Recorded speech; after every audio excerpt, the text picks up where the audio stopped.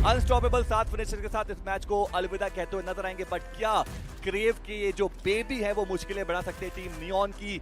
6 finishes team neon के पास भी हमें देखने को मिलते हैं और कहीं ना कहीं बेबी की जो पोजीशनिंग है वो हमें रिवील नजर आ रही है, क्योंकि भी कुछ देर पहले उन्होंने वहां से स्प्रेस लिए थे जहां पर उन्होंने आखिरी खिलाड़ी जो थे टीम अनस्टॉपेबल को उन्होंने फिनिश किया था एंड स्टॉप लगाया था उनके रन को। बट बेबी वो अभी भी यहाँ पर सर्वाइव करेंगे और 1v3 का एक फेयर फाइट देखते हैं किसके पाले में जाता है। कहीं ना कहीं नियोन की टीम को ना बाकी टीमों ने बहुत सहायता करती है। सारी टीमें आपस में लड़ने में बिजी हो गई और नियोन आराम से देखते देखते जोन में आ गया। बट अभी के लिए बेबी की मुश्किलें बढ़ चुकी है क्योंकि अगला जो जोन है वो बेबी के पास है और वो नियोन के पास नहीं है। एक 1v3 क्या दोबारा से अंकिया में देखने को मिल सकता है? एक बड़ा सवाल बन जरूर जाता है, बट शॉट क्यों नहीं ले रहे?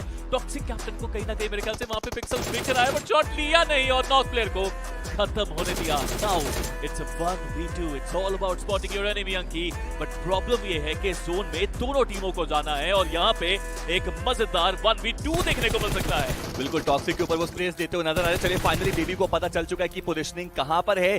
ग्रेनेड्स का भी यहां पर इस्तेमाल हमें देखने को मिलता हुआ। मीनवाइल यहां पर एक अच्छी स्ट्रैटेजी देखने को मिलती हुई, क्योंकि टॉक्सिक से जब तक वो फाइट लेंगे तब तक उनके पास एक मौका रहेगा कि वो सर्कल के जाए, लेकिन बेबी वो एक और नॉक निकालेंगे। Now we are down to a 1v1 scenario. Mikey के पास ऑप्शन जरूर से रहता है क्योंकि उनका जो अभी पोजीशनिंग है वो बिल्कुल भी रिवील नहीं है। बेबी की पोजीशन पूरी तरीके से हमें रिवील नजर आती है और फाइनली उन्होंने स्पॉट जरूर से किया, लेकिन अब माइकी ने अपनी जो पोजीशन है वो भी रिवील कर दिया एंड बेबी के पास एक मौका है ये 1v3 क्लच करके वो जो चिकन डिनर है वो लेकर के जाए अपनी टीम के लिए। जोन के अंदर जाना पड़ेगा अभी अगर हम बात करें बेबी की। और अब ये जो प्रेशर क्रिएट करेगा जोन इसको संभाल पाना बहुत मुश्किल, but he did it. He did that 1v3 and Kravex will be taking that home. It's a winner chicken dinner. वो एक देखने के वाली बात जरूर से रहती है। बट डू और डाई की बात करें अभी के लिए वो थोड़ा मुश्किल स्थिति में, क्योंकि एक ही कंपाउंड में उनके 3 खिलाड़ी हमें देखने को मिलते हुए। वहीं अगर हम बात करें चलिए बेबी जो पिछले मैच के एमवीपी थे उनको स्पॉट करके यहाँ पर डाउन किया जाएगा। डू और डाई की बात करें वो अब थोड़ा सा प्रेशर जरूर से क्रिएट करना चाहेंगे। बेबी वो डाउन है बट फिनिश जो वो इजीली सिक्योर हो जाएगा। और इसी जो इनकंसिस्टेंसी है उसकी हम बात कर रहे थे कि एक बहुत ही बड़ा जो मोल है वो चुकाना पड़ सकता है। दानव वो आगे की तरफ एक बार फिर से जाएंगे एंड वहीं अगर हम बात करें टीम क्रेवेक्स की, उनके एक खिलाड़ी अभी भी बहुत ही ज्यादा नजदीक यहाँ से मौजूद हैं। अगर उनको भी स्पॉट करके डाउन करेंगे तो मैं कहूंगा कि बहुत ज्यादा मुश्किल आएंगी। बट नवील स्प्रे दिया जरूर से, सामने से काउंटर स्प्रेज आएंगे। एक और फिनिश हमें डू और डाई के पास जाता हुआ नजर आएगा जहां पर उनके चारों खिलाड़ी सर्वाइव करेंगे। अब कम से कम क्रेवेक्स को ये चीज सोचना चाहिए कि यहाँ से वो दोनों जो प्लेयर है वो निकल जाए, उनके लिए वही ज्यादा बेहतर होने वाला है। क्योंकि आपका पहला मैच बहुत ज्यादा बढ़िया गया, आपने चिकन निकाला, आपने फिनिशर्स निकाले, बट अभी आपको सर्वाइव करना पड़ेगा। अगर ये वाला मैच आपका खराब जाता है तो बाकी के जो 3 मैचेस हैं उसमें आपको कंसिस्टेंट रहना पड़ेगा। ऐसा भी नहीं हो सकता जो नीचे वाली टीम है वो ऊपर आने की कोशिश ना करे। आपने 2 प्लेयर खो दिए, अब आपके पास एक बढ़िया मौका, डिसएंगेज करके आप यहाँ से निकल सकते हैं। भालू जिस तरीके से आगे जा जरूर है बट उनको कवर फायर की जरूरत पड़ेगी। चलिए उसकी जरूरत नहीं पड़ने वाली, भालू डाउन करेंगे। अयान लास्ट प्लेयर बचेंगे अपनी टीम से। मोस्ट प्रोबेबली इसी के साथ हमें क्रेवेक्स का एलिमिनेशन देखने को मिलेगा। पहला मैच काफी ज्यादा बेहतरीन, इस मैच में फंस गए। मुझे तो अभी भी वही सोचना है कि किस तरीके से वो 3 प्लेयर बाद में उतरे डू एंड डाई के और एक प्लेयर आपका पहले से ही वहां पे मौजूद था, उसके बावजूद आपकी टीम वहां पे आपको हारते हुए दिखाई दे रही है। थोड़ी सी गलतियां हुई जरूर होगी यहाँ पे क्रेवेक्स के द्वारा, बट फिलहाल के लिए अयान लास्ट प्लेयर बचेंगे अपनी टीम से। एक को नॉक करने की कोशिश रहेगी, ज्यादा कुछ कमाल नहीं कर पाएंगे। भालू 2 फिनिशेस निकाला है और अपने जो प्लेयर है दानव उसको भी रिवाइव करेंगे। एक और प्लेयर इनका डाउन हुआ था, उनको भी बड़े आसानी से रिवाइव कर दिया जाएगा। बट पहले मैच के विजेता इस मैच में सबसे पहले इस मैच से हुई बाहर। वो हमें सर्कल के बाहर देखने को मिल रहे हैं। बात मैं कर रहा था इस वक्त लाकोब्रिया के साइड से जो टीम रोटेट कर रही है। कमिंग सून की बात करी जाए, उनका एक प्लेयर खत्म हो चुका है। मैथगॉड की बात करें वो डाउन है। रेंजर स्टार रिवाइव करने की कोशिश करेंगे बट अभी भी 400 मीटर दूर उनको तय करना पड़ेगा सफर। बट ब्रॉलर्स जरूर चाहेगी, जो पिछले मैच में उन्होंने उतना ज्यादा प्लेसमेंट नहीं निकाला था, इस मैच में वो निकाले क्योंकि फिनिशर्स तो थे, इस बार भी फिनिशर्स निकालने की ज्यादा कोशिश। कमिंग सून बहुत ज्यादा मुश्किलों में देखने को मिल रहा है क्योंकि प्लेयर जो है वो ऑलरेडी बहुत ही ज्यादा लो ऑन एचपी। एक रिवाइवल यहाँ पर एग्जीक्यूट किया जा रहा है। सांगवान आगे की तरफ जाएंगे जरूर से, लेकिन उनको पता नहीं है शायद कि पीछे प्लेयर मौजूद है। व्हीकल से वहां पर प्लेयर आए, ओपन में बिल्कुल उतर चुके, बट टीम ब्रॉलर्स कैसे भी करके अभी भी सर्वाइव करते हुए आखिरी खिलाड़ी फिनिश जरूर से करेंगे। उनको 3 फिनिशेस उनके खाते में जाते हुए, लेकिन सांगवान के रूप में एक कैजुअलिटी उनके ऊपर आएगी जरूर। सेलक्राफ्ट के डूबी वहां पर मौजूद थे, लेकिन इतना कम एचपी पे माही उनको डाउन करेंगे। 2 प्लेयर्स आगे की तरफ आ जरूर से रहे, अभी भी उनका सर्वाइव कर पाना बहुत मुश्किल। बड़ा माही को देखें, कोशिश उनकी भरपूर रहेगी। उन्होंने प्लेयर को कैसे नहीं देखा जब आपके प्लेयर को अभी अभी उन्होंने डाउन किया था, बट नहीं, मुश्किलें हो सकती है यहाँ पे लाइफ क्राफ्ट के लिए। बट चलिए कम से कम वहां पे वापस से अपने आप को ट्रैक पे लाया गया। दूसरे एक लास्ट प्लेयर सर्वाइव करेंगे नॉट के। देखना है लाइफ क्राफ्ट क्या खत्म करने में कामयाबी हासिल करेगी या एक और प्लेयर को अपने वो नॉक करा सकते हैं। क्लाउनी ग्रेनेड करने की कोशिश रहेगी, बट अभी भी आप देखें उन्होंने प्लेयर को स्पॉट करा है। वहां पे क्लाउनी को डैमेज दिया गया। निंजा बॉय एक बढ़िया ग्रेनेड नीचे के साइड पे गया जरूर, बट वो जो प्लेयर वहां पे मौजूद है बड़े आसानी से वो डॉच करने में उन्होंने कामयाबी हासिल करी। बट शायद ये ग्रेनेड आखिरी रहेगा और इसी के साथ वो टीम खत्म, वो प्लेयर खत्म। डाकू कोशिश भरपूर, बट बचा नहीं पाएंगे अपनी स्क्वाड को। एनबी इस मैच से बाहर। क्लाउनी की पोजीशन इस वक्त सामने प्रॉफिट ई-स्पोर्ट्स को पता नहीं है और उस चीज का फायदा जरूर लाइफ क्राफ्ट की जो स्क्वाड है उठाने की कोशिश करेगी। बट ये ग्रेनेड परफेक्ट हो सकता है। शेल्बी वो फटा भी एक्चुअली में वो परफेक्ट था। अभी इसको यहाँ पे डाउन किया गया। निंजा बॉय एक बार फिर से उनको रिवाइव करेंगे, बट शायद ये वाली मौली काफी ज्यादा दूर निकल जाएगी। स्नाइपर को हमने आखिरी मूवमेंट पे भी स्नाइपर निकालते हुए देखा जरूर था, बट शेल्बी की बात करिए वो आगे आए हैं जिस तरीके से फिनिशर्स निकालने की कोशिश रहेगी। बट शेल्बी को देखें अकेले थाम के रखा हुआ उन्होंने लाइफ क्राफ्ट के प्लेयर्स को, बट बाकी सारे प्लेयर्स कहां है वो देखना जरूर यहाँ पे इंपॉर्टेंट रहेगा। इस वक्त बात करी जाए निंजा बॉय, उनको डाउन किया गया। अगेन वो सेम चीज जो हमने प्रॉफिट ई-स्पोर्ट्स की तरफ से देखा था कि अपने प्लेयर्स को उन्होंने कवर फायर दिया नहीं। उनका एक प्लेयर यहाँ पे डाउन किया गया, बट बड़े आसानी से लाइफ क्राफ्ट को वो एलिमिनेट कर सकते हैं। बट अब बारी है प्रॉफिट ई-स्पोर्ट्स की कि इस मैच में प्रॉफिट निकाला जाए और अपने आप को सर्वश्रेष्ठ पोजीशन पे रखा जाए। हो सकता है विनर चिकन डिनर बड़े आसानी से वो निकाल के जाए। स्नाइपर उनके पास स्नाइपर देखने को मिल जरूर से रही है, लेकिन अभी के लिए हम एंड फेज में देखते हैं यहाँ पर क्या होगा। जंप शॉट देने की कोशिश जरूर से थी और वहां पर जो क्रॉस है वो सही जगह पर गया नहीं। Team life craft they are still surviving. Done finishes already निकाल चुके। क्लाउनी डाउन जरूर से, बट टीम डूम और बीच यहाँ पर 2 प्लेयर्स बचते हैं। टीम P6 की बात करें, उनकी मुश्किलें बहुत ही ज्यादा बढ़ चुकी, क्योंकि अब एक 2v2 का सिनेरियो रहने वाला है। टीम प्रॉफिट ई-स्पोर्ट्स पूरी तरीके से वो अपनी फाइट लेकर के जा सकते हैं। जो चिकन डिनर है वो अपने खाते में लेकर जा सकते हैं, बट मीनवाइल वो जो रिवाइवल है वो भी इनिशिएट हो चुका है। और अब team P6 versus profit esports जो फाइट है वो देखने को मिलती हुई। Sid he is the only man standing और वहां पर वो जो फिनिश है वो निकालने की कोशिश करेंगे, बट उससे पहले वो जो रिवाइवल है फ्यूरी का वो हमें यहां पर देखने को मिल जाएगा। टीम P6 की बात करें,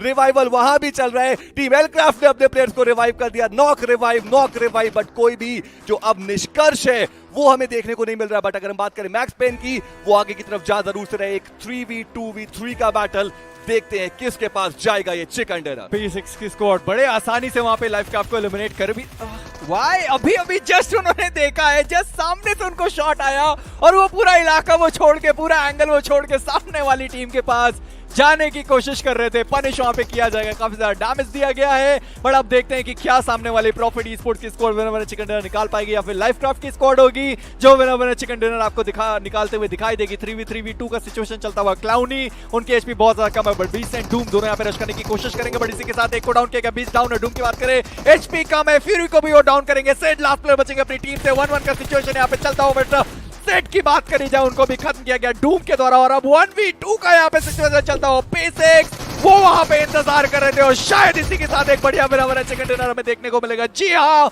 P6 की स्क्वाड इतनी सारी गलतियां करने के बावजूद विनर चिकन डिनर। माइंडसेट अच्छा है, अटैक करने के चाहते हैं, बट ये मैप शायद उसके लिए बना नहीं है। जी बिल्कुल, बट देखना ये है कि जिस तरीके से ये लोग इतना ज्यादा ओपन में होल्ड कर रहे हैं, कोई एक आध टीम आएगी और जो सबको खत्म करके चली जाएगी। बस मैं उसी चीज का इंतजार करूंगा। बट डाकू की बात करें, जहां से वो जा रहे हैं उनको अंदाजा नहीं कि उनके जस्ट पीछे कोई प्लेयर मौजूद रहेगा। और आप देखिए सैनहॉक पे इतना ज्यादा ओपन से रश करना आपके लिए बिल्कुल भी सही नहीं रहने वाला। बट माही की बात करें, उनको यहाँ पे डाउन किया गया। सामने प्लेयर मौजूद रहेंगे, स्काई के द्वारा उनको भी यहाँ पे डाउन कर दिया जाएगा और अब लगभग बराबरी का माहौल यहाँ पे होने वाला है। स्काई ओपन अपनी पोजीशन रिवील की, भुगतान करना पड़ेगा। डैमेज बहुत ज्यादा हुए जरूर, बट अभी तक उनको नॉक नहीं किया गया है। रशीश की बात करी जाए, यहाँ पे मौजूद जरूर है, बट सामने एक और प्लेयर रहेंगे बोरोहरी के। जो प्लेयर डाउन थे उनको रिवाइव किया जाएगा। फ्रेंजी रिवाइव हो जरूर है। ब्लैक की बात करें, वहाँ पे मौजूद रहेंगे। स्काई का ये ग्रेनेड हो सकता है कि बोरोहरी के दोनों प्लेयर को खत्म कर दे, बट स्काई अपनी पोजीशन का फिर से रिवील करते हुए, बट जो प्लेयर को नॉक किया था रिवाइव हुए, फिर वापस से नॉक हो गए। एक बहुत ही ज्यादा रिस्की बैटल लिया जा रहा है दोनों टीमों की वजह से, जिसकी शायद जरूरत यहाँ पे नहीं थी, बट फिर भी जबरदस्ती के इस बैटल के अंदर दोनों टीमें फंसी हुई। नाउ नॉट बुचर्स सिर्फ स्काई के भरोसे देखने को आपको मिल जाएंगे, जिनके पास इतनी फर्स्ट हिट है नहीं। बैडेजेस का ही उनको सारा यहाँ पे लेना पड़ेगा, बट जो नॉट के प्लेयर्स है वो बोरोहरी स्पोर्ट्स के जो बाकी प्लेयर्स हैं उनकी लोकेशन बार बार बराबर तरीके से वहां पे दिए जा रहे हैं, लेकिन नंबर्स गेम का एडवांटेज अब स्काई के पास है नहीं। रिवाइव होते यहाँ पे प्लेयर्स नजर आ जाएंगे। अटैक स्ट्रैटेजी अच्छी थी, ओपन में अटैक करना अच्छी चीज है, लेकिन सैनोक के अंदर आप वो नहीं कर सकते। आप देखें क्रेवेक्स एक बार फिर से मुश्किलात में फंसती हुई, स्काई खत्म और इसी के साथ नॉट की स्कोर सबसे पहले इस मैच से बाहर।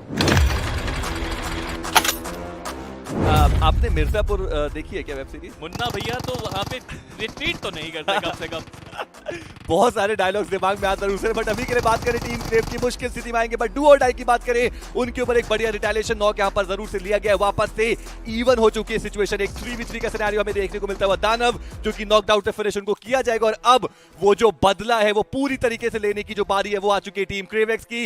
लेट्स सी कि यहां पर वो जो एक मुश्किल क्रिएट करने की कोशिश है वो कितना ज्यादा करने में उसको कामयाबी मिलेगी, क्योंकि अगर ओपन में जाएंगे बालू, इंस्टेंट नॉकआउट हमें देखने को मिलेगा। ऊपर की तरफ से स्प्रे जाएंगे, बालू will be down and team do और डाई बैक फुट पर। टीम क्रेवेक्स की बात करें, वो जो बदला था वो लेते हुए 1-1 इस सिचुएशन को करने में बहुत करीब। बेहतरीन स्प्रे यहाँ पे जरूर देखने को मिला, बट अभी भी वहां पे प्लेयर बचे हुए हैं। रोनी अटैक जरूर मचा रहे हैं, प्लेयर को नॉक यहाँ पे जरूर करा जाता है। अटैक करना पड़ेगा। नंबर्स गेम का जो डिसएडवांटेज है वो क्लियरली आपको डू और डाई के पास देखने को मिल जाता है। दो प्लेयर्स अलग अलग डायरेक्शन से, बट दूरी उनकी काफी ज्यादा देखने को मिल जरूर जाती है, और आई डोंट थिंक यहाँ पे कुछ फायदा मिलेगा। नेड आएगा, बेबी को डैमेज देगा, लेकिन नॉक नहीं निकाल पाएंगे। और रोनी देखिए जितना उन्होंने शोर वहां पे मचाया है ना, वहां पे नॉक होना लाजमी है, क्योंकि उनके जो साथी हैं वो कुछ नहीं कर रहे। वो आ तो जरूर रहे थे, बट लेट वो जरूर हो गए, और क्रेवेक्स अब यहाँ पे जीत के कगार पे। भालू उनको क्या रिवाइवल मिल सकता है, वो एक देखने वाली बात जरूर से रहेगी, लेकिन चारों खिलाड़ी आगे की तरफ बढ़ जरूर से रहे। कोई भी वहां पर अपॉर्चुनिटी बनेगी नहीं। ग्रेनेड भी वहां पर आ गया, जो स्प्रेज है वो भी वहां पर आ गए। इस पर्टिकुलर मैच की शुरुआत ऐसा लग रहा है आखिरी मुकाबला चल रहा है, डू और डाई। एलिमिनेशन हमें देखने को मिल जाएगा। मात्र 5 मिनट हुए हैं और दो टीम्स हमको अलविदा कह चुकी है इस पर्टिकुलर लॉबी से। प्रॉफिट ई स्पोर्ट्स की अगर हम बात करें, यहाँ पर ऑलरेडी मौजूद जूका हमें देखने को मिल रहा है। इंस्टेंट नॉक करेंगे, बट वो गन स्विच कर रहे हैं। क्या उनको बताया नहीं गया कि प्लेयर कहां मौजूद है? जूका इजीली वहां पर टेक डाउन किए जा सकते थे, लेकिन अभी भी वो सर्वाइव करेंगे। ग्रेनेड जो आ रहा है, देखते हैं कि क्या वो कनेक्शन बनाएगा। सेड मौजूद यहां पर जरूर से रहते हैं, बट इजीली जो ओपोनेंट है वो ऊपर की तरफ पहुंच जाएंगे मेरे ख्याल से। अब जो कमबैक का प्रोबेबिलिटी है, जो चांसेस है, वो बहुत ही ज्यादा कम। प्रॉफिट ई स्पोर्ट्स पूरी तरीके से यहां पर आ चुकी है। ड्राइविंग सीट पर ग्रेनेड जाएगा ऑन पॉइंट। डैमेज बहुत ज्यादा दे चुके हैं, मात्र एक बुलेट, और वहां पर जो प्लेयर है वो हमें डाउन होता हुआ नजर आएगा। हील करने की कोशिश जरूर कर रहे हैं, बट इजीली उनको भी पिक ऑफ किया जाएगा। एलिमिनेशन हमें देखने को मिल जाएगा। इन प्लेयर का भी 3 फिनिशेस आ चुके हैं टीम प्रॉफिट ई स्पोर्ट्स के पास, और दोनों ही हाथों से जो प्रॉफिट है वो बटोरते हुए एक आखिरी खिलाड़ी वो जरूर से डॉच करने में कामयाब हो जाएंगे। बट प्रॉफिट ई स्पोर्ट्स एक बेहतरीन शुरुआत।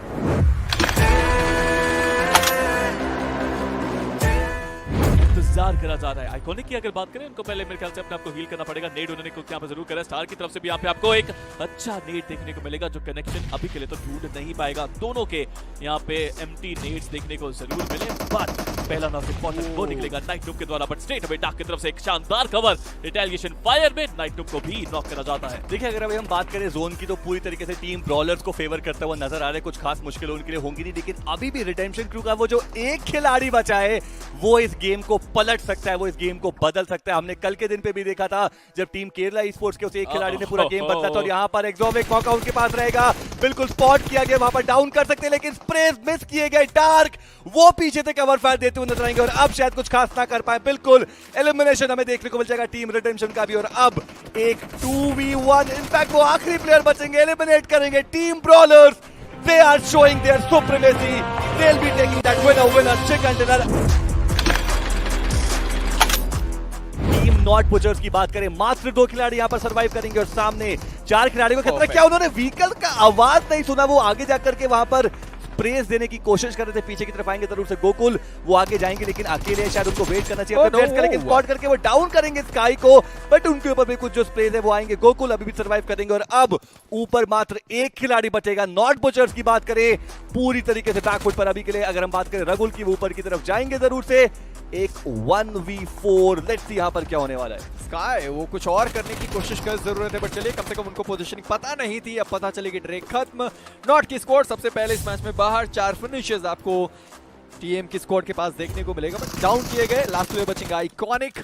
इसी के साथ खत्म ब्रॉलर्स। मुश्किल ये ज्यादा डिपेंड करेगा बाकी सारी टीम अब किस तरीके से खेलती है। एग्जैक्टली यहाँ पर टीम ब्रॉलर्स पिछले गेम में बढ़िया प्रदर्शन दिखाया था, लग रहा था कि वो अभी दावेदार हैं आगे जाने के, बट ये मैच बहुत ही ज्यादा ट्रिकी देखने को मिलेगा अगर हम बात करें ओवरऑल स्टैंडिंग्स की। बट अभी के लिए अगर हम बात करें टीम नियॉन की, वो आए तो मैं फाइट लेने के लिए, एक बढ़िया ग्रेनेड आएगा ओपनिंग क्रेट की, गो कूल डाउन, लेकिन सरकार की बात करें वो अभी के लिए एक ग्रेनेड कुक करने की कोशिश करें, थ्रो किया और उससे भी जो नॉक है वो निकलेगा। दोनों ही जो ग्रेनेड है उससे वैल्यूज यहाँ पर ऐड जरूर से की गई है, लेकिन अब इनको जाना पड़ेगा ऊपर, क्योंकि जो ओपोनेंट है उनके पास एक हाइट का एडवांटेज हमें देखने को मिल रहा है। सरकार की अगर हम बात करें वो ऊपर की तरफ जाएंगे, माइकी वो ऊपर जाने की कोशिश कर जरूर से रहते, लेकिन उनको डॉग आउट किया जाएगा। सरकार अपने आप को हील करेंगे, डैमेज काफी ज्यादा मिलता हुआ, वो जो फर्स्ट एड पॉप इन करने का आवाज है वो भी यहाँ पर आएगा सरकार के लिए। 1v1 का सिनेरियो बढ़िया तरीके से हैंडल किया, डाउन करेंगे प्लेयर्स को, क्या रिवाइव कर पाएंगे वो एक देखने वाली बात जरूर रहेगी, क्योंकि अब जो ओपोनेंट के आखिरी खिलाड़ी हैं वो यहां से थोड़ा दूर, और इनकी भी अब जो कैवलरी है वो पीछे से आती हुई।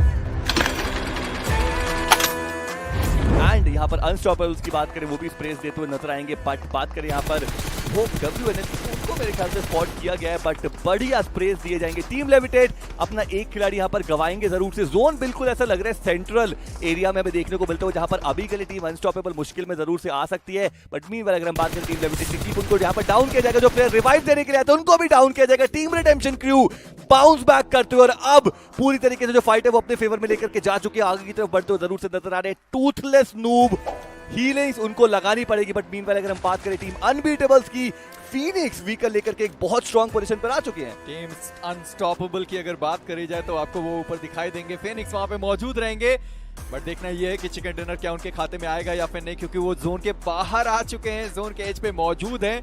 उनको थोड़ा सा जोन के अंदर निकलना जरूर पड़ेगा, क्योंकि कुछ भी हो सकता है, कभी भी हो सकता है। बट इसी के साथ आरसी का एक प्लेयर डाउन, अभी भी लेविटेट के प्लेयर सर्वाइव करेंगे, मोस्ट प्रॉब्ली 2 प्लेयर सर्वाइव करेंगे। चलिए स्टार को वहां पे डाउन किया गया, आरसी को खत्म, टीम अनस्टॉपेबल निकाल के जाने वाली है winner with chicken dinner.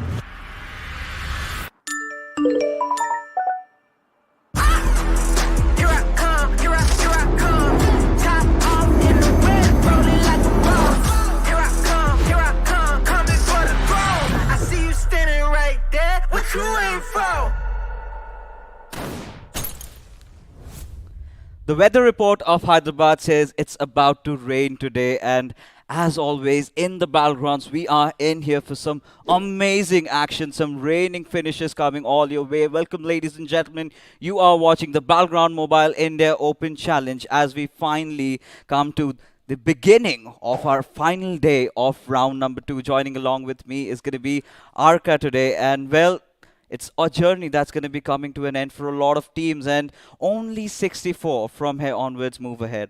What are you feeling, buddy? I'm feeling absolutely, thrilled to see what's going to be happening today. But the most important thing for us to look at is going to be how much of, gems we found amongst the rocks. It's literally, we dug out few of the most valuable rocks. Amongst them, we have found out the best of the gems. From here on, we're going to be finding the diamonds and finding out which is the strongest amongst them all. So I do believe that somewhere the teams which are going to lose from here has to realize that, they are always getting a second chance. What they're getting over here is experience, which you can't buy anywhere in the zone.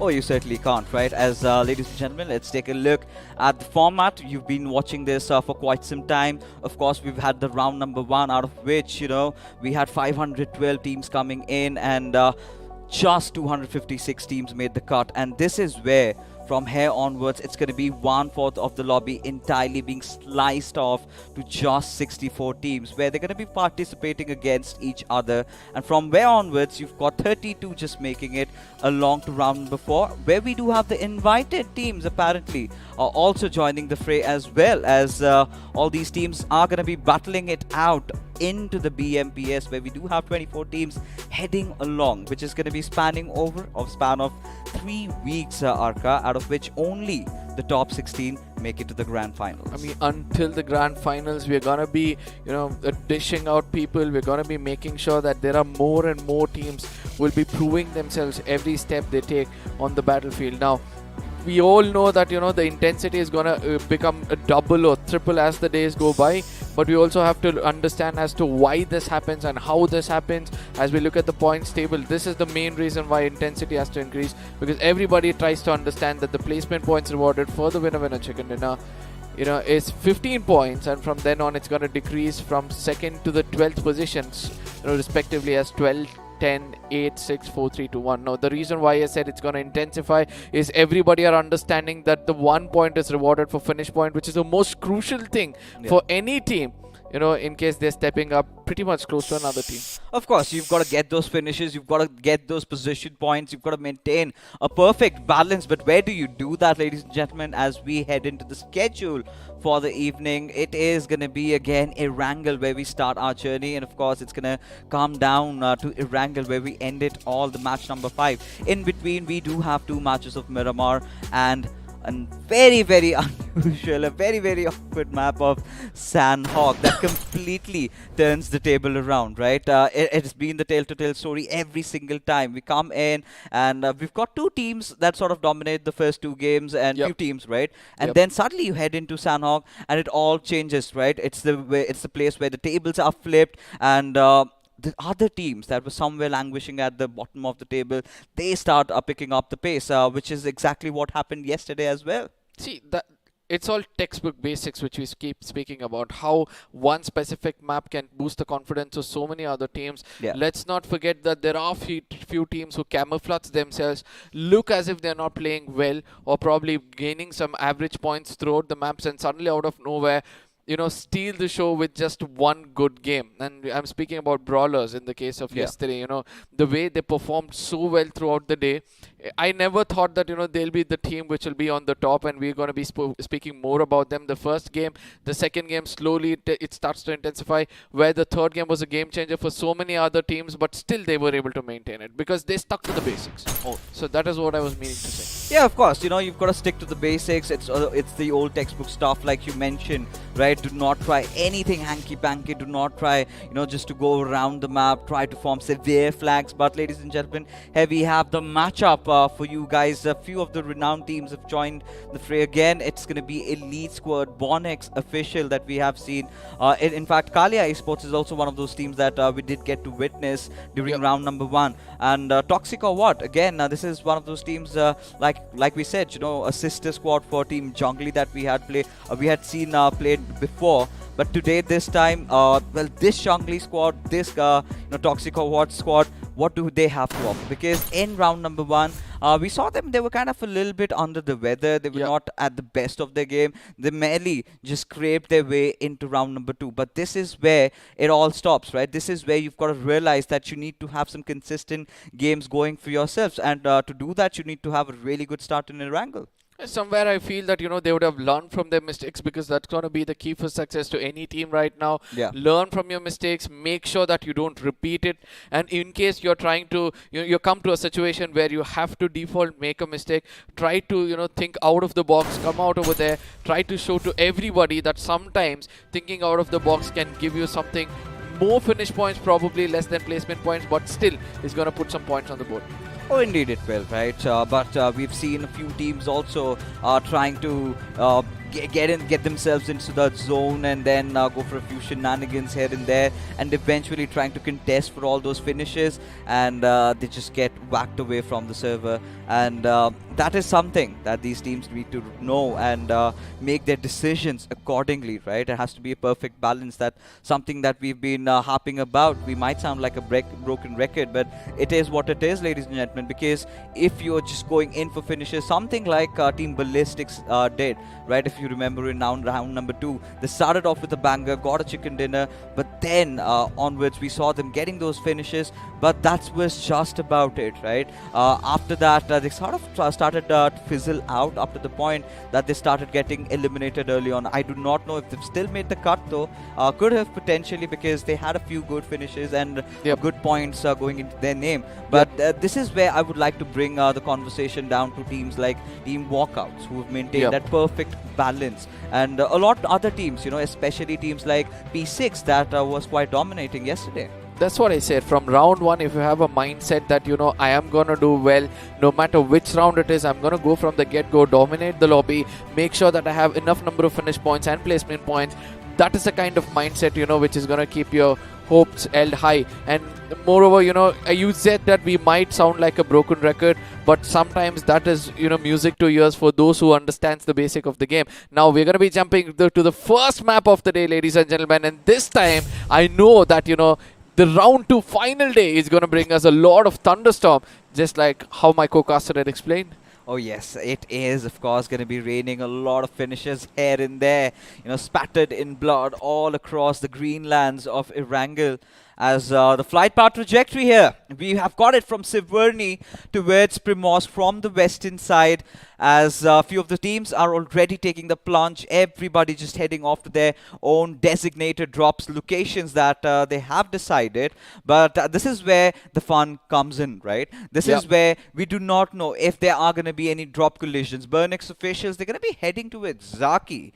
So a few changes here and there in how they had played in round number 1, transitioning into round number 2 as ES squad. That is Team Elites, right? Yep. And this is one of the teams that I have seen right from the inception of BGMI and prior titles. Quite a renowned name. So we've got to see if this squad still has what it takes to sort of pull them up towards round number 3 or not. Yeah, now they have registered their names in our mind from the get-go itself. So I do believe that they've got a very good opportunity. But as of now, look at the bigger chunk jumping off and trying to go to the southern part of the island. Probably they're predicting that the zone might go there, but they're going to be proven wrong, as the zone is going to be very centric. This looks like a very old default BGMI, you know, circle, which is going to challenge each and every person, as the circle is so big enough. It's covering most of the area of the mainland, that everybody will have an opportunity to play on the corners, come in late for a late skirmish between one another. But for me, the eyes are going to be set towards the side of military base, where 3 teams are so close to one another,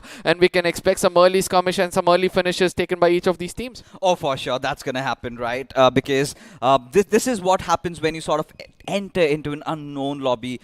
You might have played against them in a third-party custom, or maybe in a few scrim matches, but this is where it all comes down, right? This is where we get to see our top 4 teams qualifying to round number 3, and for that, a good start is imperative. Certainly not the same for Team TFT and Team R2V, as the Fearless Demons. Akaru is going to be opening fire and then instantly needs to back off. But look at Crystal. He's right out in the open, and there's one more snake right behind, and I believe they've spotted him out, and Akaru and Lalit stepping out of cover from their vehicle. But the worst part is the boys from R2V, they do not have any weapons on them.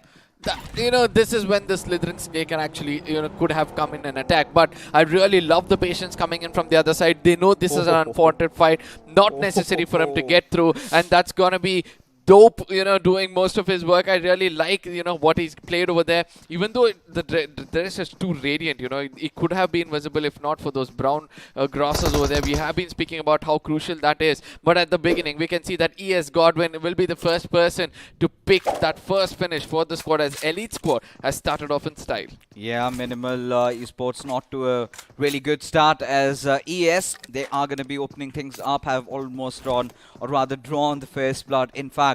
But this is where, you know, you've got to talk about how the circle has really panned out. Not a lot of teams are inside the zone. We're seeing clusters up top in the northwestern region of Erangel, and then on towards the southern military base, we've got 3 teams. And teams like X-Coach, you know, they're right at the center around farm. And this is where Minimal Esports, you know, they do not have time to remorse over the losses. They somehow have to just move ahead and work with what they have. That is just 3 players. And this is where things start to get really interesting for them, because now whenever you come into a lobby, right, whenever you come into a game, the first game, you have a certain game plan in your mind, right? Now with one of your players already being taken out, it all goes out of the window.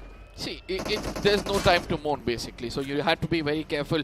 It's going to be tiptoed no matter how far you are, because ultimately you have a disadvantage. Your confidence is hindered with one person already not available with you guys. But my attention right now is going towards the side of Zarki, where most of these teams have landed. And let me remind you, for the first time, I'm able to see that Zarki is, you know, kind of crowded with more than one team. And I expect some blows to be exchanged in that corner, because ultimately ultimately in that beautiful terrain where there's beautiful flowers and, you know, falling leaves, I really want to see some blood being, you know, spilled.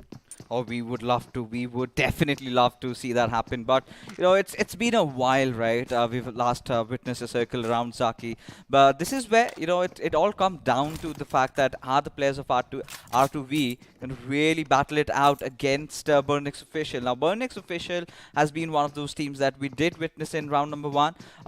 They were doing pretty good, you know, considering the names that they have. It's not the first time they're entering into an official tournament, right?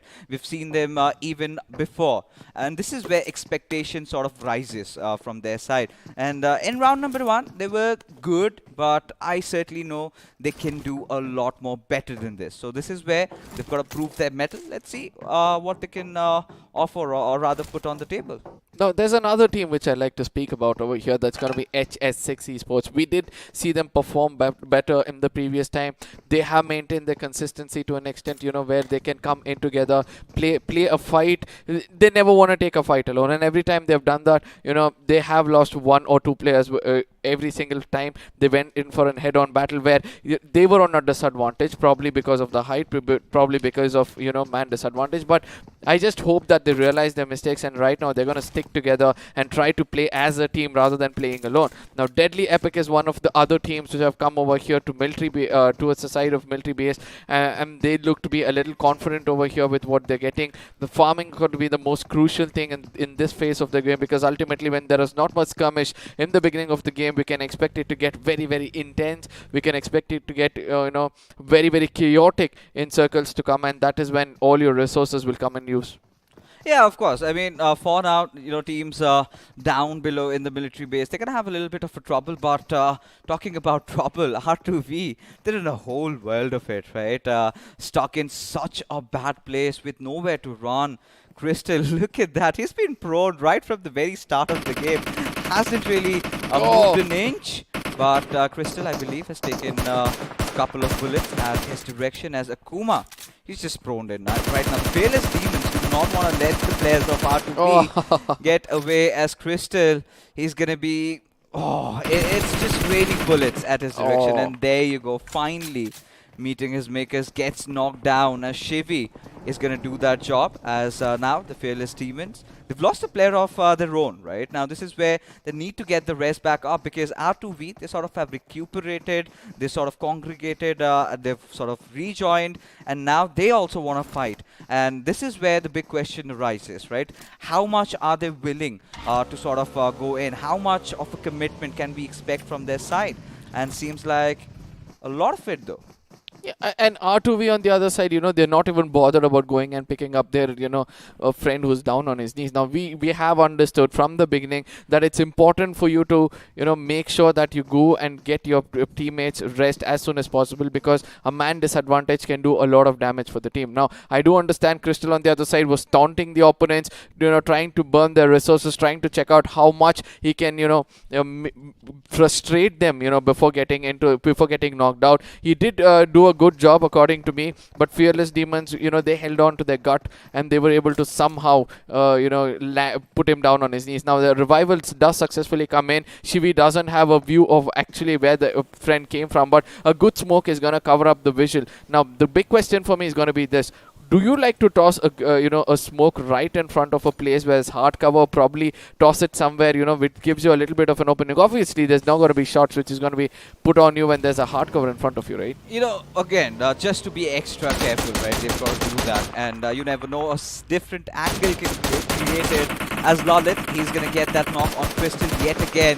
Dragger, he's got no option but to cut on his losses and just move on ahead. It is a disastrous start for R2V. Right from the get-go, we saw the players struggling for survival, and they were caught right out in the open, could never make it back to safety. And for the Fearless Demons, right, they've got one objective in their mind, that is to get as many knocks and finishes early on, as a result of which they did not loot much, right? They just went in, got some basic loot done, and instantly came back for the boys of R2V, because they were sort of aware about the fact that did not have that Team R2V did not have any vehicles on them. So that is a little bit of a issue there, as finally a lot of teams have started congregating towards the center, the heart of the circle, which is going to be around school and the two compounds just beside it. Now, I really want to see how many of the players are actually prepared for a circle like this, because until now, I don't remember us getting a centric circle where, you know, everybody would be challenged because of similar terrains. Like, you need to know which part of this map is your advantage. You know, there are some topography which looks so odd. There are some high ridges which you can hold. There are some dunes in which you can hide. Now, if you're playing defensive, you need to understand that, you know, you need to stay in hard cover. If you're offensive, you need to know your dunes well, so that, you know, once you attack, once you get the once you get the initial knock, you'll be able to immediately rush in. So each of these teams need to understand that. But as of now, we're able to see that there's two teams have lost their initial players, and that's going to be rewarded to Fearless Demons. I really love the composure over there.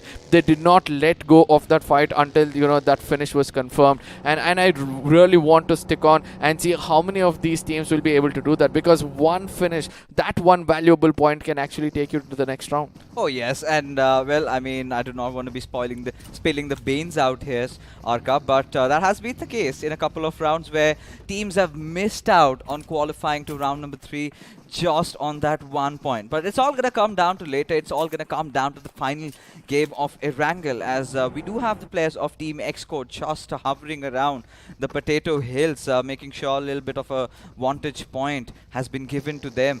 But this is where we're going to see majority of the fights happening around, as Vicious Annihilators are positioned just below the school hills, and for now, at least, we've got another knock, and it's going to be the boys from Team Minimal, if I'm not wrong. And Yep. this is where TFT find themselves in a bit of a situation now. Minimal did lose out on one of their players, and now I think they've gotten a single point to themselves. Just Rage not making any hasty moves, as he just comes out, gets the finish, and then would eventually just move out in his own ways, right? Yeah. And this is where the pushes come in from a different team. Elite Squad finally just sniffing out the players of Minimal Esports, want to get the revenge, as Bap around that higher ground is going to be taking all that damage being dealt, as he finally falls down to a grenade coming in from Parmar.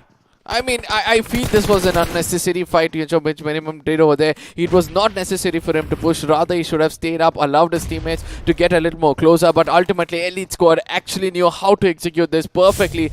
They probably, they practiced this situation before, where they have understood, in case there's a team holding inside, in case the teammates are also outside, which one of us is going to enter in, which one of us is going to be the grenadier, trying to lurk him, make him stay on the top, as my grenade is going to get connected. So I just love the way when a plan comes into action. It's as clear as a whistle for me. Oh, it certainly is. But there we have it, the circle shift that we were waiting for. And it's been a while that we last did Caster Rozok School Circle, right? And we not seeing any of the teams anywhere around that hilly terrain. And you've got so much cover to work around with. If you know the topography of the map, well, you're well versed with how the nooks and crannies are over there. They're certainly going to be in a good position, as Deadly Epic Bolt is going to be firing all that bullet at Harvey's direction from Kalia Esports. Certainly not the right decision to make, shifting to the M24 over there. Is going to miss out on a few of the shots, as now he's just going to make his way inside the circle.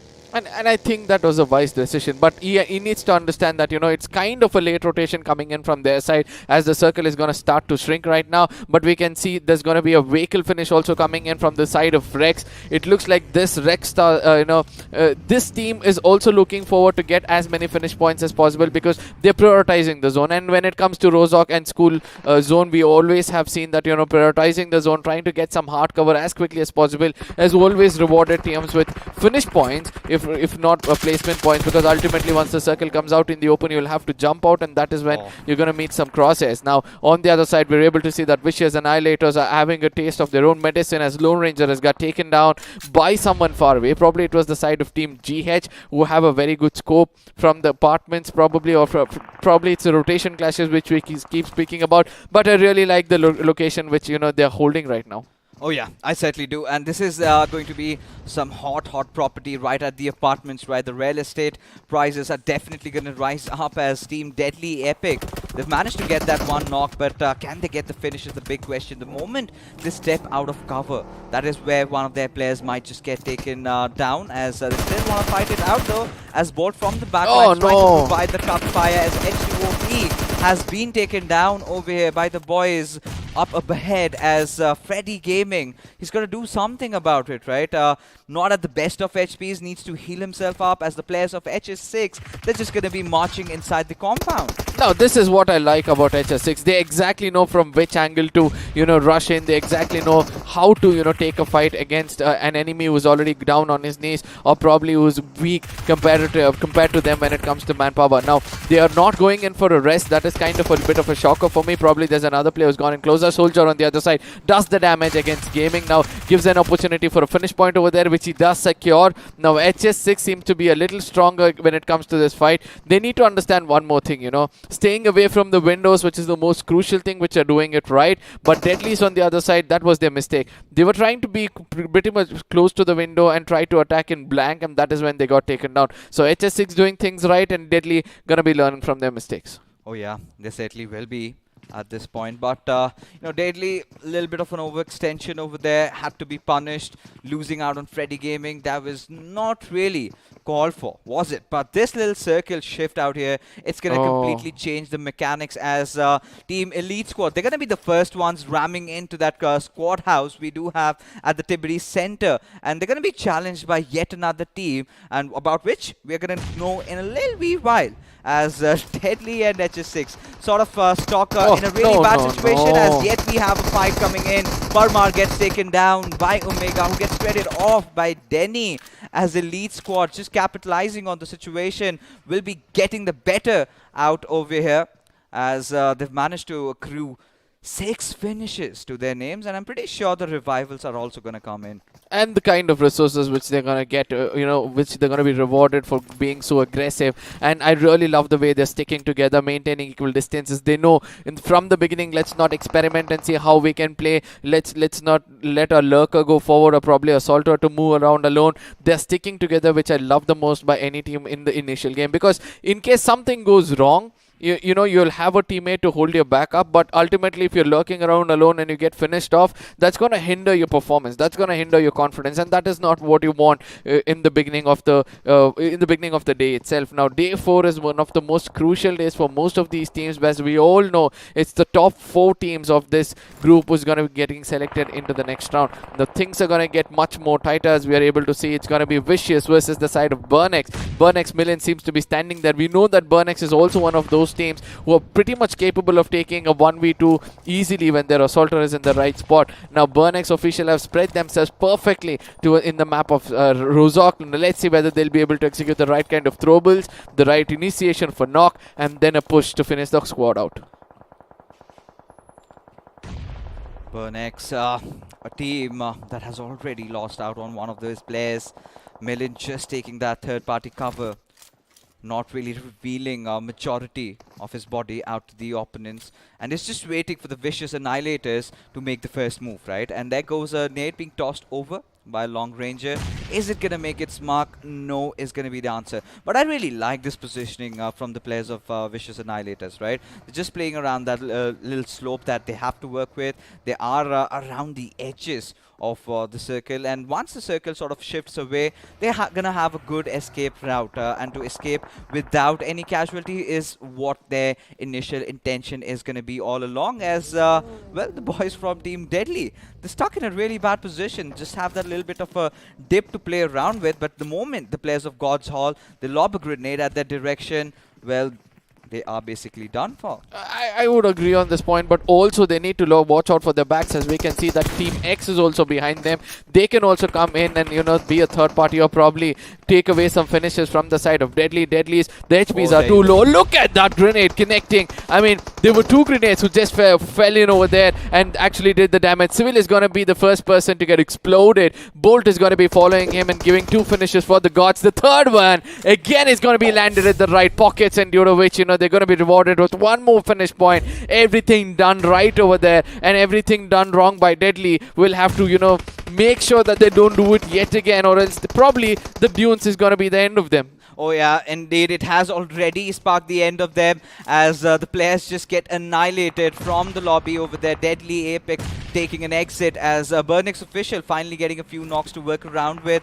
Will of course get all their boosters up as they're making life hell over there for the vicious annihilators as the circle again takes a shift. This time somewhere around that Water City area, you've got that huge long radio tower just to play around with, and if you take a place over there, you do have that vantage point, but at the same time you're risking yourself as there you have HS6 making their way inside the lobby as Norman Jr. gets caught off, but Legend, he is also going to get taken down as the Rexters will have to finally cut on their losses and move ahead. I do believe that, they're going to revive their teammate as he's going to be crawling his way into the zone. But on the other side, it's going to be Apex versus the side of Jungly or Toxic or what. At this point of time, a grenade has been tossed inside where it's not going to meet anybody's feet. As of now, Apex looks much more stronger according to me because they're divided. They're going to be driving the complete attention of Toxic or what at this point of time towards them. It's Mihar who's doing most of the job. He's using these throwables in the right way. He's putting up a smoke screen in front of him so that if anybody comes in, he can welcome them with a pre-fire lead pour. But I do understand that they need to stick together because they're just a two-man squad, and it's important for them not to stay away from one another. One person gets knocked, it's going to be heavy work for the other one to survive and also get some finish points for himself. Oh yeah, as Hair finally gets taken down, the players of Apex, we've got Crimson just watching out for his teammate. Certainly cannot provide any sort of cover fire as hell has broken loose here in Water City. It's been ages since we did see a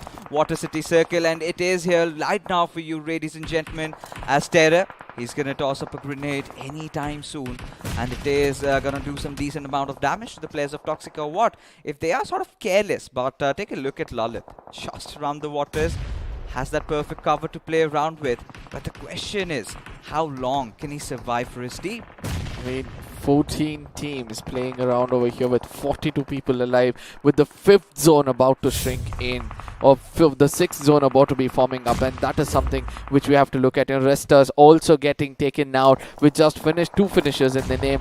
Most of these teams have got less than 1 or 2 finishers, and they've already lost more than a player. So everybody has to be very, very careful as to what they're going to do next. The team which has prioritized the zone is actually reaping benefits out of it. Kalia Esports doesn't watch out for their back properly. Apex Esports strike at the right time, get one finish for himself. Now Crimson has to be very, very careful with what he does next because a grenade is already being cooked towards him. He needs to run away from this position. The door is going to be first removed so that it's going to be easy for them to put those throwables exactly to his feet, and that's going to explode and put an end for Apex Esports with just one valuable finish which was taken before he get taken down. Yeah, and that is where, all these teams have taken their respective compounds, and it's going to all come down to where the circle shifts next. Now, what we've seen with these urban circles is, right, the circle has those tendencies to sort of go around, in fact, outside the entire city. So all these teams need to be somehow focusing to play around the edges as shots are being fired left, right, and center with all these teams trying to battle it out heavy up. The boys from GC going up against Xcode as that gets knocked down. Eros and Rafter Dot, they're going to be taking quite some hefty amount of damage, but that's just about it as for now, grenades are going to get exchanged. Well, the boys from Team Ellie, however, they've lost out on one of their players, right? They are about to get ambushed.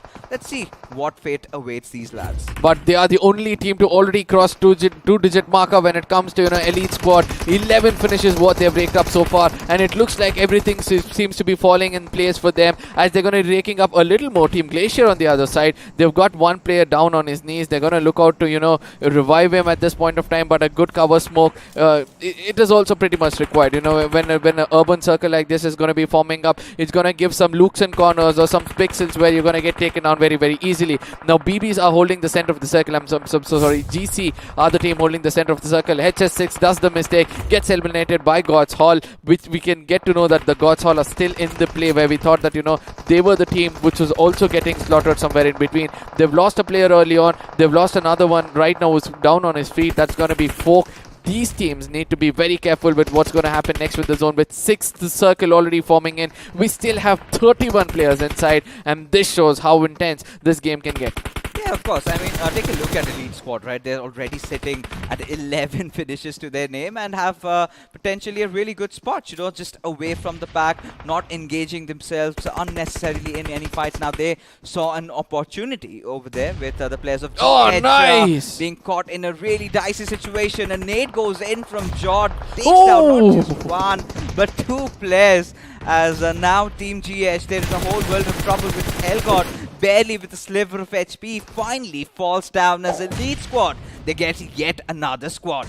I really love the way Elite Squad is playing this out. They're taking one fight at a time, and that's the best part about them. GC on the other side have cracked the code against the side of X-Code. Thor is going to be the last man on the roof. I know that his location would have been compromised by now, and they'll be looking forward to put an end for the side of X-Code, obviously because of that smoke which is put up over there. So they do understand that, you know, once a smoke lands somewhere, there has to be someone behind it. Now, Forever is the person cooking up the grenade. If this is tossed perfectly, we can see a lot of effect, but it doesn't go in. It was not timed perfectly, even though it was tossed perfectly. And at this point of time, Team Glaciers are also looking to dominate against the only squad house, which is pretty much the strongest place to be right now. It's the 7th circle, Aka, that has already come upon us, and we still have 24 players alive. Look at the traffic here at the Water City as Team Elite Squad, they're just going to be enjoying themselves right over there, because I knew the circle was going to go out of that Water City, and that is where they have positioned themselves. A very good spot, a very good spot to engage as Team LOC. They're going to be getting the better out of Vicious Annihilators over here as the players keep on falling down one after the other as Pilot is just going to be walking. But this is where Britrin comes in and gets the trade as Cybertron. Apologies over there. We've got to see what is he up to. How deep can he dig? Just 3 finishes to his name, and he needs to get himself inside the zone. I mean, right now I'm a bit concerned for the side of Toxic Award, because I do understand, you know, they're holding the only hard cover inside the circle, but they're going to be tossed with a lot of grenades, which can actually not favor them any second. So now we see that KE is also right below their butt cheek, so they can also just rush in and give a lot of trouble for the side of you know, Toxic Award. At this point of time, we see that Team Glaciers get eliminated by then as some grenades were being tossed around. Harvey is going to be the person who is having a little bit of a place to work out with, but Aztec, they are the person who have landed this perfect grenade to put an end for them. Now it's going to be Elite Squad versus 1 or 2 who's going to be left out. It's going to be the side of Toxic Award with 1 man standing, and also Vicious Annihilators. I really love the way Vicious is able to survive so far, but this game is all in the pockets of the one team which is looking the strongest with 23 finishes for themselves, and that's going to be Elite Squad putting up another finish for themselves. And finally, I think that there's going to be history made over here with the first team to acquire more than 23 finishes for themselves. Oh, make that 24, Arca, as Elite Squad have absolutely gone bonkers in the maps of Erangel, the way they were dominating throughout, and it all came down to the early drop at the western Georgia Paul City. They got the better out of a certain team, and it was, I think, the players of Minimal, right? They initially started getting that first blood, and from there onwards, they never seemed to stop at all. And this is a record. This is a record that we have over here, ladies and gentlemen, in the BMOC, the highest finishes by a team so far, and it's going to be the number 24. I mean, all I have to say is this. We did say that Thunder is going to be struck in the battlefield today, and it looks like, you know, it has started off in a very good note. I do understand, you know, this is just the first Thunder which is struck, and there's more Thunders to come in, but I really love the way they use their throwables, you know. I believe if you have to compare the kind of lead and the throwables they've used so far, it's the grenades which has done the most of the damage. It's the grenade which has given them the most number of finishes as well. It's going to be confirmed anytime soon, because when it go to the highlights, we're going to be concentrating only with this team, because obviously they were the team to pick up the maximum number of finishes. Yeah, almost got 1/3 of the lobby, man. Yeah. And talking about the highlights, it's all going to be about Elite Squad, the way they've been performing, because this was a one-sided domination. It feels like, we should just send them to round number 4. In fact, go ahead and prove your mettle against the round 4 teams, the invited teams out there, the way Elite Squad performed. So it all began with them dropping off at the Western Georgia Ball City and then sort of moving around. They were around the peripheries of the circle. They took that squad house just northern side of the Water City, and they knew that the circle never goes inside the city. It always tends to go outside of it, and so they held on to that perfect bridge. They held on to that perfect cover that they had, and the way they've been rushing, the way they've been pushing at these squads, this is disgusting. I wouldn't say disgusting is going to be the right word, but daring would be the right word for them, because every time they locked their eyes against an enemy, they made sure that they put them down and then move on to the next one. Now these are one of those places where I'd really love to see how a fight can turn out. We can see very rarely in a squad off like this, the squad house like this, the fight is going to happen outside of it, and that is where the fight took place. Now Deadly Epic on the other side, they were holding a very good position near the side of school, but I do understand some grenades tossed in from another team put an end for them, not only for them but also for the Deadlies. As we can see, it was just 4 grenades, which was more than enough to clear off the complete squad of the Deadly. Of course, Deadly Squad was in such a miserable position out there, right?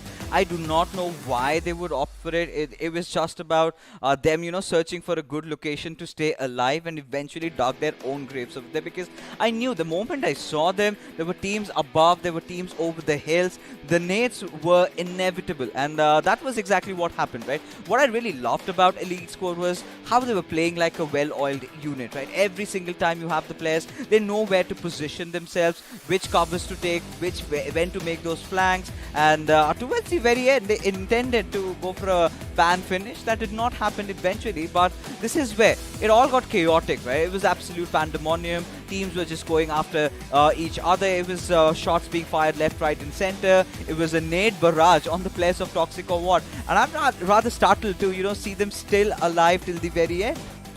See, that is the whole point. Once you start to play for placement points and you do understand it's important for me to survive, and you know the terrain well because you're the first team to try kind of come into this part of the map and try to control the zone as well. So that is going to be rewarding you a lot. Toxic or what on the other side, I strongly feel that they had a very, very good chance in case they're stuck together and changed their position from here, because until that point they were looking very strong, and then once people started to understand that the team is present inside that hard compound, a lot of grenades were tossed. Now basics is what we keep speaking about. We can see that in the waters, when you're walking slow, it's going to be hard for you to hear those footsteps, but you can hear something, and I don't understand how come he was just randomly walking in the waters, not jumping around. We have seen, right? It's all about you jumping around in the waters rather than walking, because it's going to hinder your movement so much. Then again, you can't really jump when you know you've got an enemy right in front of you, right? Because then again, having those assault rifles over there, it gets a little difficult to sort of aim and shoot. But yeah, with the splashes coming out, giving the position away of all these enemies. Now this was a complete different sort of a taste for us, and this is where Elite Squad realized this is their moment to shine. This is the opportunity that they can really capitalize upon, and they took it with open arms, right? They did not even flinch for a second before just thwarting that grenades and getting the entire squad of Toxic or what annihilated over there. And they were helpless, man. They were just stuck in that one little compound, just waiting for their death to gaze upon them, and eventually it did arise. But the best part about this particular circle was how it shifted, how cleverly Elite Squad positioned themselves, how opportunistic they were in picking up their fights and getting all those elimination done. It was a perfect game for this team. Now, for me, the most important thing for us to observe is never expect the zone to be happening at a place every single time. One. The second thing is going to be this. None of these teams would have expected to have more than 12 to 14 teams inside a small circle like the 5th or the 6th circle. So 6th zone. So these are the most important things to understand, so that you have to be prepared for the worst of the worst, and that is when everything is going to fall in place. Somewhere I feel that Elite was actually prepared for everything. They were holding the only open field outside those waterhouse, because they knew that ultimately if the zone does go in, they can just rush in through those blind spots and also come out, due to which they were blessed with 39 points. If we consider an average of 10, which is what required to make it into the next round, they've already put up 4 points, points, which is enough for 4 matches over here. 39 points is what they've raked up so far. This is absurd. I mean, for Elite Squad, every other team, we're just going to be hoping from here onward now that we do not want to be in a competition. We're not in your league. You're already beyond us. And that is where you should be. Because now, once just barring Elite Squad, all the other teams are just in the nearby vicinity of each other, right? Yep. It's not a lot of difference. Toxic or what, 17, you've got Vicious Annihilators. Now, this is one of the teams that I really want to talk about. Because Vicious Annihilators, if you can, if you talk about this team was in a whole world of trouble right from the very start, and still despite that they somehow made it into the top 3, right? In fact, got themselves the second spot. Did not have a lot of finishes there though. As we move along, I mean, Burnix official, not the right kind of a start that they would have wanted. Same goes for HS6 Esports, but I'm starting to ponder who the MVP is going to be Aztec in this from game. Aztec from the side of Elite Squad, because the grenades work like a charm for him. You know, every time he landed a grenade, he made sure either he gets a knock or a finish for himself, due to which he was rewarded with 9 finishes with just a damage of 995. You know, and I do understand that, you know, it's a very, very good figure for themselves. Now we're going to see how many of these players are going to be there from the side of Elite Squad. 6, 6 and 9. There itself you're getting around, you know, 21 total of a 21 or a 22 finish points for the side of Elite Squad. But on the other side we can see that Toxic Award Jungli, he's also one of those players, you know. Tabib, he has been trying to maintain himself well. He's got 5 finishes, which is a very, very decent amount of finish points which is gained for the team. God's Hall, you know, this is one of those teams who started off really well. They knew that, you know, every finish point counts, and they had held on for it. But in the match summary, for me the most beautiful thing to see over here is 58 knocks and 57 finishes. That comes up to say that the ratio from now on, if you get knocked, you're going to be confirmed as quickly as possible. You know, I was starting to wonder if the 3 airdrops, we did not see a lot of airdrops being looted, but you had it over there. You have a thought? Yeah, I mean, grenade finishes, 16 grenade finishes. I do believe that's the highest. I mean, I've not even seen BGI is getting so much of finishes for in itself. 16 grenade finishes, and I do understand it's all coming in from the side of Elite Squad. Most of it, at least. Yeah, at least most of them. And it's quite understandable why, right? This was one of those urban circles that we were really talking about. A lot of teams were just hiding inside those compounds. Now, when teams are in hiding, right, all you've got to do is lob those grenades. And, well, Elite Squad, this is just a statistic from one match. And, well, it seems like they've done it for the day, right? Starting it off with a banger. And they were so clinical, right? Look at that conviction being clearly visible. 2,800 points of damage, out of which 24 finishes were taken, getting the chicken dinner. You could not ask for a better start than this. But here we have, ladies and gentlemen, 2 of the other teams, you know, Toxic or What and God's Hall. Both these teams, for Toxic or What, one thing I really loved was how they took the center of the circle. They held on to the compound. It was not the center of the water city though, because they also knew that sometime or the other it is going to take that shift above or maybe beyond. So their rotation had to be secured. And comparing that with God's Hall, they also sort of tried to do that initially. They also went on to Water City, but they held on to those central areas, and that is where they had a little bit of a trouble. They did a decent job at that. It was the first game. We still do not know. We still have 4 more games to go. But wow, what a start to the evening. I mean, I can expect it to get better and better as the day goes by. But one thing is for sure, there's going to be teams which are going to be, you know, waiting for Team Elite Squad to come into the crosshairs. And every time they find someone, even a knock coming in from their squad, they're going to make sure that they finish them up, because they have found a lot of enemies on the way. This is going to be the next map. It's going to be the map of Miramar. I know my friend Fixes is going to be leaving the desk, as we're going to have Salty coming in as my co-pilot. I know Salty, that you would have been utmost excited when you saw the amount of grenade finishes coming in from the first game itself, and also a squad coming in and making history over here at BMOC. Yeah, dude, absolutely. I feel like this was a great first game, to be honest. But you know what? I've got one certain observation, and that has to be, was this a fluke or was this calm and calculated? Right? If it is a one-time performance, you can possibly throw it as a fluke, right? if it's repeated once again, you would rather say that this team actually possess quality. Now, I'm not doubting I'm not doubting the capabilities. I'm not doubting the fact that they've actually given us this performance. Yeah. All that I'm saying is, if they can repeat this performance once again, I feel like they would themselves solidify that they have the utmost authority over this entire lobby that we have right in front of us. See, there are two things which comes into picture right now. Even they want to perform. The first thing is this: even though they want to perform, no team is going to allow that. You know, Yeah. as soon as they find them in their crosshairs, they're going to put an end for them, and they're going to make sure that, you know, if they let this team stay alive, it's all finish points which they're going to rake up. So that could be the first thing. Second thing, they know they've done the hard work. From now on, they'll start Yeah. to experiment. They'll start to do something different, and they would not want to give up their strategy on the first day itself. This is the first time we'll be able to see them perform so well. So it's important for them to, you know, hold back. Now we all know Aztec is going to be one of the key players. So Yeah. he's going to be targeted from the get-go itself. Now we have to see whether they'll be able to do the same thing again. I'm not saying it's not possible. It is possible, but I wouldn't consider it fluke if it doesn't repeat again, because of all these, you know, circumstances which might come up. Yeah, for sure. I feel like a target situation, just like you mentioned, can come up. The other teams would want to drag Yeah. the table toppers down, right? That is how you function. You've got to make it inside the top 4.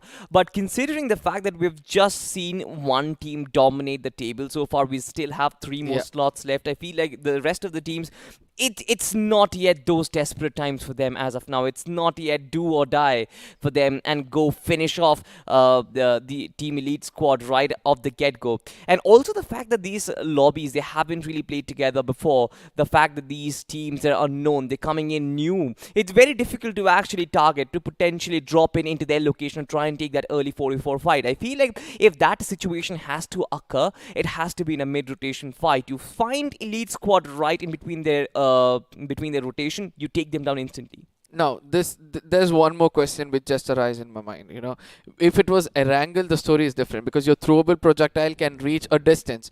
Now, in Miramar, we all know no matter how close you are, yet you're so far away from an, you know, enemy, probably their formation or probably Yeah. even their line. So I really want to see whether Aztec will be again able to, you know, throw the right kind of grenades, you know, project it in the right way and secure those finish points, which he usually does. But again, you have one team dominating, getting away all those finish points. That's going to make sure that, you know, the other teams are only going to concentrate about finish points, because they have to position themselves at the right corner, like how Team Elite did previously in the previous match. I know the Toxic or was also holding a very good Yeah. spot. It's just that they had a team like Squad Elite with proper number of throwables, due to which they got taken down. Yeah, absolutely. But having said that, I feel like we were breaking down the game way too much. It's sort of time for the audience also to kind of recuperate from all the beatings that Elite Squad performed on that game of Erangel itself. Here, ladies and gentlemen, we are heading towards the map of Miramar, the deserts. Of course, we love the land of deserts, but I don't think either of us, neither me nor Arca, is sort of prepared for it, because we're in our office attires. We are both in formals. And I kind of like the look on you, Arca. This color suits you a lot. I would think you would look pretty good on those sandy deserts. You might click some portraits of mine maybe someday Surely, if you want to use it. as my Oh. profile picture. Yeah, sure. And you give me some pic credits for all the photos which you have been uploading. Ah, yeah. Which you keep forgetting. But yeah, all these fun apart, you know, this map of Miramar is gonna be a non-slaughter for other teams. As we all know that, you know, one squad has already struck fear in everybody else. I just hope that they do understand that, you know, since they have done the hard work in the first game, that doesn't mean that, you know, they're going to shy back. They're just going to come in, be as offensive as possible, try to take down as many more finishes as possible, so that, you know, they can create history and leave a mark. You know, once you are a squad which has got such number of finishes, there's going to be a lot of other teams looking out for your key players, so that they can have you on board. As, ladies and gentlemen, we are going to be stepping into the second map of the day, and this time it's going to be the map of Miramar, as we have Elite Squad, the team which performs absolutely gorgeous in the previous game, as, you know, sitting in the forefront seat. Yeah, obviously they are going to be leading the charge with Aztec being the man on camera. I'm pretty sure that man must be feeling himself very superior right now considering his performance. But speaking of the flight path itself, we start from El Azhar and move towards El Pozo. It has been a long time, Arka. We haven't seen this horizontal flight path right in front of us, which kind of dissects the entire map into two halves. But you would also want to see how certain teams would want to go towards the prison island, towards Los Higos, towards Minas del Sur. Pretty sure the northern part of it might be a little occupied, but it all kind of comes down to where the circle is. Now, we've seen circles form towards the Chumacera region, Los Leones region in round 1. In round 2, it has been all about Impala and El Pozo. So what is your call? Do you think round 2 trend that we've got towards Impala is going to continue forward? Somewhere I feel that, it might continue because, the centric circles is something which I'm able to see that the BGMI gods are again being blessing all these players. So let's see whether that's going to be the case. But for now, a huge chunk of teams jumped off late in the second half of the flight projectile that comes up to show that they're going to be pushing towards the side of Chumacera, probably like you said towards the side of Minas, as the circle is going to be shifting towards the side of Los Leones, which we did feel that it's going to happen over there. As we can see, Impala is going to be a little crowded. Now a lot of teams who are trying to go to the southern side towards the side of Minas is going to be shifting their attention towards the side of Power Grid or Chumacera, because they do understand holding the circle from the beginning, having the right kind of farming and holding the right kind of throwables from the beginning and holding the corners, making sure that they kick it in the right way is going to be a very successful run for the second map itself. Now we're going to be looking at two teams who have been in the radar as of now, one being those elite squad which we spoke about, but as of now it's going to be LOC versus TFD. Previously we saw either of these teams had a good game, so they'll be looking forward for something crucial or something important at the start of this early skirmish. What happened to Pilot though? Why is he all alone? You've got Team Fearless Demons. You've got a couple of players from this team. You can see the rest of the team in the vicinity as well. In the minimap, you can see the dots.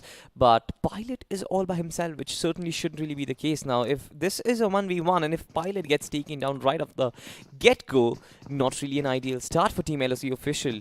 Again, you talked about the circle itself towards the Los Leones. We kind of have seen a pattern coming in from Miramar as well. And most of the teams are sort of accustomed to it as well. And that is one of the reasons why you sort of mentioned that most of the teams are dropping in the final half of the flight path itself, because they want to land nearby Chumacera so that the rotation paths are much easier.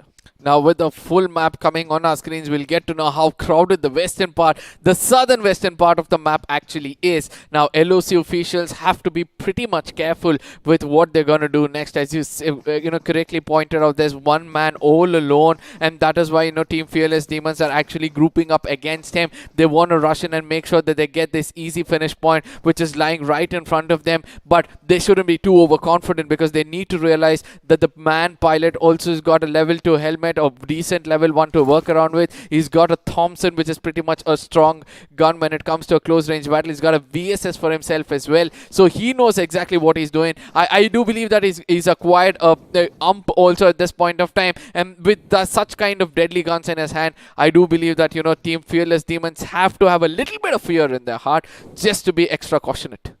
Might just be, but I'm not really sure if they are going to go against their name. It is literally their name, Team Fearless Demons. Let's see if they can pull out something out of the demon as well. Now, this is something interesting. Deploying a smoke at your opposition. They're trying to kind of blindside this place that they don't really get to see from where they're trying to push, which is a good thought, by the way. We generally don't get to see teams try to do that. But in turn, the next move would have probably been to try and push up, so closing the distance. Elsewhere, you've got Team Fearless Demons. They are taking a fight against Team Rex. Now this is interesting, as Akaru, he's operating on an M24 with a red dot scope. This man has got balls of fire. I just hope that it doesn't burn him too much at this point of time, because that was a bit of an overconfidence coming in from his side. But LOC on the other side does realize that they're going to regroup with one another. You did say that putting up that smoke is going to allow them, but from an off angle, Lalit has given up his location, which could be a bit of a problem for him. Team Fearless Demons need to get the backup right now, as you know the equation has turned against them. The smoke, which I was speaking about, you did say that smoke to stop, but we do understand the audio is also going to be the third eye for all these players. But the smoke, the grenade was thrown just to make sure that they strike fear in his heart. Now the push comes in from the side of LOC. They do understand that this is the only corner where this person can be hiding, so they're expecting him to actually make the first move. With the Thompson comes the push. Shivi doesn't find the right crosshair, and due to which the right placement of the crosshair, and due to which he has to pay the price. He's going to be the first finish coming in against the side of LOC. Now his teammate was pretty much close by. What happened to him is going to be the next big question. Certainly, Team Fearless Demons, a very amateur mistake once again coming in from their side. You don't really split up so much that you have no trade potential whatsoever. Players getting caught out. You had a player from Team LOC's Pilot who was completely caught out. It was a 2v1 situation for you. You deployed this. Actually rush in towards them. Now Burnex versus the side of Team Elite Squad. Now these two teams were in the radar as we spoke about before itself. Burnex on the other side is going to make sure they're going to watch their backs as well, as they do understand that the team in front of them is not just any ordinary team, but a team which took more than 25 to 23 finishes in the previous game itself. Burnex official, one other thing which I love about them is going to be the kind of farming they have done so far. One person had got a decent level 2 helmet and vest. They got the right kind of healings as well, in case they taunt out the side of they taunt out the enemies. They do have some healings for themselves as well. But Burnex official is going to be bot far away, who still continue to do the farming. Is trying to be that bird eye view for the squad, be the person who's going to give information. I just hope that they find the right equation, or else Elite Squad is just going to eat them up like an amoeba. Do you eat amoeba? I mean, amoeba does eat you up. And how does it eat you up? It's going to cover you from all directions, and this is going to eat you up. Okay, got it. Yeah, good one over there. But Elite Squads, you've got Paramar once again trying his luck with the nades, but of course, especially when you've got compounds like these with a plethora of windows in front, it's very hard to connect those nades once again. But just like you mentioned, Elite Squad trying to kind of separate themselves, trying to isolate those frags for themselves, but it's very difficult. Burnex look very calm and composed, in spite of the fact that they're sort of away from each other. I still feel that they are more like a synchronized unit. It's all about making the first mistake. It's all about getting the first knock down, getting that pixel. You've got that M4 with it 4 times, but a couple of shots connected is all that you would wish for right now, because you can't really get a knock at this point. Probably going for a push. That's completely out of the picture. Both these teams, they're just playing a patient game right now. Nothing really in contention. Nobody's ready to commit. One other thing which I love the most about those fights is both of them are holding on to their nerve. Now that is where composure is going to be questioned, and most of these teams need to understand that when there is a fight which is going to take place more than 9 minutes into the game, and the circle is going to be slowly shifting towards the side of Los Leones, there's going to be other teams trying to push in and try to take those hard cover. Now no matter how good you are with the terrain, not having the right kind of resources is also going to burn you out, and eventually both of these teams decide to fall back. As we can see, both of them have taken vehicles and tried to move away towards the side of Los Leones, towards the southern side of the map, towards the side of Porto. We are able to use that is specifically the western side of Porto is completely abandoned, and that is where teams can actually come in and try to take those parts of the map. There's a little bit of a small mountains or potato hills everywhere, so they can just control that places. The dunes are also there as well, but on the other side it's KE versus Xcode, where the first person has gone down. Yeah, Team KE in good position actually. They're taking down one player from a very far distance, but will the rest of the cavalry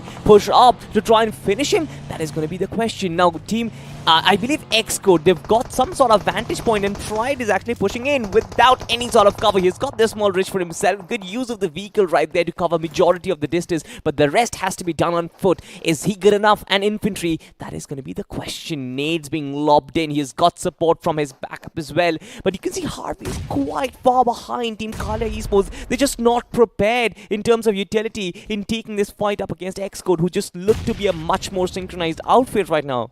I do understand that, you know, Xcode has already got one player down on his knees, and the revival is going to be coming in any second soon. But they also need to understand one more thing. No, the revival doesn't come in time, due to which they're going to be losing a player. Now is the time where they're going to strike, come in as a group of scavengers, probably want to take down one player at a time is the strategy which they're coming up with. Blast is going to be the next man in the crosshair, but from far away, there's going to be some kind of a backup coming in, and that's going to be Xcode Eros who did the damage against them. So it's a very good option for them to right now push in, put a throwable through the window to make sure that they get the damage. It was thrown a little bit far away. Now there's another person in the crosshair. Oh my god, Blast, just in case he had moved around. Look at the environment better. He could have got the next knock for the team. I do understand that it's going to be Eros trying to do the damage. Blast is coming in from another angle. He's going to be beating his, beating his cross at the right corners. And KE, Kalia, is probably in the worst situation ever.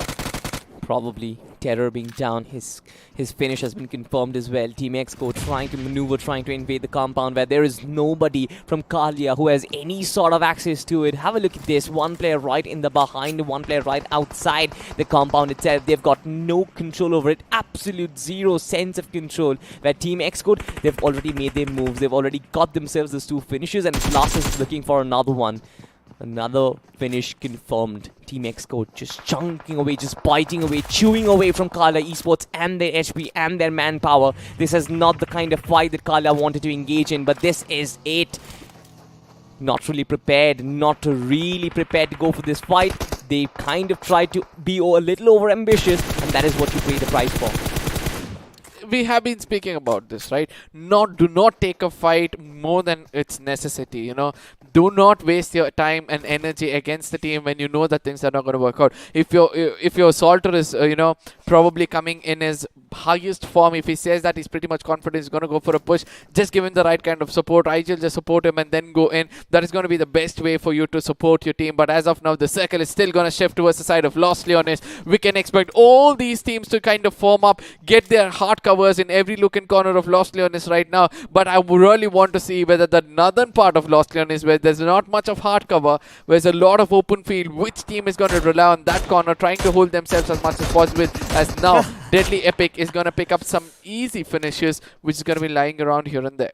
DMRs are basically the best weapon that you want to use on this map, honestly. It is literally the favorite for every single team out there. You get to use that 8x on you as well, and you get to spot so many players out in the open. That is the beauty of Miramar itself, right? One player going for a vehicle rotation, you catch him off guard and instantly take him down. If you connect that first shot, there's nothing better than it. I can see some players also using the M249. Now, this is a very, I would say, ambitious effort, unless and until you've got enemies very close by. It's not going to be of that use, but you've got to make sure you are in the final circle to actually get some value out of it. But so far, we've talked about the circle itself. It's completely over Lost Leonis, covers the entirety of it. And just like you mentioned, the northern part of the circle itself doesn't really have all that hard cover. But I feel like most of the teams, they would be comfortable. They would be comfortable holding those terrains, those rough topographies, because if you enter into Lost Leonis even once, the amount of compounds, the amount of buildings that are going to surround you, it is going to be very hard for you to judge where your opponents are going to be, where your opponents are not going to be. It's very difficult to kind of get an outlook on what you have to do at that position.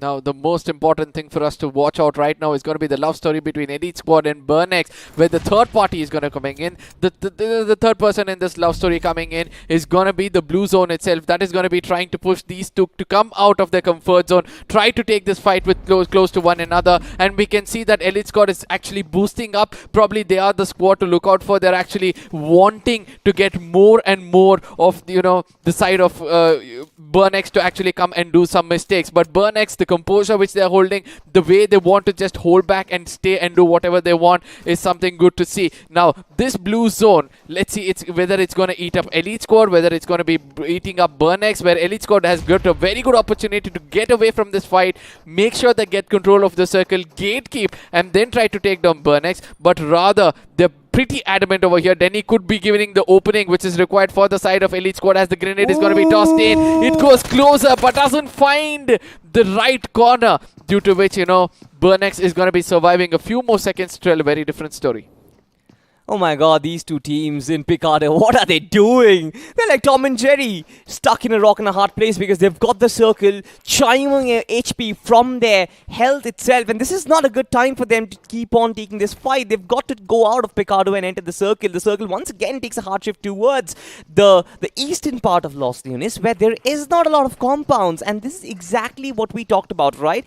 Most of these circles, they never really end up in Los Leones. But we got to talk about this fight because these two teams, they're just so adamant in finishing in what they started. Godwin still trying to look for that opening, but just look at it, HP, man. He's got nothing on him.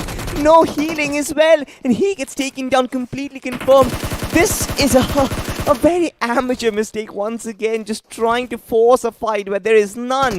Team Burnex, though, they're sort of still trying to force the issue. Goes up against Denny, gets a finish for himself as well, but they're themselves losing manpower, and certainly not what the doctor ordered. I mean, I'm going to bet and tell you this, that no squad among these two are going to make it inside the circle. Ultimately, it's the zone which is going to either eat them up, or it's going to be the other squads which is going to put an end for them. Burnex official on the other side is going to be losing another player, as more of these players are going to be falling down on their feet. Now, with a gameplay coming so mature in the first game to shifting to play such an immature game in the second game, what do you have to say about Elite Squad? I have no clue, honestly, but elsewhere we've got another fight brewing up. Team HS6, you've got Q-Gamer YT, beautiful nade, beautiful timing on it as well, as he looks forward to go for a second. This man gets a second knock for himself, and as reinforcements come in, he's still looking for the third.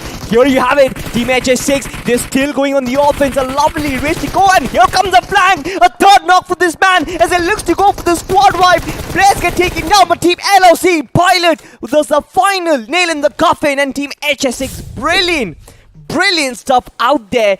Beautiful stuff to kind of open things up. One knock, the second knock comes in, the third knock comes in, and then the instant finish. Beautiful backup coming in from them, but Arca, you've got another fight in hand. This fight is going to be much more intense because it's the fight of throwables. Look at the number of throwables being held by either of these players. It's going to be one connecting against the side of GH. Vicious Annihilators are doing the best of what they can, trying to live up to their name, and eventually they do find more than one, and they're going to be walking into the crosshairs of the opponents, as they're going to be complete backup coming in from the side of Vicious Annihilators. They do know the locations of the enemies, and eventually they're going to put an end. This is complete annihilation, literal meaning of the word annihilation. When you put a grenade, get the first knock, be confident, just push in with your crosshairs, with frontal battle being your side, and then you get the best of what you always achieve. But it's not stopping, Arca. It's fights everywhere. It's annihilation every single direction. You've got Team Glacius trying to go up against Team Deadly. Now Civic as well as Onhead. Both of them, they've got the nades in their arms, trying to cook it like a perfect barbecue chicken. But this is not the time to cook grenades because they're holding the edge of the circle. They still need to go on those perfect positioning, getting those hard compounds for themselves. But I feel like they're very adamant on taking this fight. Look at the split that we have. Onhead has literally no support from his teammates whatsoever, and Team Deadly wants to capitalize on it. They've got 3 players on the offense, and look at how they're trying to press him behind one by one. They're aggressing from compound to compound. They're pushing him behind, right behind outside the circle, and that is exactly what they want, to corner him from all direction and take him out. I mean, Apex Esports at this point of time, according to me, have got the best spot in the house because they're taking that high ground advantage, which is the most crucial one when it comes to the map of Miramar. Second thing is obviously going to be this, that, you know, they've got the highest reach in the circle itself, and that's a very good push coming in from the side of Glaciers. On hit is going to be the person doing most of the job at this point of time. He's got that Thompson rock working like a charm for him. He does realize that, you know, this is the gun which is going to give me all the glory which I'm looking out for. A beautiful grenade comes in. He's trying to see where the players are. He's trying to pre-fire as well. A Molly's going to be the perfect weapon over there, and that's going to be cooking up a little bit of a damage against them. Now he's going to be pushing in. He exactly knows the location of the enemies. As the pre-fire comes in, he's going to be confirming the location as well, as on it has got just few bullets to put into the helmets of the final player, and ultimately was able to do it so successfully. Or was it someone else trying to steal away? I think it's TFD. Or probably It was Max Forever. It was Max Forever, his teammate, who actually provided some sort of support over there. But On Hit has to be praised so much. You were right. He was the one who actually took down 2 of that 1v3 situation, which is definitely not easy, especially when you are being pressed from all 3 directions. You're being pressed right up front. You're being pressed from the right and the left flanks as well. It's definitely not easy to kind of keep your composure. But have a look at this team HS6. They are rotating in from the back lines, trying to corner down Team Levi or Team Lone. I'm not really sure. Team Vicious and Highlighter, they've got a very different initials to their name, but that's not the point. Team Apex on from the high ground, nades being thrown in, shots being fired. This is abomination. This circle in Miramar is turning out to be a blockbuster for the audience out there. I mean, I really love the position of Apex yet again. Even though they've lost the player Omega, they do understand that it's going to be easy for them to pick him up, but they have to be careful on one thing, which I was about to point out, and it's going to be practically proved that you have to be careful, because teams from far away are going to keep the crosshairs on the mountains, because they also want to have a piece of this cake of trying to have a high ground advantage. I know Flex is going to be that one man who's trying to get as many finish points as possible. Now is the time for Vicious to actually come in from the other corner and strike as the higher resort on the mountains. Apex are down with 1 player at this point of time. They certainly are. This high reach is not very easy to control. It kind of puts you in a very vulnerable spot against every single team out there. Have a look at this. Flick is still trying to confirm those finishes for his team, but all they've got to do is just hold, because they're right at the dead center of the circle. I don't really know why they're going for finishes. They've already got 6 finish points to their name. They've got 3 players surviving. Just keep your ground, lads, because this is your game to win. Elsewhere, you've got Vicious and Highlighters who are still trying to push up. They're the ones who want to overthrow the king from his crown, from his kingdom itself, and that is going to be Team Apex. For them, the first form of resistance is going to be Mihir, whose throwables have been a very big problem. Team HS6 trying to come in from the southern side of it. Team X-Code, as well as you've got Team Elite Squads, Aztec. All 3 of these teams coming in from the northern side of the cliff. You've got teams coming in from the southern side of the cliff. It's basically a battle of the hill, Arca.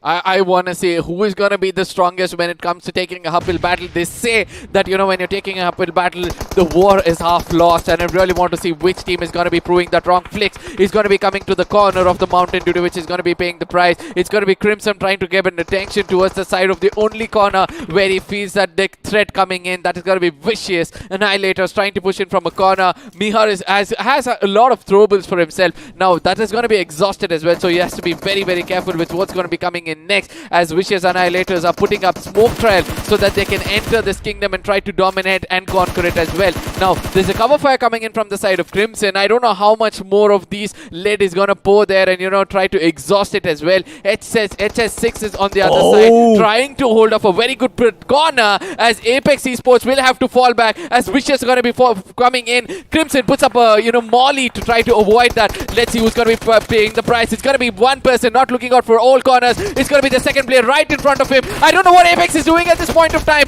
but I do believe that he's done the right kind of damage. The last player standing in front of him goes in for a jiggle, has to pay the price for it. Crimson has to give the right kind of backup. Let's see what's going to happen after this.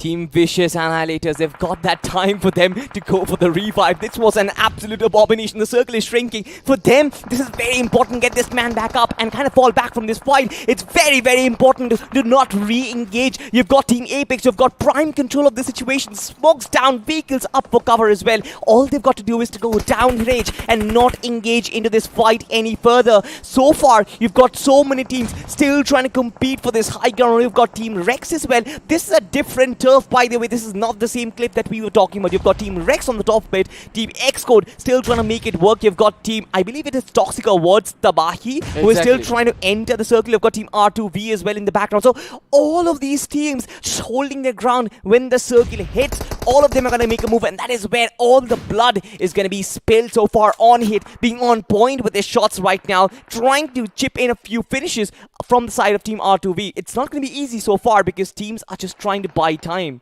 With 9 teams still alive in the 6th circle shows the intensity of how much these teams actually want to make it into the next round. And we can see that, you know, Team Glaciers, BB Daddy, as well as his friend On It are pretty much, you know, decided that they're going to put some finish points against the side of team R2V, because they are the team kind of, outside the circle, on the corners of the circle. So let's see who's going to be awarded with what, as Rex on the other side is almost put an end for the side of Team Xcode. Now, have they cleared them out? Yes, it looks like they have. Team Xcode is eliminated at the 8th position with 4 finishes for themselves. Now, let's see who's going to be getting it as Vicious Annihilators. I've got 8 finishes for themselves. They're looking pretty much strong, but we still have one player from Elite Squad somewhere lurking around to get those as many finish points as possible, or probably as many position points as possible. Exactly. Aztec still lying in the shadows, not inside the circle. You can see the blue dot on the minimap, ladies and gentlemen. The player from the team, the player who got the most number of finishes, the player who got the MVP from first map is still lying in the shadows and trying to hunt them down. Daddy actually falls down to Lone Ranger. Once again, high ground advantage being very, very useful to Vicious Annihilators. The turf that they were looking forward to, the turf that they wanted to control so dearly, is now theirs. And you've got HS6, you've got Team Rex, you've got so many teams in the vicinity you can feast upon. It's all about timing. But have a look at their fate so far. The circle has actually moved away from it. In fact, none of the teams who are still inside this final circle is inside. As I can see, Team Rex is just burning like a dead meat. They are Ghost Riders at this point, as Team HS6 are just gonna confirm those finishes. And here he comes, Bollywood entry, but instant elimination. You are not gonna last as long as Team Stark, or rather Mr. Stark, is in the lobby. I really like how HS is playing this out. They're holding on to their nerve. They're welcoming everybody. They know that, they have the best cover when it comes to this terrain. And that is why they're holding on to their, complete life. They're going to hold on to the complete nerve and just make sure that they connect every single lead and not mistime any of it. Now, we did see that Elite Squad 1 player did put up a molly and secure 2 finishes for himself. Or was it the previous finishes which he had raked up? I really don't know about these two. Now, R2V is also in another corner where they feel that, they know the location of players. Aztec on the other side is going to be putting up as many smokes as possible, trying to get the attention of Rex to come in at the corner where he's not going to be striking them from. Yeah, Team HS6, R2V, you've got Team Elite Squad in the mix as well. All 3 of them chipping in with shots. Elsewhere, Team Rex actually gets taken down. No. Have a look at this. Bantai, though, gets an opportunity to go for the revive, but Aztec finally gets taken down. Team Rex is still surviving over there, but this gives us a 2v2v2 situation. Now, one player from Team Rex is down, but I believe he's going to get revived pretty comfortably. It all comes down to who makes the first move. Now, Team HS6, for them, they've got to jump down this terrain. As soon as they do that, they're going to get a lot of damage. Now, the whole point is this: the zone is going to be favoring only one squad, and that's going to be Rex. They have to be careful. They have to use that lower ridge on the other side and make sure that they get inside the circle. But it looks like the play zone is trying to taunt them out and try to bring them out in the open, as HS6 as well has to be very, very careful, as you correctly pointed out. Once they jump down, they're going to be tasting their own medicine, because on the other side, the R2V team is also waiting them out. That is where it is. Soldier jumps down. He's going to be meeting his, makers, which my friend Fixes keeps saying, and it's such a good thing to listen from his mouth at this point of time. Rex versus the side of R2V. Which of these Rs are going to be rewarded to be the kings of the map of Miramar, and which is going to be rewarded with a winner chicken dinner for themselves? Miramar is going to turn into one person's, or rather one team's kingdom right now. Team Rex or Team R2V that's being thrown in. But Crystal, what are you doing? Being open in that situation, as this man, Rex, does the peek out and they completely abominate the entire thing. This is absolute destruction. I really love the way the final moments went in, where they took advantage of the lower ridge. As we are already told, HS6 Esports is one of those squads, which were holding the high ground for a really long time. They should have come down a little earlier when the attention was taken away from the side of R2V and Rex, and then try to attack. But they didn't do it, and due to which they had to pay the price. Now, the team which was rewarded for all the patience and the composure which they held on for a long time is going to be Rexters, getting a total of 15 placement points and 9 finish points. A total of 24, a decent one coming in for them. That is going to take off a lot of pressure off their shoulder. Right behind them is HS6. This is one of those teams who still have a capability of doing much more better than what they've done over here. 18 in total they've got, with 8 finish points and 10 placement points. Yeah, now you start looking at these contenders, right? You've got Rexters, you've got HS6, you've got R2V, all these teams really capable of making it inside the top Yeah. 4. Elite Squad, though, a consistent performance from them, especially with 10 points on the board once again. Couple it up with the 39 points that they had from the first game itself. It goes to 50 almost, or right from the get-go. Now, the second page of the point standings, though, again, not really all that interesting because you've got Burnex, you've got Toxic or What, you've got Kalia as well. All of these big names on the second page does not satisfy me whatsoever. But ladies and gentlemen, we'll have a look at the MVP, and of course it's got to be On Hit. I mean, have a look at his damage number. It's perfect. This guy is literally the epitome of perfection. The one region where I felt like this guy is a very interesting prospect is when he kind of withstood that 1v3 push and completely abominated the opposition. Ladies and gentlemen, with the top 5 players, you've got On Hit from Team Glaciers, whereas you've got Lone Ranger, you've got Banta, you've got Stark XD, and you've got Apex Flick. It's good to see different names come from different Yeah. teams for the first time in the top 5 of this MVP board. Now, you were pointing out on the situation where On Hit was actually holding back 3 players of R2V, and just imagine if you had clutched that out, this winner chicken dinner would have gone to someone else. With 87 grenades being used in the match summary, we'll get to know how many of them have got comparatively to the previous time. 26 is what, 23 or 26 is something which we saw previously. It's come down to 3 at this point of time. That shows that, you know, the strongest team which performed well in the previous one were restricted very bad. Yeah, but again, you've got some healings done here as well. It seems like the summery hot weather of Miramar is making these players put up those bandages, tie it up around their wounds. But ladies and gentlemen, let's move on to the FD overview, where we have a look at the sort of a decent high rises, some of them really well. I mean, you've got Annihilators, you've got 1984 points of damage with 10 finishes, which is probably the highest in this map itself. But you've got Glaciers as well. Now, they've got 1499, not really all that good of a conversion rate. Conversion has been a problem, especially on the map of Miramar. Conversion is always a problem, considering the long range fights that you undertake. And now the squad spotlight is going to be going on Vicious Annihilators, obviously, because of the kind of damage and the kind of finishes they were able to attain. It's all thanks to one team which was trying to hold that high ground. I think it was Team Apex. Team Apex holding off the high ground, high ridge. If Vicious had taken over that high ridge previously, I strongly feel that, you know, they could have done a much better job. But looking at the face-off of the two teams which had a great potential, where only one team could take that winner chicken dinner for themselves, it's going to be Rexter. 9 finishes coming in for 1,207 damage, whereas on the other side it's HS with just 8 finishes. They crossed that damage with 1,290. Now this shows that, you know, sometimes hard work does pay off, sometimes working smart pays off. With 3 headshots and 3 assists coming in, the survival time was something which rewarded them a lot. Exactly, very neck and Rexters as well as HS6, but it's been a very intense game of Miramar, to be honest. I did not really expect the final circle to be that good, especially considering that we had so many different terrains. The topography was pretty interesting. HS6 for them, of course, it wasn't really the best situation because they had to drop down from the high ridge, but of course, we're going to have a look at all of that action unfold once again in our highlights, ladies and gentlemen, and let's just see what happened right from the start of it all. Now, this was the first fight, and I remember condemning the other team, Team Fearless Demons, very poorly, because you've got to kind of understand where this is a team game. It is a team effort. I understand you want to scout different locations, get more information for yourself, but when you're getting caught out, 3 players getting caught out by 3 different teams, there's obviously a cause of concern.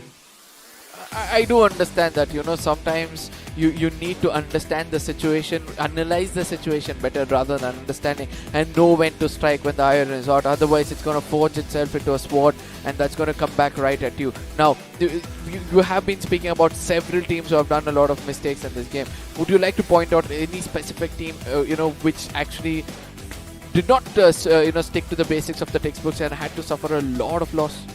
Team Furious Demons. We talked about them, right? Right at the start of the game, and you don't really do that. Of course, we'll get to see a lot more in the coming fights. Of course, this was one of them once again, right? Trying to prioritize the zone is going to be your first priority, right? It is the first objective, get inside the circle. That is what we all learn as BGMI fans, as BGMI players. Doesn't really matter if you're a competitive player, doesn't really matter if you're a classic player, just playing for chill. You've got to make sure that you are inside that white circle. They didn't do that. They tried to battle a play zone, ego warfare once again, which is obviously going to get the better of you. HS6 did a very good job holding up on that high ridge, but eventually when the circle shifts to a lower ridge, you always tend to be more vulnerable, because when you're jumping down, or rather when you're falling down from that ridge, you're so vulnerable, you can't really protect yourself, you can't really fire shots against your opposition, and that's when you basically are inviting the death god towards you. This was that one part where I really loved the way he was able to clutch it out. Even in the final moments, I really thought he was the person to land the final bullet. If given a chance, he would have, done that 1v3 very, very easily. Yes. Now, the grenade finishes, which came in over here, was absolutely commendable. Apex Esports on the other side, they had to concentrate a little more on reviving their teammates as soon as they got taken down. It's just that Vicious Annihilators from the other corner became that, unwanted thorn in the whole story, where they couldn't even remove it, rather try to take a fight against them, and due to which they had to abandon the King of the Hill title for themselves. Yeah, but of course the circle again played a very big role in this game yet. Again, I mean, considering the terrain that we got to see, I kind of thought that Los Leones would be the place where the circle would kind of end, but the fact that it would move outwards toward these hilly regions is something which is very interesting to note. We're seeing different patterns, we're seeing different shifts. Once again, this fight was pretty interesting. Apex, a team who was holding on to that high ground so comfortably. Sure, they were being shot at by different teams, but the fact that they were still holding on and they were still leading in terms of positioning, I did not really feel that anybody would be able to kind of come in and kind of overthrow them from the kingdom itself. But Vicious Annihilators did a fantastic job over there. Team Glaciers, once again, I feel like on hit was just on point. Every single shot every single bullet that left his barrel has hit the mark. Exactly, and that is why the 1000 damage with the pitch perfect damage which you keep speaking about was over there. This was the very good molly which came in from the side of Aztec. I really thought that he had put at least one player down. If he had just pushed in, he could have been rewarded with at least one finish over there, and a little bit of a confidence boost where he could have clutched out the final 1v2 if given a chance. Now HSB on the other side, they welcomed the side of Vicious Annihilators with a pour of lead, but ultimately they went down just like that from in the hands of RV2. Yeah, but again, this was the moment, right, that I was talking about. Team HS6 still tried to hold their turf. Aztec coming in from a lower ground, HS6 coming in from a higher ground. It just didn't really work for them. But Team Rex, the final recovery that we got to see from them was absolutely brilliant. Spotting those two players out in the open, Bandai being very, very critical with his shots.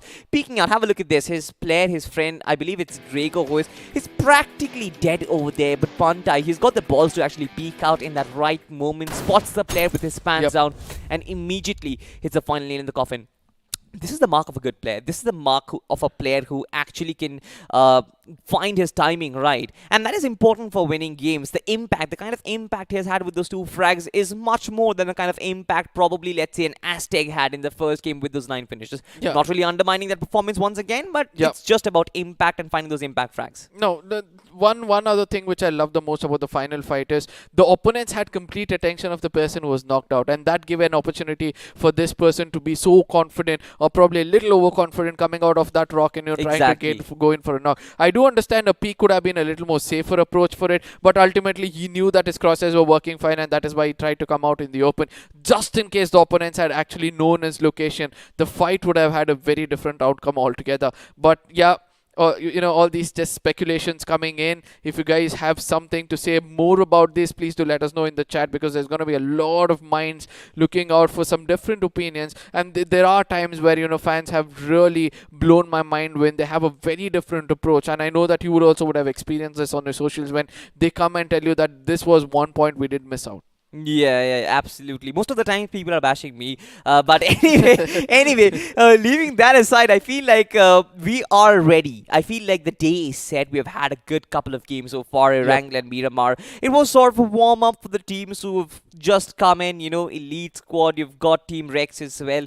They've made a mark with their chicken dinners. We are looking forward to them kind of making it to the top 4. But here it comes. I feel like Sanhok is going to be the game changer. Sanhok is what kind of sets the tone for the rest of the day. It is going to be something which is going to decide what the points table is going to shape like. Which are the teams who are in the mid table who will still be in contention for the 2 slots or the 3 slots that remain. And that is something which I'm looking out for, because Sanhok has been rather interesting so far. We've seen early clashes, we have seen heal battles, we have seen rotations, we've seen every single I would say dimension of BGMI that you can expect, and that is something which is which I love to see. Yeah, agreed. And there are many times, where teams have started to, dominate in the specific group just by the first game, which went absolutely well for them in the map of Sanhok. Now, before we jump into the map of Sanhok, I have a question for you. Now, after performing so well in the first game, Elite Squad, what do you have to speak about the second game where, they did not even live up to 1% of what, we were expecting from them? Do you think that they were a little overconfident that they can challenge the zone, or do you think that they were overcommitting to a fight, or do you feel that the fear was struck in them that after the first game went so well, I think that we might get taken out, so let's play it safe? What do you think was going on in their mind? Certainly they were not playing it safe, right? When you're battling the play zone, you've got a team right in front of you, you are willing to get into that fight, you're willing to commit to that fight, but you're you have a space to run away when the circle is closing. You certainly have, and that is what I'm saying, right? They were not willing to play it safe. They had one thing in mind. We've got Burnix officials right in front. They are a big name in the community. Let's go and finish them. Let's go and participate in this fight. Or probably it might also happen that they did not have an exit strategy, which is very bleak. I feel like they did have an exit strategy, but ladies and gentlemen, of course we're not going to speculate about what's done. What's done, it's done. And we are going to talk about what's coming up. And that is going to be the map of Sanhok, and also my friend from the series, Pink Panther, Pinkity Poo, welcome to the desk! Alright, I mean, I've been a huge fan of Pink. I've been sporting it all along, and you look like candy. yeah, I mean, that's a good thing, right? Of Yeah. course, I'm just about to hit the club tonight, so I'm going to be excited about that. Some little attention here. Okay. But yeah, Also, I'm also prepared, in black and blue. What do you think about my outfit, though? I mean, that's every other guy in the club, right? A black shirt, blue pants, got the stripes, a black shoes. You gotta stand out, and this is just me trying to stand out. It's just that good body that you have.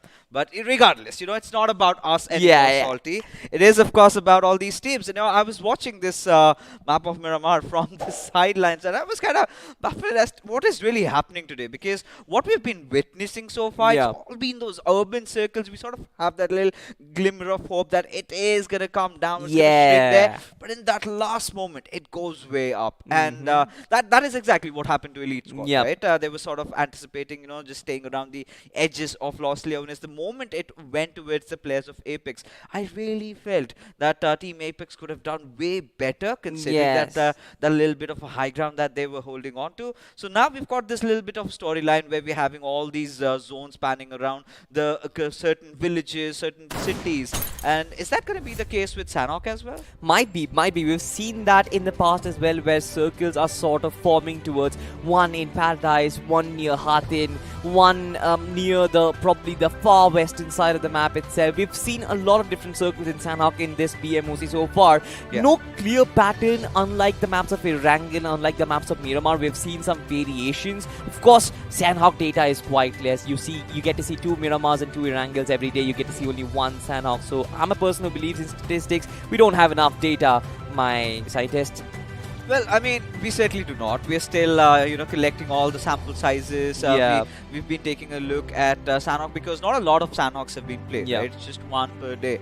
And we've seen majority of the circles sort of go towards the western side, a few towards the southern side. Yesterday, we had one towards a little bit the eastern side. So today is where, I would like to have the circle go a little bit down south again, because, it's been a while since we had a circle around Sami or maybe Camp Charlie or somewhere around the hills over that place. Now, a lot of teams have again impressed me, especially Vicious Annihilators. I think for them, it's back-to-back consistent games. It certainly is. For them, I feel like a lot of these teams, they are coming up with consistent performances only to get overshadowed by certain teams who are racking up those finishes, finding those good placements. Now, just like we talked about it in the pre-show as well, you've got to see teams like Brawlers who were very consistent, not really shining right from the start of it all, and then just taking away in just one map. We might get to see in this one as well, as ladies and gentlemen, the big bird takes it to the skies. The map of Sanhok begins. Of course, you've got the winners of last game, Team Rex, on your screen right now. The flight path, okay, a very northern horizontal flight path fixes. What do you have to say about it? I mean, it's pretty standard, right? Does not really matter. Like we've been telling about Sanhok at least. You know, you want to go to Camp Charlie, just take an early glide and you're going to reach there. You can even head all the way to its Bantai. But you know what I really focus on every time it's Sanhok? Where's the circle? Because it's so imperative to hold the center of the circle, have a good compound and a decent amount of splits. You know, it's not about to be like you have all your players sticking at one position in one little hut over there. You've got to spread out amongst those 3-4 huts that you have, and boy oh boy, I mean the weather forecast, of course, and even the BGMI gods do signal it's going to be a little bit of a western circle, unless we're going to have a little bit trickery being played if it goes down south. Huge percentage of it being covered underwater. Now I'm not really sure what that signifies. We know by the fifth or the sixth iteration it would kind of recede, but there are too many teams on the right hand side of the map itself, and all of them having to rotate, trying to cross the mainland and get inside that island. It is going to be very difficult, and considering how bleak that rotation policy looks like, especially when the use of vehicles starts in, how bleak that possibility, I'm not really sure how they're gonna do it. Yeah, you know, for Bonix official, I'm still in pursuit for their one good game, right? Yeah. Like we've been discussing about the Brawlers, and in round number 1 it was that Sanhok game. Yesterday in round number 2 it was that Miramar game that got them into the top 4. So again, it is all about searching that really one good game, making sure you've got, let's say, like 14 to 15 finishes to your names, and you're good to go, right? But this one team right in front of our screen, one other thing that I really noticed about ES was they were playing their substitute. I think I did see Godwin, one of the very old players in the community, make his mark, but certainly has gone a little bit rusty. He's going to take some time to get himself back here, and I think this is where Elite Squad have realized that, right? Having him replaced is like, you need to kind of warm up a little bit, maybe in some other game, because this is something that has been happening with a lot of teams. You know, you start off with a bang, and then you suddenly start to mess up a lot of things. But again, it was not the end of the world for Elite Squad, right? Not the worst of performances. I think they still managed to end somewhere around the top 5 or top 6 with 2 finishes to their name. So that is something that they can live with, considering the fact that they had accrued so many finishes and that chicken dinner in the first game. Exactly. Now, an average performance coupled up with a very good one just equals to a good performance. And just like you mentioned, I feel like teams certainly, there are points where they overthink their strategies. The fact that they've done so well in the first game itself might kind of give an opening to them trying out different strategies, maybe prepare for round 3 as well. But that is where you just can't get complacent. You have to be very dedicated to what you're playing right now. You have to focus on the present. But speaking of present itself, I feel like most of the teams need to rotate quickly, because if we think about history fixes, there were a lot of lands, there were a lot of compounds which were available for cheap, and the wise men, they got that for cheap, and now prices are soaring very high. The same happens in BGMI as well. Yeah, you've got to get it early, right? The early bird catches the worm, as the saying goes, right? You need to establish that good position around the center. Now, considering how the circle has panned out, I really feel that Elite Squad can take a very good control over the zone, right? There are 2 ways of which you can really approach this circle. Now, if you think that it is that western hardcore circle that you're talking about, maybe take over the shrine, the Tiberi top, right? Become the king of the hills. Or maybe there's another way to it. We'll talk about that a little bit later. As Kalia Esports, they did in fact open up on the players of Vicious Annihilator, and now a little bit of a retaliation fire Yeah. from also their sides. Now, getting back to the conversation that we were having, it's all about getting that either the shrine to yourself or Yep. that eastern compound to your name. That's something that Rexters are going for now. If they get the hold over there, we've seen, history has spoken that every single time we believe it's going to be a shrine one, it sort of tends to take that eastern shift over there in those final moments. And the teams that are around those, 6 hearts, they tend to capitalize. They tend to dominate as R2B catching the players of Kali Esports off guard. But it's going to be Terror who fires back and Flame goes down. Just buried as he meets his maker. There's going to be the first pick over here as Kalia Esports. I mean, this is something that I was not expecting, but it has happened. It's going to be a shrine one. It sort of tends to take that eastern shift over there in those final moments. And the teams that are around those, 6 hearts, they tend to capitalize. They tend to dominate as R2B catching the players of Kali Esports off guard. But it's going to be Terror who fires back and Flame goes down. Just buried as he meets his maker. There's going to be the first pick over here as Kalia Esports. I mean, this is something that I was not expecting, but it has happened. I certainly was not expecting, especially Team R2B just disengaging with all their might. They were like, no, no, no, no, no, no, no, no, no, no. Our brother has fallen, but we cannot engage into this fight whatsoever because Kalia Esports, they're just chasing right behind them. Much like Kalia from Chota Beam, who used to bully all the kids in the village. You can't mess with Kalia because he's going to beat the hell out of you. Yeah, but you've got to find your beam somewhere, and certainly the boys from R2B did not, as I was talking about it, being the shrines being a hot property, as Team GH, God Handlers making their way in, have already gotten one of their players knocked out, and this is where I love this flag from Pamar. Yes, nobody's expecting this so far. He might catch one or two players off guard. The burst spray sort of not really connecting. Finds the first one. He's got to engage in even further. I can't really see anybody supporting him so far. Parmar still trying to be overly cautious. Might actually using some sort of throwables. You've got Denny to actually provide him some sort of support. And this basically is it. The final lane in the coffin. Team GH has been said GB. Goodbye. And there you have it, God's Hall taking an early exit right from the very start. And, well, Gods Do Bleed is what Elite Squad have established over here. As, I mean, it was all about Parmar, right? Yeah. Getting those 3 finishes, getting Exactly. that perfect flank to his name, applying that extra bit of a pressure. But it all started with that first knock, with that grenade, right? This is where the boys from God's Hall, they were kind of completely oblivious that there's someone up top. Because, Yep. again, this is the first Sanhok they're playing. They do not know if it was already occupied. As we do have the boys from LOC official. And they're yet to make a mark. Yep. They certainly are. They certainly are. But kudos to both these teams. Kudos to Team ES specifically because couple up with quick thinking, you've got agile movements from Parmar. Very, very influential player. Takes up the entire responsibility of that fight. I mean, considering the fact that he had no support, the man was literally defenseless, but he had that faith in his offensive skills. He had that faith in his gunpowder. But wait a second, R2V, you're playing with fire right now because Team X Code is right behind those rocks, looking to feed upon those finishes right now. Crystal tries to throw in that throwable to try and maybe open this fight up, but nothing apart from a few leaves being ricocheted over there.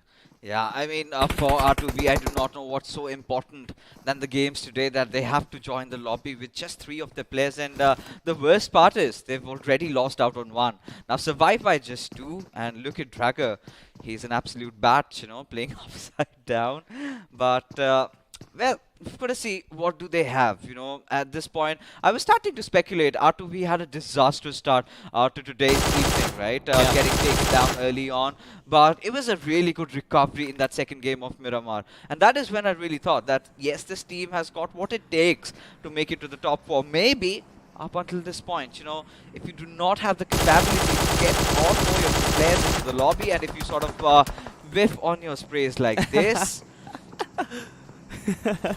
I love the fact that Dragger has got those GG capital, just emphasizing on the fact that he might just have a good game, but Let's find out what happens. You've got Team MN on top of that high range. Now for Team Xcode, it sort of means trouble because they are the ones who are sandwiched. Now, considering they've got all their men up, considering the fact that they've got the entirety of the terrain, I don't really believe that they will be in a lot of trouble, in a heap of trouble, but Minimal Esports would be looking upon to feast, especially with Team R2V in the back lines. I feel like both those two teams can kind of synchronize, and maybe if they can time their push together, a world of trouble awaits for the other team in between.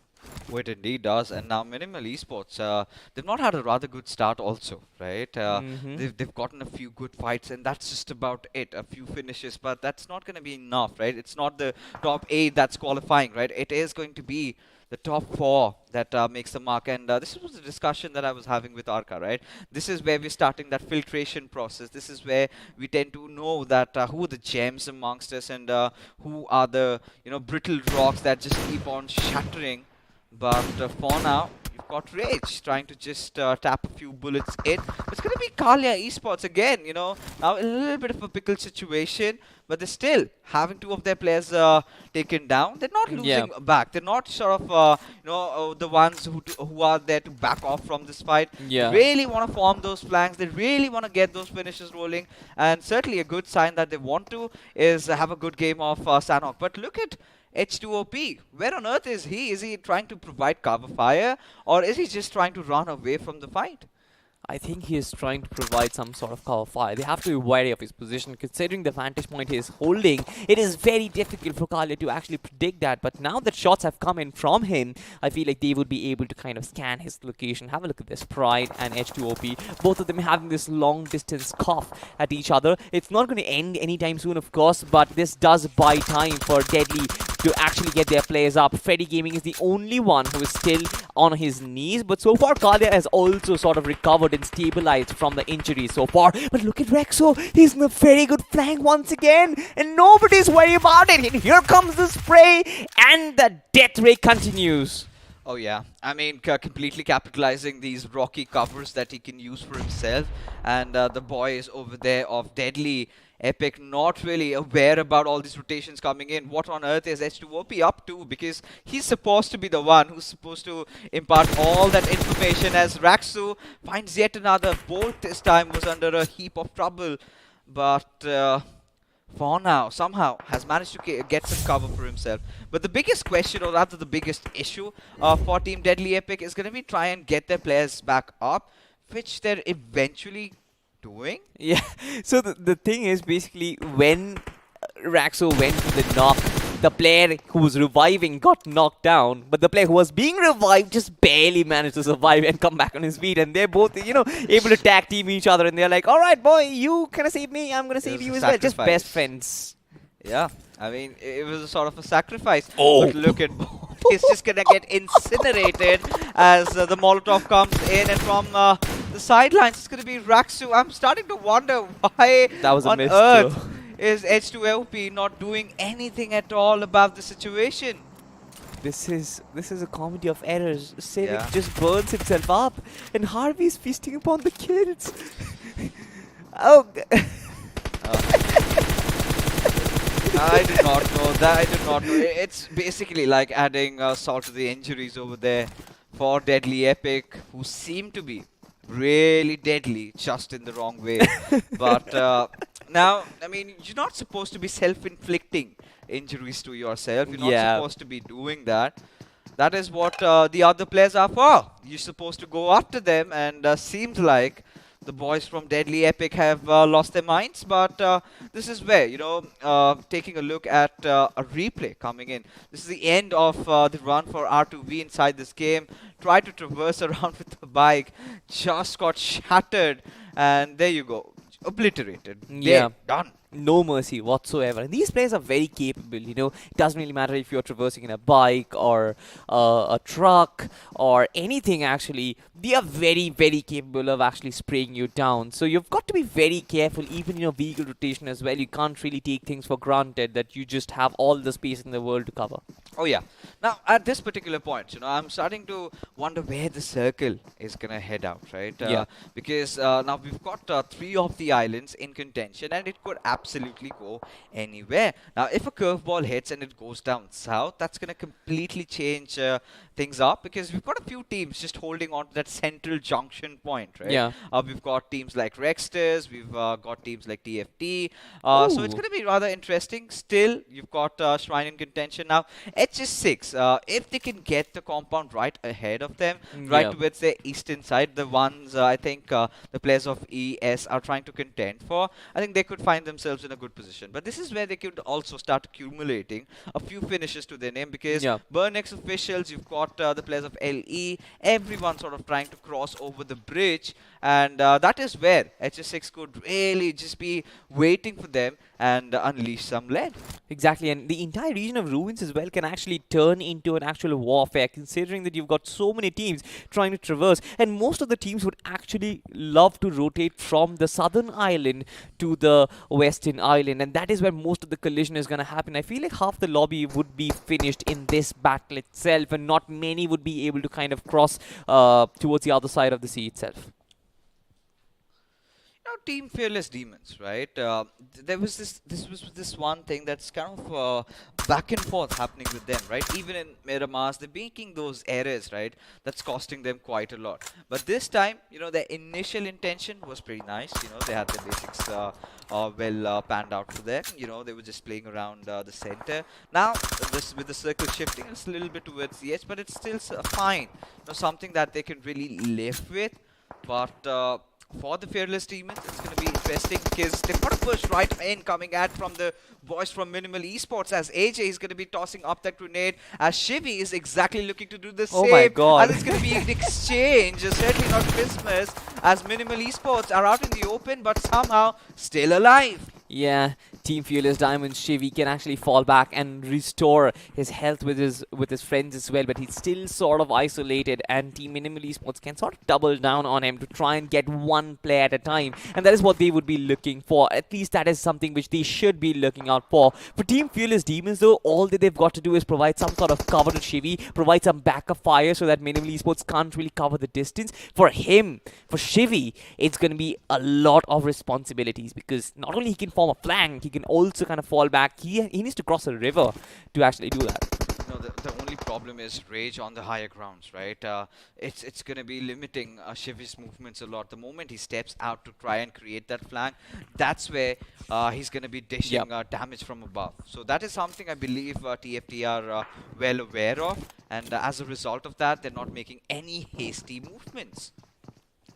So far, I can see the Finnish feed actually mentioning something about Kalia Esports. Now, where are they getting hurt is something which I would want to understand. They're undertaking a fight, I believe, against Team Burnex, and that fight is happening while they're trying to attempt to cross the sea. This is cross the river, pardon me for that, but this is interesting. This is the fight which I really want to observe. Teams are trying to battle it out to make sure that they get inside that western island, and this is what we said, right? This circle sort of encourages that battle even before the players manage to enter the final circle. Oh yeah, of course, and this is what we were talking about. HS6 really can capitalize on that, because they've got some teams trying to surround them. But for now, you've got the Fearless Demons. Let's see what they're up to, as the players of Minimal are trying to close in. They're sort of trying to regroup as the circle takes a shift towards that eastern side. Now, this is exactly that compound that I was talking about, right? Now, this is where one of the players of Elite Squad can really head over there. But I really like the positioning even from the players of Rexters there. Because now, with all these teams sort of trying to get inside the zone, it's going to be a mad dash. And that is a perfect time to go for fishing out for a lot of finishes. Absolutely, fishing for sure. But here, have a look at this. Most of the teams trying to make a run for their money, all of them would actually get drowned by Team HSB, the team under contention, the team who was in our focus. Now, they are outside the circle. They got to make a move for it. They've got to make a run up top the hill, but they've got no resistance so far. Most of the teams are coming in from the back lines. All that they can do is to try and gatekeep for some time, or they can prioritize getting their position, getting that real estate inside the circle, and then maybe moving ahead. Burnix official, though, can find a half-dead fish right in front of them from Vicious Annihilators, just going right next to him. And all these guys, fishes jumping in the river. You don't really get to see fishes jumping, but this is where you might actually see something interesting. You know, there's actually a species, you call them flying fishes. Oh, that, yeah, you do. yeah, Yes, yeah, yes, you do. And they kind of jump like this, you know, Yeah. this short burst where they take that height and they kind of eventually fall down. And I think Vicious Annihilators were taking some inspiration, but look at this one, guys, right? He's barely surviving with a sword hanging over his head. The moment he comes out in the air, gets some oxygen, but Millen just denies him. Gets that knock as Cybertron right out of the open. He's getting fired upon, but somehow finds cover as Kalia Esports. They're right beside Burnex. Most of these teams coming in from the southern island, Oh. they've got two options right now. They either cross the river or they either cross the bridge. Both of them are death traps, and this is just so unfortunate. Teams who did not really go for this early rotation, to mention the shrine regions is where the circle would form, and that is exactly what's happening. Terror has been taken down, and Burnix official, they just have no business finding so many finishes just by gatekeeping this edge of the circle itself. Yeah, the only part where HS6 really led Burnix official to just go around and they did not dish out a lot of damage at their direction. That is a point where, you know, they really capitalize. And now, you know, the receiving end of things as two of the players have been knocked out. It's going to be Soldier who's being pushed at by the players of GC over here. Not at the best of HP, but still putting up a fight. Gets that one knock as Daddy comes in. Gets that final finish as Team Glacier have managed an amazing squad wipe. But is it going to be enough? Can they get the revive on hit? I don't think so. They need to make a move for it. This is the fourth circle. This is where things get serious. And more importantly, you don't really have all that space inside the final circle right now. For the other teams, though, few of them have actually managed to cross the river. But look at the circle once again. Oh. What is it happening? It's just stuck like a magnet on top of Team Elite Esports. But so far, you can see that Team Toxic Award are still trying to keep their pressure on. Keep trying to push the teams who are trying to gatekeep right at the edge of the circle itself. But most of them have to move because this circle is just absolutely outrageous. It's just playing, it's just toying with these players. Yeah, and this is a typical Sanhok circle, right? And there were two ways out of it, and we discussed both of them. It could have gone either towards the eastern side, or it kind of tends to go towards the shrine. But you know what will be more absurd? If it kind of takes that shift from the higher ground to the lower ground, and that's going to be completely out in the open. Certainly, and that would also mean world of problems for Team Elite Esports. But so far, so forth, I feel like Team Burnix have kind of made their way in. They're still sort of looking for that hard cover for themselves where they can. But there is no hard cover. That is a fact. They just need to find themselves some ridge, maybe, or probably contest against Team Elite Esports right off the get-go. On the other side, you've got Team Rexters as well, holding this nice little place. And LOC official, just the play zone being chiming so much HP away from their bodies. This is not good news for them. Oh yeah, everything's just being stolen away as, you know, the biggest problem for Elite Squad right now would be the fact that you've got Apex right behind them. Now, if Elite Squad are sort of complacent about the surroundings, not what's happening behind, but taking a look at that little spread, I love what they're doing with Simple, just dishing lead from up above. It's going to be Rexters in a whole world of trouble as he spotted out Drago. Still did not take any shot, hesitated, and this is where Burnix officials say thank you, DSI. Exactly. Early Reapers get so much benefit, and this is exactly what we talked about. History repeats itself once again, ladies and gentlemen, as Team Elite Squad once again just finding finishes and reaping benefits, reaping rewards for their early investment. They've spotted another team in the background. That is going to be Team Apex. Once again, just doing justice to the name. Apex always love these high terrain, but coming down from this terrain is just going to be such a big problem for them because Aztec has got them covered. One more spray in that general direction, I guess he's going to find the final player in the coffin. Yeah, Jod, he's making a run for it and looks for that one grenade. Oh, and no. Look at Apex, you know, they're stuck behind one huge tree and the box just gonna shred off, and with that even the players close. maybe, but Jod, he's taking the decision all by his lonesome. Oh my God. And there you've got some support coming in from Danny, and this is where Omega also gets back to life. Flick falling down, and this is where Denny just denies the entire squad of Apex Esports to move any further as they get eliminated at the 5th position. Yeah, 4 teams and 12 players. Again, a nade comes in from Daddy. And Team Burning's official, though, they might look to sort of retaliate against, but another nade just explodes in his face as he goes for the drop shot. Daddy's going to clean him up once again, but the floor is earthquake right now as Team Glacier. They are being stunned, they are being shaken.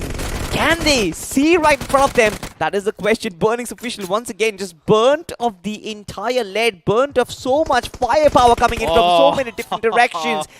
Simple looking in to clean them up from behind. Might just be able to do so if they find them undercover. Yeah, and not just that, you know, to make things even worse, Elite Squad have that higher ground advantage with Jord giving away the positions of the players, and this is going to be really a right decision to do. You know, you lob that Molotov and make sure you just burn out the players over there, flush them out from their cover and take them down while they're just trying to drop and roll. As LOC official, in fact, Mick MVP knew he had run out of every first aid he had, and eventually he's going to succumb to the play zone. He certainly would, and did manage to do a jump kick before he actually did, so he was pretty healthy. But nonetheless, Simple still pinpoints the location. But wait, what? Aztec Jord, don't do this. Just don't throw away the game that is in your pockets right now, Team Glacier. They get an opportunity of a lifetime once again, but Daddy is going to succumb to his injuries as Team Glacier has been reduced to a one-man army right now. Elite Squad with 13 finishes. Glaciers with 10 finishes. LOC have got 2 players remaining with 0 finishes. This is a 2v2v1 situation right now, and it's all just about positioning. Yeah, indeed it is. As this point, you know, LOC official, they lost out on Make MVP, did not have any first aids to his name. And look at them. They do not have a lot of utilities to play around, right? Just few bandages to work around with, as Denny, somewhere down the line, he's going to take that plunge, right? The moment he does that, I believe the boys from Glacier, Max Forever, has heard it. And with Simple and Danny in the fray, it's going to be interesting what that lonesome player from Glacier does. Rather, he's going to opt for a healing battle, but in some time, he's going to come out of cover, try to spoil someone's game. He doesn't really have enough utility to actually go for it. Still looking for that extra few placement points, but I feel like he could have done so much more had he been a little aggressive. He could have got Team Denny, Elite Squad's Denny out there.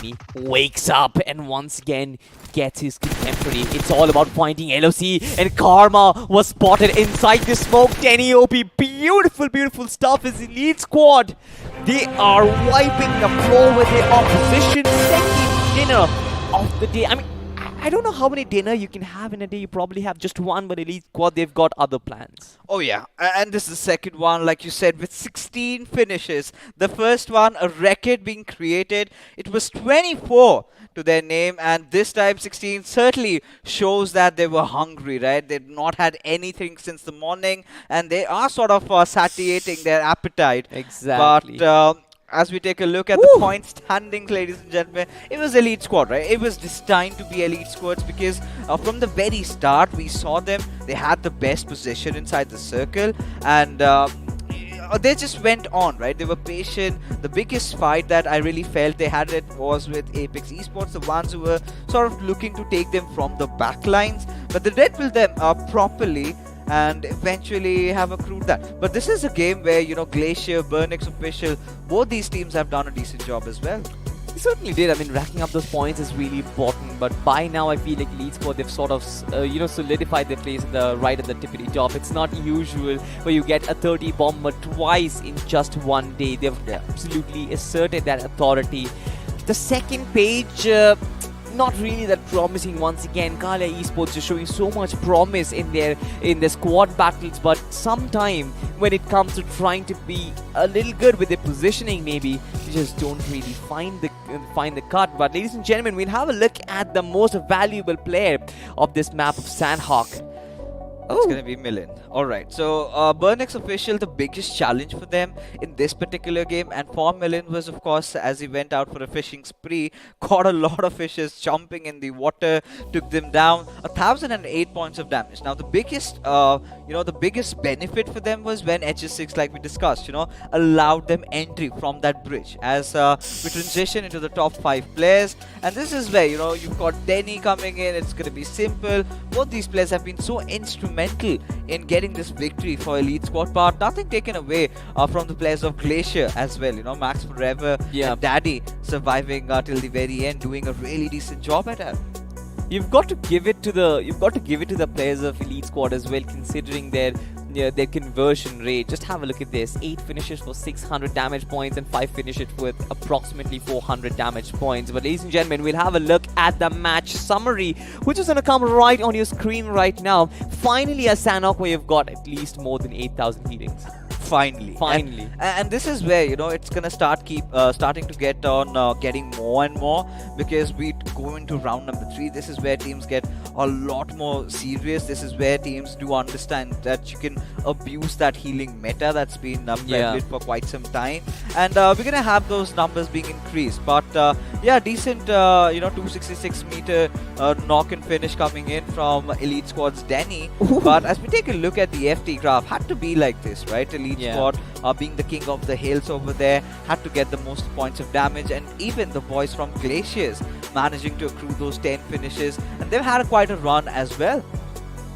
Absolutely, but I mean, dude, this is something crazy. I love I love the conversion rate that I get to see. 18, 32 for 16. This is beyond normal. But have a look at this quad spotlight, ladies and gentlemen. Team Glacier again finishes 10 damage, 18, 24. This is what you would generally look out for, right? A team dishing out some damage and then finding some finishes, not like the damage which you dish out, every single one of them has to be unfinished. You know, again, this is where Team Glacier, they were the ones who had gotten themselves into a lot of fights. They were not shying away from engagement every single time there was somewhere around. They were prepared for it. But this is where we draw a little bit of a comparison between Toxic or What and Burnix Officials, right? Both these teams have 7 finishes each to their name, but this is where Burnix Officials takes the lead in that average survival time, right? 2 minutes extra, which means you've survived an extra circle, and that is a lot of teams. Now, Toxic or What were looking really deadly from the get-go, but eventually towards the end, while the circle sort of took those shifts towards those north to the western side, that is where Toxic or What got picked off, and Burnix Officials making the right rotations, finding the right enemies, ensured that they had a really good game. Absolutely. Ladies and gentlemen, we'll see all that action once again, because who doesn't love to see it once more? We always chant once more when you find your favorite song coming up. But ladies and gentlemen, this is what we started off with. Kalia Esports on the run. They were really good. I love the way they kind of optimized their positioning, and they kind of encountered against several opposition. Elite Squad once again, Paramar absolutely brilliant right from the get-go with this beautiful flank. But for Kalia Esports, somewhat the run did not continue. For Elite Squad, it did. Yeah, I mean, for Elite Squad, like, this was one of the pivotal fights that we've been talking about, right? Had they lost this one, had Paramar not been on that flank lines, things could have been completely different. It could have been the boys from God's Hall that managed to get that vantage point, and then eventually could have gotten a chicken for themselves. But this is where, you know, big questions are going to be raised at R2B. One of the primary ones would be, where's your fourth player? And the second one is, of course, they've had such a good Miramar game, and then eventually you would sort of want to transition that kind of a momentum that you built up, but this was not the game. Now this is where, you know, teams like Glaciers have picked up pace. This is where teams like Burnix Officials have come in, and even for the likes of Vicious Annihilators, right? They've been consistent in the first 2 games, but this was something that they were not really anticipating, right? They eventually wanted to cross the waters, but were just flocking around this little river lines, and got picked off by Millen, and he was waiting with his fishing rod readied up, and every single head he spotted, he made sure that the finish was secured. Yeah, every single fish he got, he actually feasted upon it. He's gonna love it, actually. But Team Fearless Demons once again being caught in another fight, finally managing to find some finishes to their name, finally delivering upon it. But you've got Team Glaciers now. You'll see them start struggling from here itself. HS6 on the attempt to kind of gatekeep. Team Glaciers did not really succeed. On the other side, you've got, I believe, Team Xcode also trying to cross in that river. Most of the teams got kind of washed off by that shoreline itself, either inside the water while they were trying to swim, or in an attempt to kind of cross the river itself. Oh yeah, I mean, this was something that was pre-anticipated, right? The way the circle was heading out to, The biggest shift that we saw when it went all the way towards that western island. But before that, if you remember, it was somewhere around the middle lines, right? Yeah. It could have gone down south, somewhere towards the ruins area, or maybe a boot camp towards that main island, right? So that was something that did not happen. A lot of teams were just banking upon the fact they were just gambling, right? They were gambling that, I think the circle is going to shift on us. Maybe it's going to take that radical shift, and we're going to enjoy the fruits over there. But this is where, elite squads were a notch above. The way they've been playing every single time, every single fight. They've looked the most promising ones in the lobby, and even if they kind of sort of hinder themselves away from playing the next games, or they kind of get finished off pretty early on, then it's still not gonna bug, because the kind of points that they've accumulated for themselves, they pretty much made it to next round. They absolutely have. There's no doubt about it. Considering that they had approximately 50 points at the end of the second game, this is going to take them up to 80, which is more than enough. Absolutely more than enough. But we still have to look out for those three teams who are still in contention. And Team Glacier kind of looks to be a very promising contender. And that is exactly what I'm talking about, right? There are teams like Glaciers, there are like Burn Official, maybe like Team Rexters, who are still there in contention, and that is something which I feel would actually work out for them, considering the fact that there are still 3 more slots open. Oh yeah, of course. Now with few of those teams kind of starting off well, then just kind of messing it up, and it's not just the storyline in the first game, right? It happened in the second. It was just vicious annihilators. First 2 games really went well, then eventually in the third game they messed up. It's something forgivable for them, but clearly not forgivable for teams like, let's say, R2V, right? For them, they could have done much better. In fact, I've got to be really kind of critical about it, because it really bugs me, right? What could be more important at this point of your lives than BMOC, right? Almost around 10,000 plus teams have registered, and out of which you are the top 256. Now you're heading in, everybody's watching, you are on screen, and suddenly you realize that you are missing out on one player.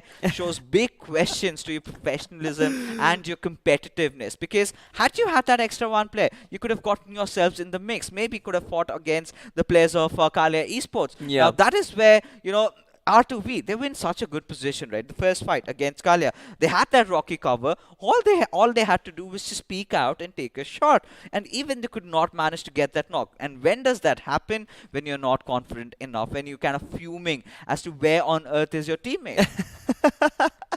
Absolutely. I think there might also be another very big issue, that is Indian internet is definitely something you can't rely upon. We've come a long way ahead, right? Yeah, we certainly have. I mean, with all these network providers, you've got free data and all that, you're gonna be saving. And it's not just that, right? When you're talking about entering competitive esports, it's not just about you relying on one single internet, right? Nowadays, you've got the big orgs having 2 or 3 Wi-Fis at their boot camps. Now, I'm talking about these underdogs, right? The rising stars who are not that financially good in comparison to what they have, but still, if you do not have a proper Wi-Fi, then make sure you shift onto your mobile data. That's as simple as that. And not joining a game, I mean, it could have been a motivational boost, at least, have that extra one player with you, but it was just not with R2V, right? It was again one of the other teams which was also playing with 3 players, and that is something that we need to scoff at. That certainly is, and you won't really play at full lobby. You want to play at full strength. This is probably the biggest moment of your competitive careers, and not really having that extra player is a bummer, obviously. But considering the fact that we've had these 3 games, so right now we have seen an Erangel, we've seen a Miramar, we've seen a Sanhok, and most of it has been sort of one-dimensionally dominated by Elite Squad. We sort of go ahead with the same intention, or rather the same sort of ideology, that Elite Squad might just be continuing that run of domination, but still hoping that other teams come back up and still fill in those 3 slots that remain. But ladies and gentlemen, we're going to take a very, very, very short break. We're going to have some chai. You might have some snacks as well. Coming back.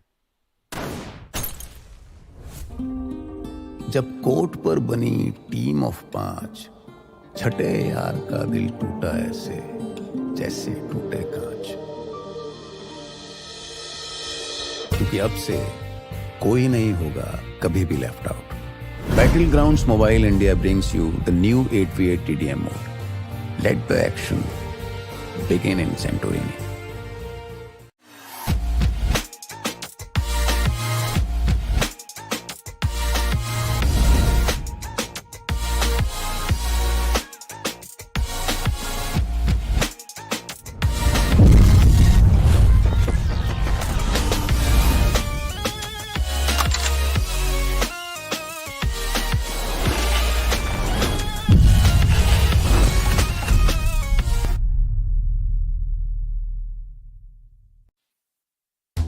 What's your biggest weakness? My biggest weakness? If I had to pick one, I'd say that My biggest weakness is that I'm a real giver, you know. I give more than I should. Are you going to keep all the loot for yourself, huh? We don't need glory hunters on the team. I'm firing on all cylinders 100% of the time.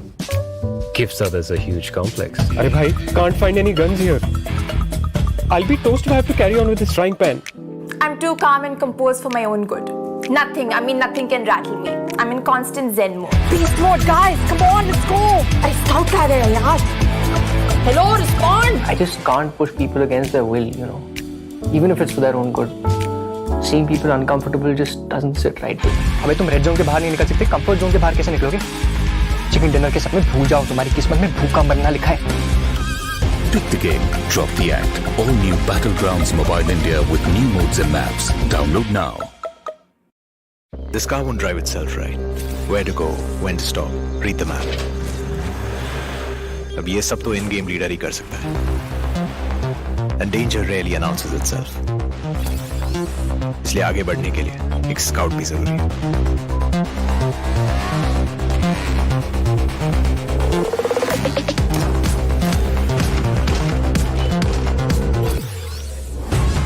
And without the fragger being there to wipe out the enemies, moving forward तो भूल ही जाओ.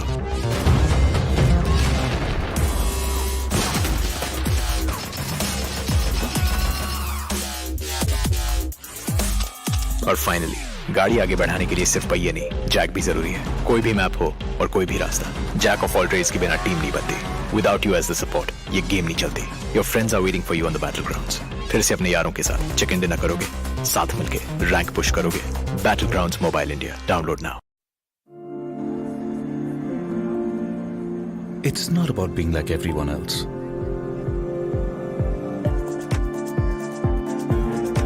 It's about having your own destination.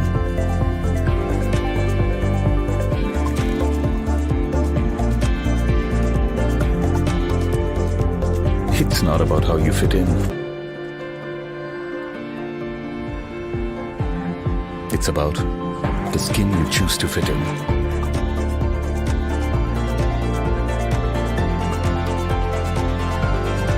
It's not about you belonging somewhere. It's about you belonging with your squad. Because everyone can be a player in Battlegrounds Mobile India. All new Battlegrounds Mobile India with new modes and maps. Let the battle begin. Download now. Train और tracks के छिचक छिचक के बीच अगर local में बैठी team Mumbai's अपनी game पटरी पे ला रही है, तो बनारस की पतली गलियों में राजेश गेम में पतली गली पकड़ रहा है. थैंक्स टू सिमरन, उसके क्लैन के रैंक का कोई बाल भी बांका नहीं कर सकता. बड़ा बाजार में कैसा भी हो वाईफाई, पिंटू अपनी स्क्वाड को दे रहा है हाई फाई. और अरविंद और शार्प शूटर को है पता, the one who shows the way is the real ताला. चार मीनार के पास एवरीबॉडी नोज ये सिंगल हीरो और दो हाथ का गेम नहीं है. इरेंगल और मिरामार से भी बड़ा एक मैप है जहां हर कोई अपना रैंक पुश कर रहा है. Battlegrounds mobile India, India rank push कर रहा है यहाँ. आप हो कहाँ? Download now. Alright boys, I hope you have had your refreshments up and ready, because now we've got the final two games of round number 2, and let that sink in, because after this we're going to go on a little bit of a longer break, and then we're going to be back with round number 3. 64 teams that are going to be battling it out to make it to round number 4, where we do have our invited teams. But you know, coming back to reality, what's in front of us, we've got Elite Squad absolutely obliterating, dominating, objectives falling short for how good they've been. But in Miramar and the last map of Erangel, the big question is, do they have what it takes, you know, to maintain that top spot? Is it someone else, you know, who's gonna just crawl their way back up? What do you think, Arka? I somewhere feel that, you know, one other good game one winner chicken dinner with just 5 finishes, they're gonna cement at the top position. Because I think maybe they're looking for getting those 100 points today. probably, yeah, I mean, if they're doing it, I'm gonna be pretty much happy for them. I'm gonna be vouching for it as well, because someday, at least by the end of second round, we want some history to be made, and I do believe that they've got the potential with 40 points coming up with just one map. That shows that you're capable of crossing 100 so easily. So by now they would have got approximately another 30, if I'm not wrong, by the rest of maps. So they have reached around 60 to 70 approximately. All they have to do is get around one match, 10 finish, winner chicken dinner, and I think that the other match they can cool down. Now coming to the question you asked me, do you really feel that they are capable, or will they be able to rake up as many points as how they did in the first map? I strongly feel they can, okay, but they need to not commit to a fight more than necessary. That is one thing which we have been observing from them. When they become too head-weighted on taking down a squad and not leaving that place, that is when things have not gone their way. But in case just they feel that this is the squad to take on, they just blankly rush in and then just try to remove them out of the equation and concentrate on someone else. That is what has been working out for them. So the negatives would be this: if you restrict them in a fight, you can bring them down. Yeah, I mean, this indeed happened in the map of Miramar, of course, right? Yeah. But that was where, Elite Squad was sort of rooting for the center to go down a little bit towards the southern side, maybe around that Los Leones area. That really did not bank upon the fact that we're going to take that shift up north. But despite that, they did what they could, and certainly this is redemption time. They've dominated Erangel, they've dominated Sanhok. Might as well leave a footprint in in the map of Miramar as well. But now for this one thing we are confirmed is, well, Elite Squad, they're moving into round number 3, and this is undisputed, right? It was a clean victory for them. No one is even near to where they are right now at this point. So the question arises is, who are the other 3 going to be? Now we've got teams like Vicious Annihilators in the mix, 2 consistent games. We had Rexters getting a chicken, and even then in the map of Sanhok, there was nothing much to tell about it, because considering the fact they took on towards that western compounds really early on, it was all about that little bit of a hasty play that sort of did mark their demise. But I think I'm kind of liking the vibes out from Team Rexters. What do you have to say about this team?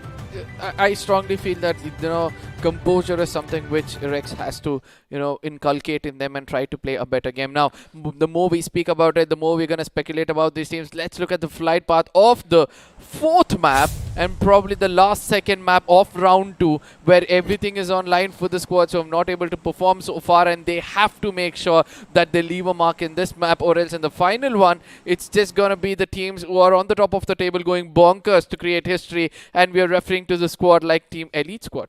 Oh yeah, Elite Squad on mark to sort of cross that hundo marker, and I think the way they have been playing, it certainly is a possibility and could be real. Now one more chicken dinner is all that they really need to establish this sort of a dominance, and have clearly ascertained that they are a team to be reckoned with, as the flight path trajectory, ladies and gentlemen, this time all the way from El Pozo towards Chumacera. What I'm going to be looking out for is a circle, not so Los Leones circle. I just hope that the BGMI gods listen to you and not give us a Los Leones circle yet again. I want to see it at least towards El Pozo Trailer Park, or probably my long long-lasting wish, which is never going to be fulfilled, probably towards the side of prison, where the circle is going to challenge everybody. I just hope that it happens in the second phase of this tournament at BMPS. That is when the true potential of all the teams is going to be visible. But for now, it's going to go northern side right to the centric, where San Martin is going to be the center of the circle, with water treatment sharing a bit of it as well. What do you have to say about this zone? Well, I kind of like it, right? It's a typical Miramar centralish circle around Hacienda del Patron and San Martin, and we've witnessed this circle sort of going towards the western side of water treatment, sometimes a little bit southern also, if there's no real curveball hitting us. But Furbonics official, I mean, stationed at El Pozo right now, they've got some unfriendly neighbors in the form of HS6 Esports. Now, HS6 again has been one of those teams that have been showing a lot of promises, right? It's one of those teams that do not shy away from taking fights. But Yep. at the same time, the last time in Sanhok, they met against Team Glacier, they were just washed away. See, it's important again to understand the positions of the teammates, understand who's going to be leading the fight, understand that, sometimes you need to strategize defensively as well and not just offensive. And that is where I believe this squad actually lacks experience. Now, Burnex on the other side, one of those squads you did ask me, apart from the squad of probably Elite Squad, which is the other one, I would like to put the name of, X over there. Burnex is one of those teams who need just one good game to cement themselves into the top 4 as well. Rex is also there in the picture, is run in the run. I feel that R2V is also pretty much in the run at this point of time. Apart from these squads, if I have to choose someone else, probably that's gonna be the side of HS6, because HS6 also has a pretty good potential. They did try to play really well the previous time they were in the map of Miramar, and even in the map of Sanhok, I wouldn't say they were good, but they were decent. I mean, yeah, they certainly were, right? But, again, this is one of those teams, X Code. Have they really cracked the code? Because this X seems to still be mysterious to me, right? There hasn't really been that one game where I could really say that they're in the zone, they're feeling it, they need to get back their mojo. But Elite Squad, look at their confidence. Now, at this point, they can absolutely do anything, right? Get a knock, go for a push. Even without a knock, they wouldn't shy away from going with a push. It's the confidence that speaks volumes for what this team is up to in this game. I really have to wonder, though, if, they're going to be maintaining that calm composure, or else are they going to try something really out of the world, as we do have the first pick here. Lalit getting a knock onto its Freddy Gaming, and this is where Deadly Epic again after a very rough start. I don't understand how they're trying to gauge this tournament as of now, because it's important for them to realize the basics of not running out in the open, not finding people in their rotation clashes, and having a bolt action and running out in the open, trying to be an over smart person. I don't know that. I think that playing for fun from here on. They do believe that we have lost our chances at this point of time. But Deadly Epic on the other side, also one of those teams. They had potential. They looked promising, and because of these silly mistakes which they do, I don't think so that they're going to be making up in the next round. Yeah, looks very bleak, very, very, unless they pull off a magic rabbit out of their magic hat. But for now, Civic, he has his positions compromised. He's got his flanks even compromised. He's kind of stuck in a very, very dire situation. Now the big question is, how does he escape? But the boys from Team Fearless Demons, right?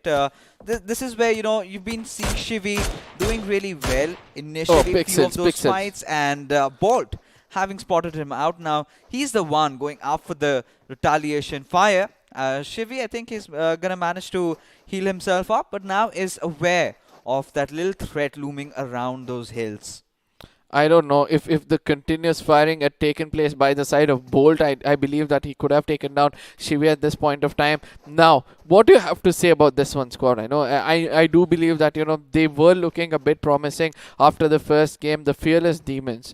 What do you have to speak about this squad? Because every time I see them, I strongly feel that they are capable of something better in a game. They tend to come to the mid games. They have their they know their way into the circle as well. But what do you think is going wrong, and what is lacking for this team to actually make it in the next round? It's all about lacking composure, I feel, from their side. But for Shivy, now the hunters are getting hunted, as we do have the players of Elite Squad knocking each other out. What are they up to? Because they've not been contested by any team, I believe. But Shivy, what does he do? Where does he go from here? As Kuma is going to come to his aid. As, alright, it was a little bit of a feud over the vehicles. Maybe someone was just taking it away or something. But either ways, trust issues, mate. Trust issues is what I feel from Elite Squad right now. I just hope it's just trust issues and nothing more, because right now they need to make history over here, trying to put that 100 points for themselves and see how things will go forward. But from the southern side of the map, we are able to see that rotational clashes is going to be inevitable as players are going to be meeting up towards the side of the northern side of Lost Leon is where we can see LOC is coming up a bit more closer. Apex is going to be coming closer to R2V, and we can also see that Deadly Squad is also going to be welcoming a lot of people with the right kind of lead.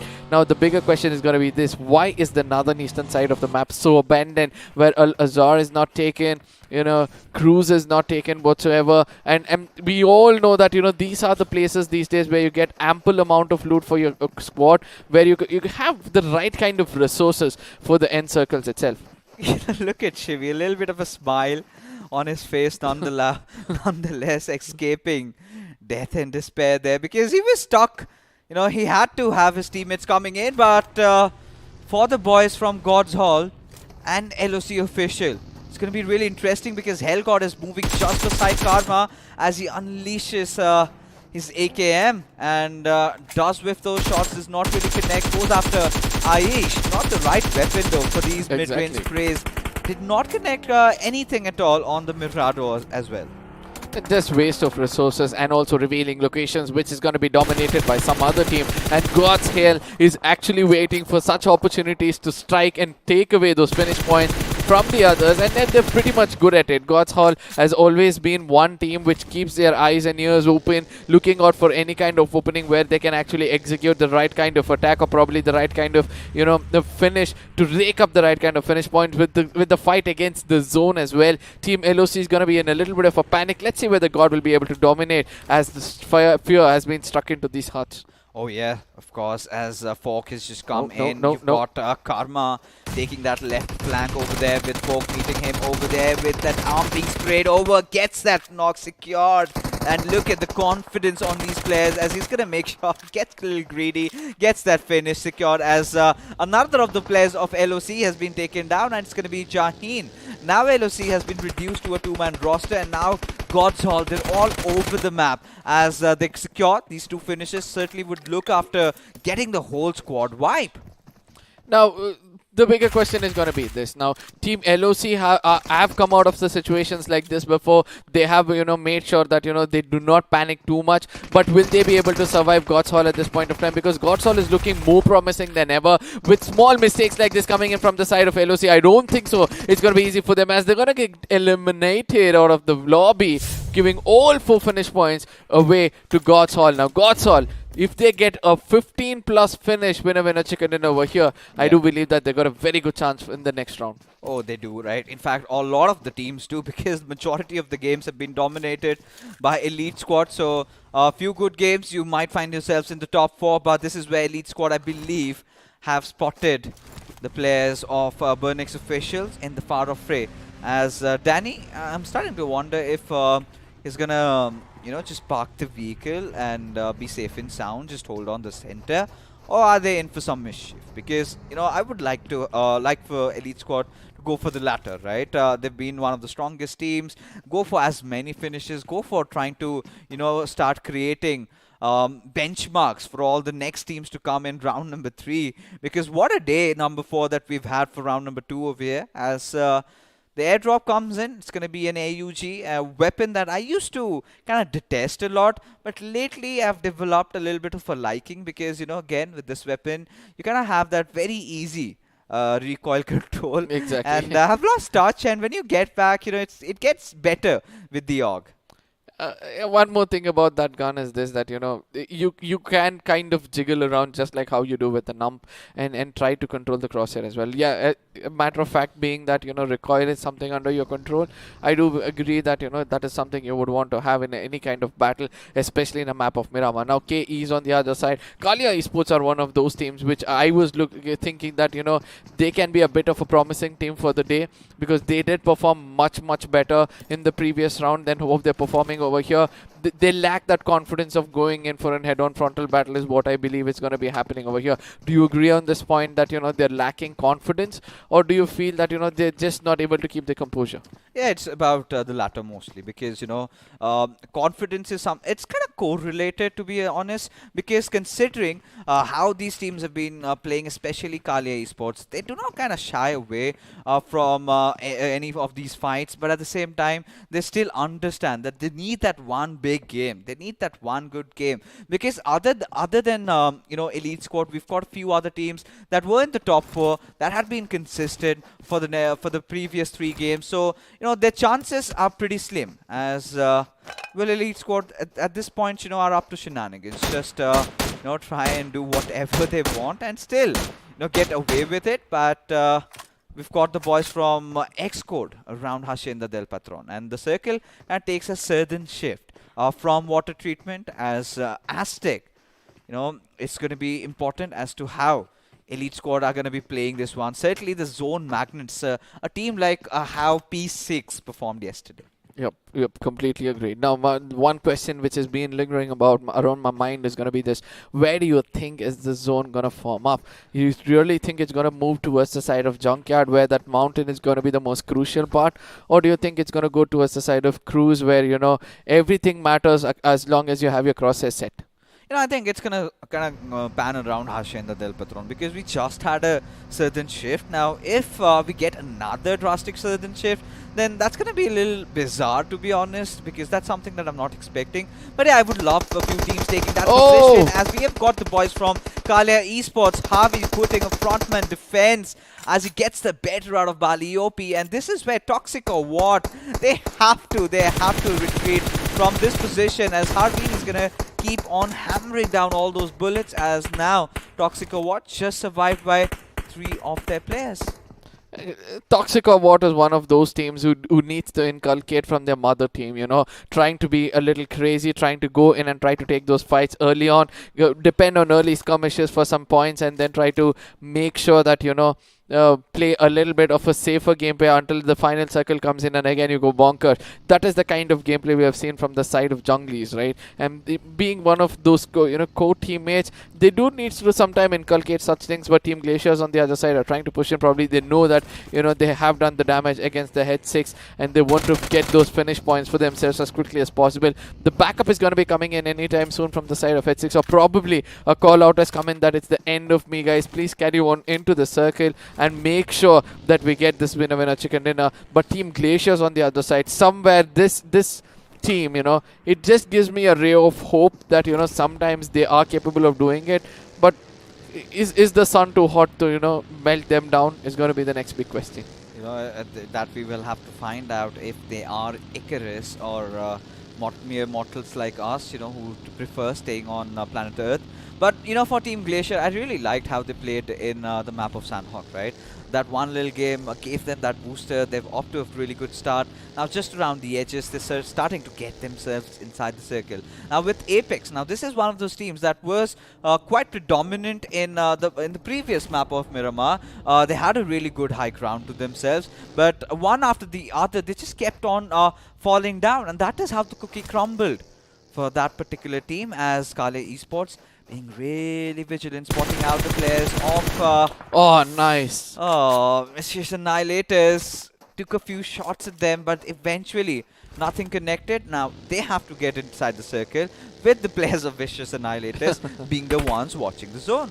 Now, let's see whether this gatekeeping is going to be going in their favor. But Kalias also have another, you know, way into the circle. They can come in for a wild rotation away from all these teams and trying to make it inside. But GC on the other side is going to be meeting the makers, as it's going to be Minimal Esports Joes who's going to be connecting the final bullets against the side of Max Forever, who's going to be entering the lobby and waiting for something else to happen in the final map of the day. At God's Hall on the other side is going to be the only squad so far to be tasting victory against the squad and getting 4 finishes in their name. You know, this is where I really feel that, you know, Xcode, this could be their game, as Rexters have taken a casualty over here. AJ spotting up Legend, dishes that sprays out with his M4, takes the life out of him, and there's no chance on earth that he can get that revive, considering the fact that he literally had nowhere to run or hide over there. Had to just fall down. But for now, we've got to see what the boys over here of R2V are up to, right? The ones who played really well in the map of Miramar. This is where they need to have another consecutive good game for them to make their way into the top 4. Considering the fact that, you know, they had 3 of their players, this time it's a full lobby. I just hope that, you know, they can have a fighting chance in this game, because right now they're holding a wrong part of the circle, because ultimately they do not have the they do not have themselves inside the circle, and Apex is one of those teams when they hold a position, they hold it so hard that they're going to restrict the side of R2V to actually make it inside the circle. Now let's see whether Apex will be able to, you know, recreate what they did in the previous game of trying to hold a position for such a long time that they were able to rake up some finish points for themselves. Right now in front of them is going to be Vicious, and these two teams have been having this love story going on in the map of Miramar every now and then. Exchange of kisses already started amongst them. I just hope that one breaks the other heart as quickly as possible, because that is the only way for the side of team R2V or somebody like that to come into the picture and try to absorb some limelight for themselves. Oh yeah, of course, as Vicious Annihilators, somehow they've managed to keep themselves alive. Shivang has taken a little bit of damage, but still doing better. But for now, you know, it's been a rather slower start to Miramar, right? And not a lot of finishes that we've witnessed, you know, just one squad being taken out, Godsall not being in a good situation either. But now is where, ladies and gentlemen, we find ourselves in a position where we can say hell has broken loose as a nade comes onto its Bantai from the players of Minimal Esports, as Jose finds himself knocked out by Kalia. Now this has to be the game where Kalia needs to put the pedal to the metal and have a really good one, but not considering the fact that, you know, Rage had a little bit of a higher ground, managed to get that vantage point, get that knock secured, and this is where Minimal Esports are committing for the push, and this has to be where Terror really steps up. He has to play a very instrumental role to make sure that his team stays alive, but Vap just going in, gets taken from elsewhere. Nice! I mean, I really love that grenade getting connected over there. VAP has not only confirmed one, but also put another person down. It looks like Kalia Esports have blown the trumpet too hard, you know, which they have to play the music. And I do believe that R2V on the other side, Apex Esports falling down.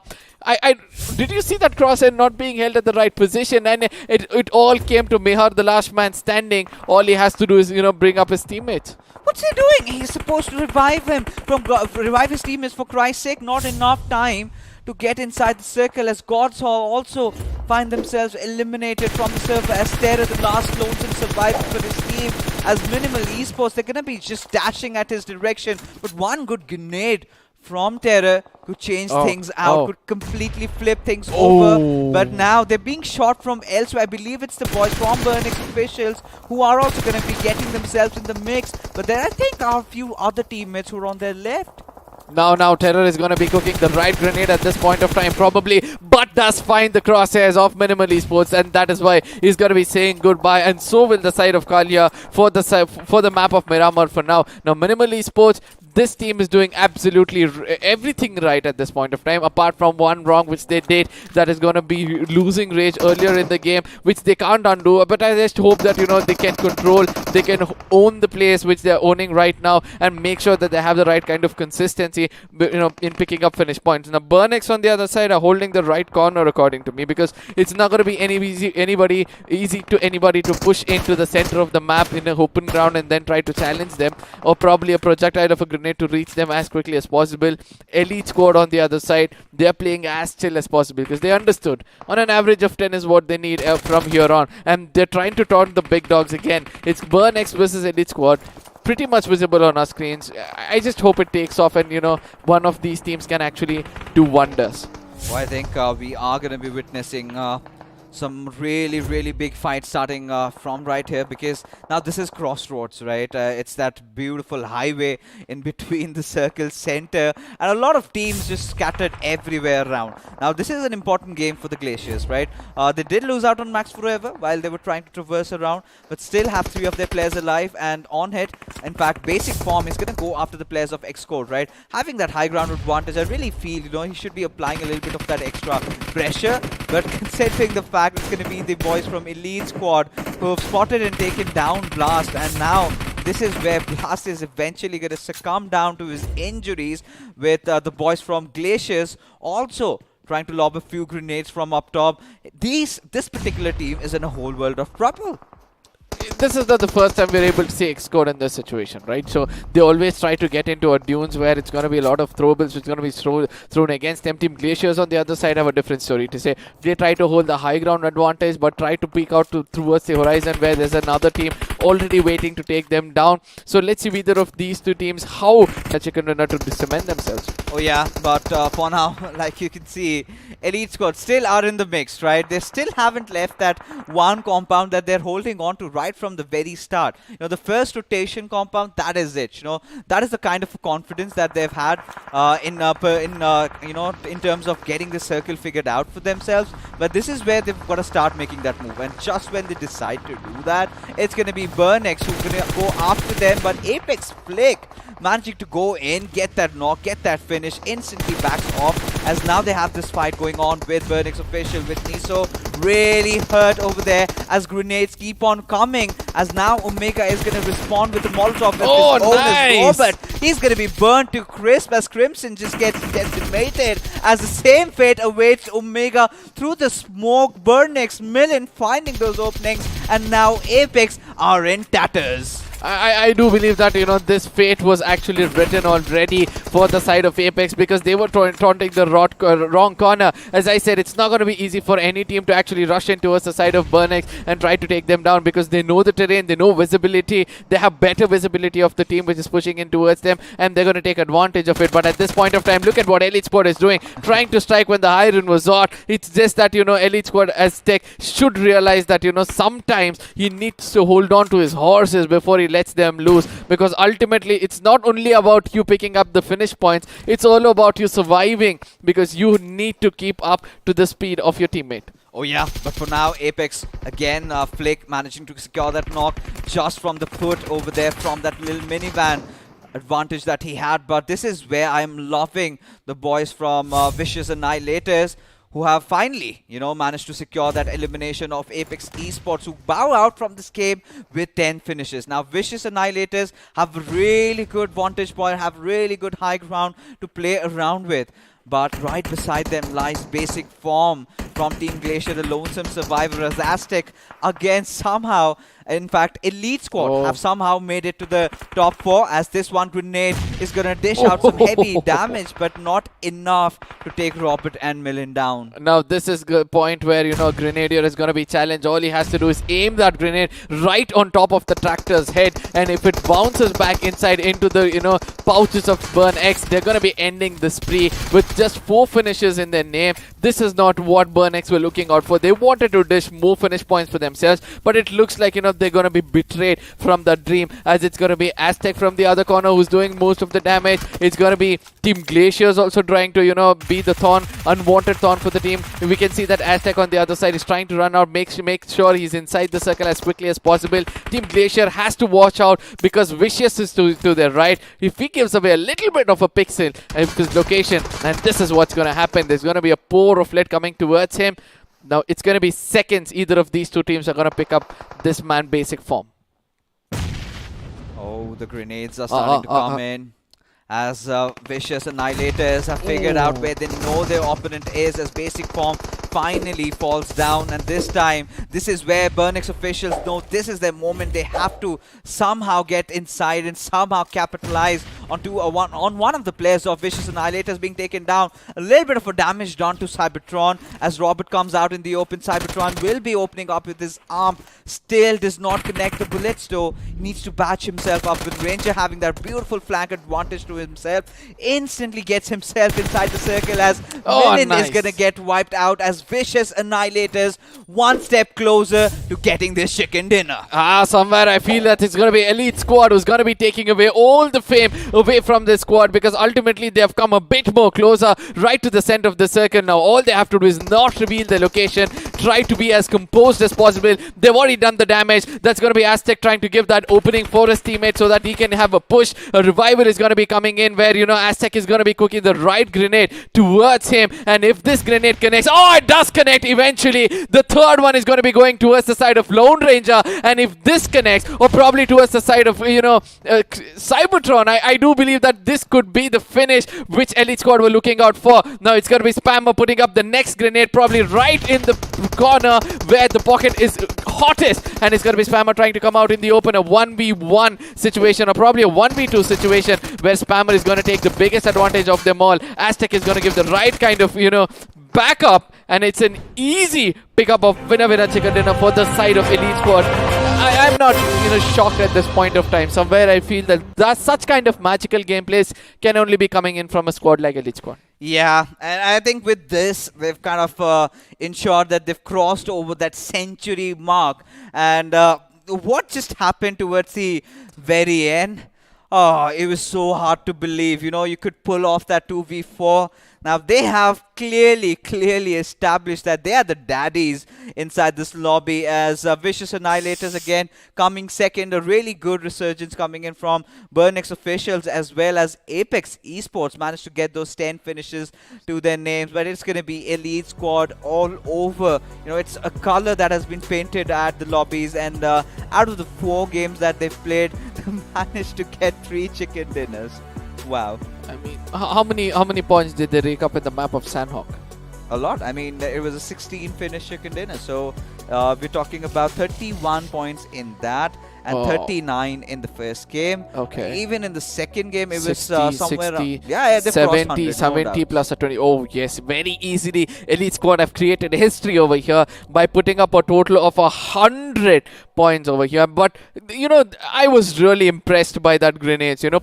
Precise projectile right to the place where enemy is going to be sitting behind the stone waiting for him, you know, thinking that, you know, this is where I'm going to hide, and eventually the grenade is just going to pop up, go right next to him. The second one is going to be exactly where he's going to get finished. The third one exactly where the third person is going to be. You need to have some kind of skills for it. Oh, they certainly do, and they're displaying all of it today, right?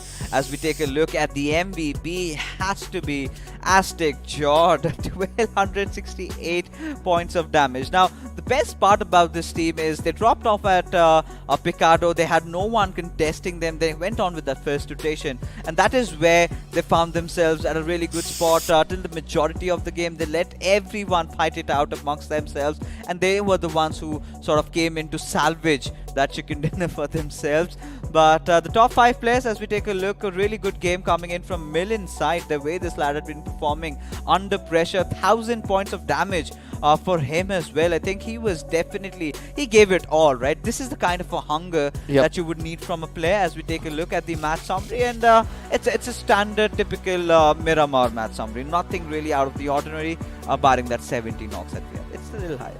Yeah, the knocks have been a bit more higher, all thanks to the kind of gameplay, the kind of new meta which has come up over here, you know, where teams are not taking any kind of initial knocks. I mean to say, you know, early skirmishes, so they want to push in until the final circle and have around 15 or probably even 12 teams in the 5th or the 6th circle, and that is when the knock starts off. But now we're going to look at the FT graph to see how the teams which did the hard work like Burnix were betrayed with just 4 finishes, whereas the teams which also had to do the same kind of, you know, hard work but knew exactly how to capitalize on it with the right kind of grenades, that's going to be the Elite Squad picking up 11 finishes for themselves. Now, the only team for me which is looking stronger is going to be Apex, because 1710 finishes, I think they deserve to be at the squad spotlight. Probably it's going to be the side of, you know, oh, it's Vicious Annihilators. I mean, I was looking out for the team which took the winner chicken dinner. Yeah, even Vicious Annihilators were the, you know, favorites to get it, right? Eventually, just before having their party spoiled by the players of Elite Squad over there. But yeah, I think it was a really good game for Vicious Annihilators. They have been my second most favorite team today because of how consistent they've been throughout. Just that one map in Sanhok which did not go according to what they've wanted, but remainder of the games they had been quite consistent. But now, ladies and gentlemen, let's take a look at a squad face-off between two of the amazing teams that we had this time around. It's going to be Elite Squad and Apex Esports. Now, of course, both the damage numbers were nearby. Finishes 11 and 10. It is Elite Squad, of course, having that higher edge, right? The upper edge over here with the AST, the average survival time, being almost, 2 minutes higher than Apex Esports. So clearly, they've been the better team, undoubtedly.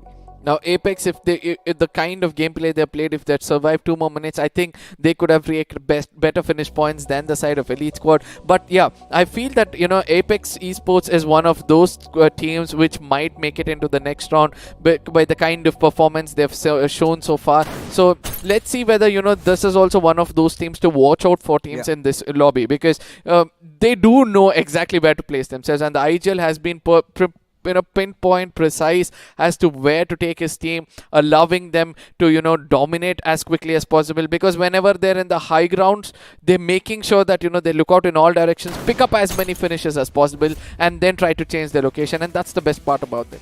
Yeah, I mean, for Apex Esports, we're going to continue this discussion, getting into the highlights of the game. It all started like this. In fact, the boys from LOC, they kind of were looking lost. They tried to put up a fight, could not get much done. But yeah, talking about Apex, I feel that the Miramar game has been pretty strong today. The way this team has been particularly performing. The first game was really nice, of Miramar, of course. They had that high ground position to themselves. Had they held on to it, could have been their chicken dinner. This time also accrued a lot of finishes to their name, but still missed out on that delicious chicken that they were really looking out for. There are so many thoughts running in my head right now regarding what happened in between these games. At one point of time we were singing and we were wondering why aren't there any kind of finishes when it comes to vehicle explosions or knocks, and slowly that meta is coming back as the fights are going to get intense. Now these are the moments where I feel that unwanted fights were taken in rotational clashes, and the team which actually initiated the fight actually went down first. Yeah, I mean, on multiple occasions we saw that happening, right? And this is how Miramar is, right? You've got those ridges. If you even have your backs knocked out, even right on the ground, if you have those perfect angles, you can get yourself back in. It's not like a little bit like Erangel, where it's more of those flatlands. Once you've got 2 of your players done, it's over for you, right? You have to find that perfect angle. You've got to create those openings. Those grenades have to be precise. Something you've got to play like Elite Squad, how they've been playing so beautifully, getting chicken dinners after chicken dinners and heading into the final game. It's going to be really interesting. Now they've created a benchmark, right? They've broken records. They were the ones who got the maximum finishes. That was 24 in the first game of Erangel, and now they're on a hat-trick, right? What a way to be ending round number 2 with Elite Squad securing it for themselves. But yeah, I really felt, even the Fearless Demons, right? They were taking a lot of unnecessary fights. Now, that was not needed at all. You need to focus on your objectives. You're under pressure, and just focus on the zone, man. That is something like teams like Glacier and teams like Burnex Official did, of which they are rewarded with those good position points to their name. Elite Squad is also one of those teams who, prioritize the zone earlier and try to reap benefits out of it. Now, Vicious, is one of those teams which I really feel could actually challenge and take down the side of Burnex as well as the side of Apex at this point of time. It's just that they need to survive with man advantage. But this Molly coming in against the side of Burnex, somewhere I really thought that my statement would go wrong, that any team which is trying to push in towards them can actually not dominate against them. But ultimately, they recovered it really, really well. Now, from here on, Aztec was a different man altogether. He was just waiting until then, and once he knew that this is the time where I actually act upon whatever I've been holding back, and then he tries to come in. Oh my god, kudos to those projectile of the grenades. Oh yeah, I mean, it was so precise, right? I was kind of shocked. And I mean, this is where you would want them to see in the further rounds, right? In round number 4 itself, maybe head towards BMPS has been the most electrifying team for us in the BMOC so far. And especially the composure, right? There was just a 2-man unit, right? In front of them, Vicious Annihilators were a whole freaking squad. And despite the fact, finding these angles, getting these grenade knocks, and the coordination that is displayed, right? One of the player gets that knock, the other one just pushes in, capitalizes on the situation. And even for Parmar, towards that very end, look at the HP that this lad has, but still nothing really relieving out of that confidence. Still goes in, just barging there, gets that final finish. And you start to wonder, is there anyone in the lobby that's capable or worthy enough to stop them from getting their hat-trick? I somewhere feel it's gonna be another teams unknowingly, involuntarily teaming up with one another and trying to place their crosses against this team. I just hope that also happens and we get to witness something different. But the last fight where we saw that man, it's all about knowing the basics. He had time to boost himself when Aztec was doing the hard work, and that paid off at the final moments over there. So such basic knowing or such basic resemblance within the team can actually show that the team can go far places. I just hope that those magical gameplays remain the same throughout the tournament. But yeah, sometimes, as you said, it's going to be an element of doubt put in our head when things become very precise than it usually looks like. Oh yeah, of course. I mean, the way they've been playing certainly kind of thoughts into thinking, wow, I mean, how can they do this? But here they are. I mean, the kind of confidence that is being shown from these players. And, every single micro fights that they've been engaging in, right? Especially Parmar in that final 1v1 situation that he had. He barely had any HP. Now, had it been anyone else, could have been easily taken down. But he still did not give up, right? He felt that, his opponent, he played around with his minds. He knew exactly that, the opponent might be thinking that he can get the better out of me. He started bobbing and weaving around, sort of started juking around, and eventually just utilized that arm to his very advantage, got that final finish, got that chicken dinner for his team, and was one of those players, even if you remember, in the map of Sanhok, did manage to get that whole squad wiped out of God's Hall, right? They did come in as a 3-man squad and took them down, got a lot of finishes to his name, has certainly been one of my favorite contenders for the MVP this time. Yep, and the next matchup is going to be anytime on our screens. It's going to be the final map of round 2, ladies and gentlemen, where history is in the making at this point of time. Hoping that somebody takes down a squad, or probably the squad continues to, dominate. That's going to be Elite Squad. With this, at the end of round 2, my friend Fix is going to be leaving the desk, and he's going to be meeting you guys on round 3 next week. But until then, it's going to be me and Salty trying to take the final ride with you guys in the final map itself. We all know that there are teams to watch out for, like Deadly, we have Apex, we have teams like HS6 who are still in the run. We have teams like Kalia still in the run. Toxico Watt needs something special, Xcode, and also Team Glaciers, R2V, Minimal. Like, all of these sports are still in the race, according to me. What do you have to say? Do you really think that this points table is going to be a very close call for a few of these teams? This certainly looks to be a very close call, man. Like, to be honest, I've always said this. Elite Squad, they looked very dominating right from the start, and we knew this, right? The sort of domination that we've seen from them so far, the sort of engagement, their courage that we have seen so far, it's just on a different level. But teams still have to figure out the last 3 spot, and that's something which I have focused on right from the start of it all. Like, you might have one big daddy, but then there are certain slots right behind them, and there are a lot of contenders, dude, like the Vicious Annihilators, you've got Apex, you've got the Glaciers, multiple teams I'm actually looking forward to in this map of Erangel. Of course, the final map, which is going to decide the fate of a lot of these teams out there, because we know very important day of their professional career. It's just starting out, and they definitely need to perform.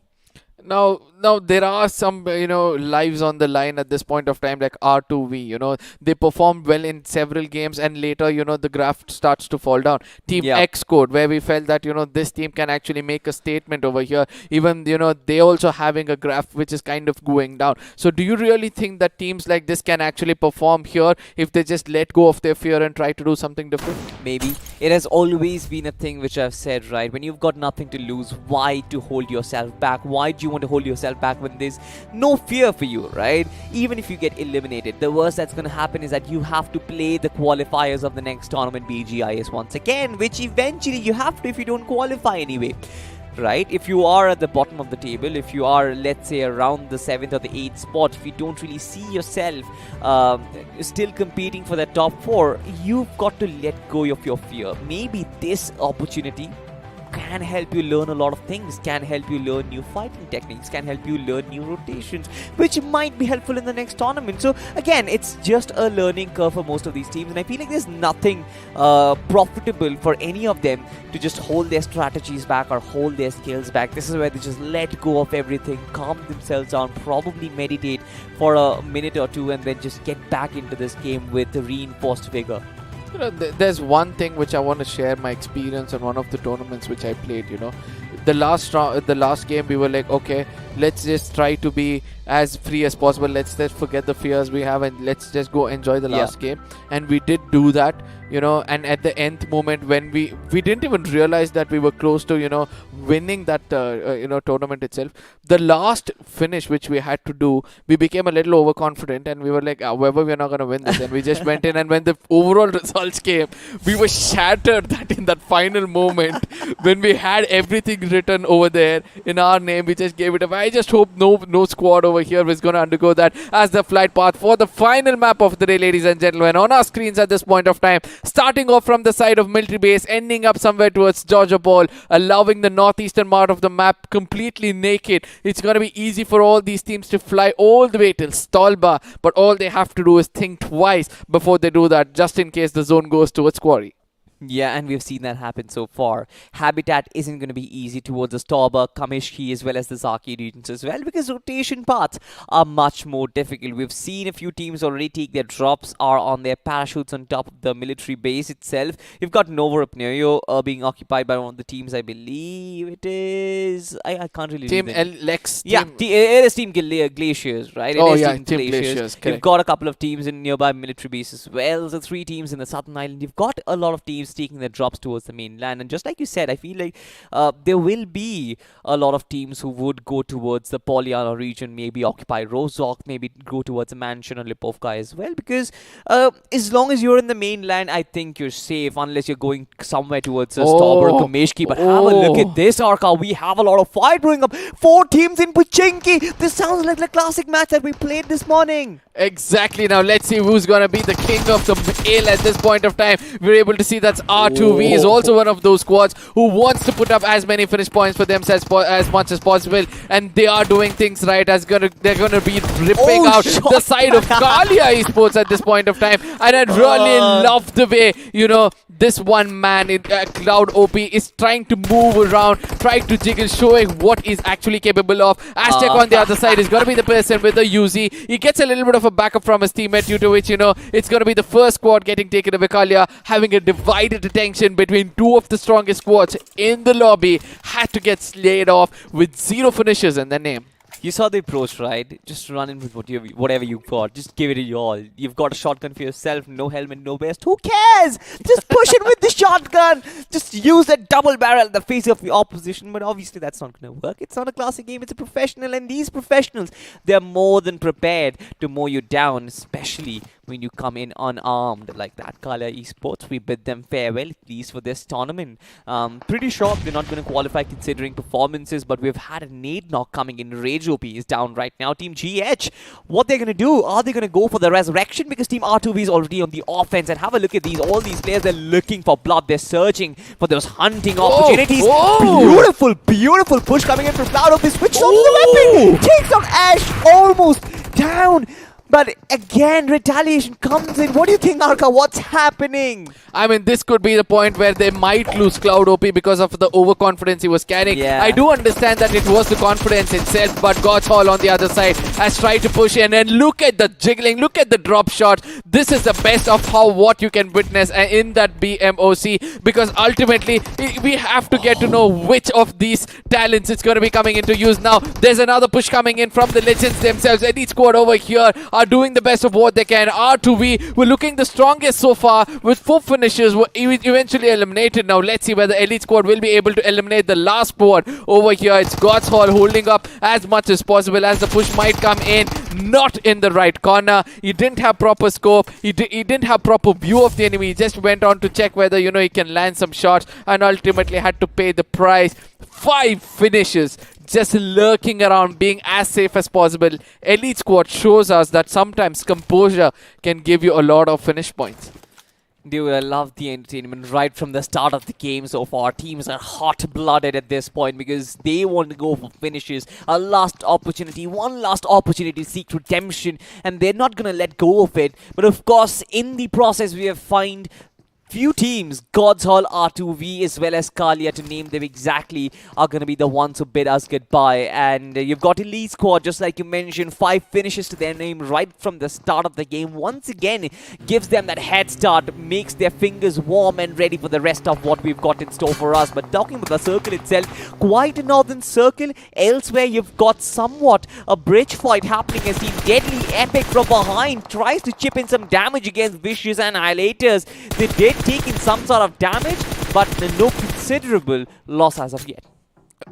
Somewhere I'll have to say this, that, you know, the team which is going to be initiating any fight is going to be the team which is going to be ending up in a very bad note. Now, I do understand Deadly Epic is trying to taunt the wrong, people right now, because Vicious is one of those teams who are trying to play it as safe, or probably trying to rake up some finish points at the earlier skirmishes so that it's going to be easier for them. Deadly Epic, as you said, sometimes when you have nothing to lose, you just let go of yourself and go in for some assault. This is one of those teams. LOC as well seems to be looking in the same form as well. But in the map of Pochinki, very, very rarely have I seen a situation like that. There were moments in this game when we played, a few years back, where we used to call out opponents just to come down to Pochinki so that it's going to be a huge massacre happening over there. I just get reminded of those, days. The all chat. Yeah, the all chat. And it only happens in the Indian lobbies. And I just love it when that happens. If you are brave enough, come down to Pochinki, is what we used to say. Oh, we used to open up the all microphones, and I'm like, if you are brave enough, my man, if you think yourself a real man, come down to Pochinki, let's have a warfare. And then eventually the opponents used to be like, alright, we're going to come in. And I wasn't really all that good of a player, and they was completely abominate my existence. But coming back to the game itself, the circle, once again, speaking about it, quite northern. Very, very northern circle covering Severny. You've got regions of Zaki available as well. Now, not really sure where it might rotate towards, but I have a very hard feeling that somewhere towards the north of Resort, towards that northern island, is where I think it would happen. But ladies and gentlemen, let's have a look at the replay of some nice action back from Pochinki once again. Now, the footsteps, this is where everything matters, and that is where you just hold your process. I mean, if that had connected, the story would have been different. We would have been not having the same kind of love. This is where everything went absolutely beautiful for the side of God. I really love the way he was just holding that crosshair to the corner, drop shot every single time, not allowing the opponents to understand where he is, but ultimately opening that scope and trying to rotate around as quickly as possible to land those final bullets. What a gameplay coming in from their side. And let's not forget Elite Squad taking the final moments of this spotlight on them, where they got 5th finish and elimination of the 2nd squad in front of them.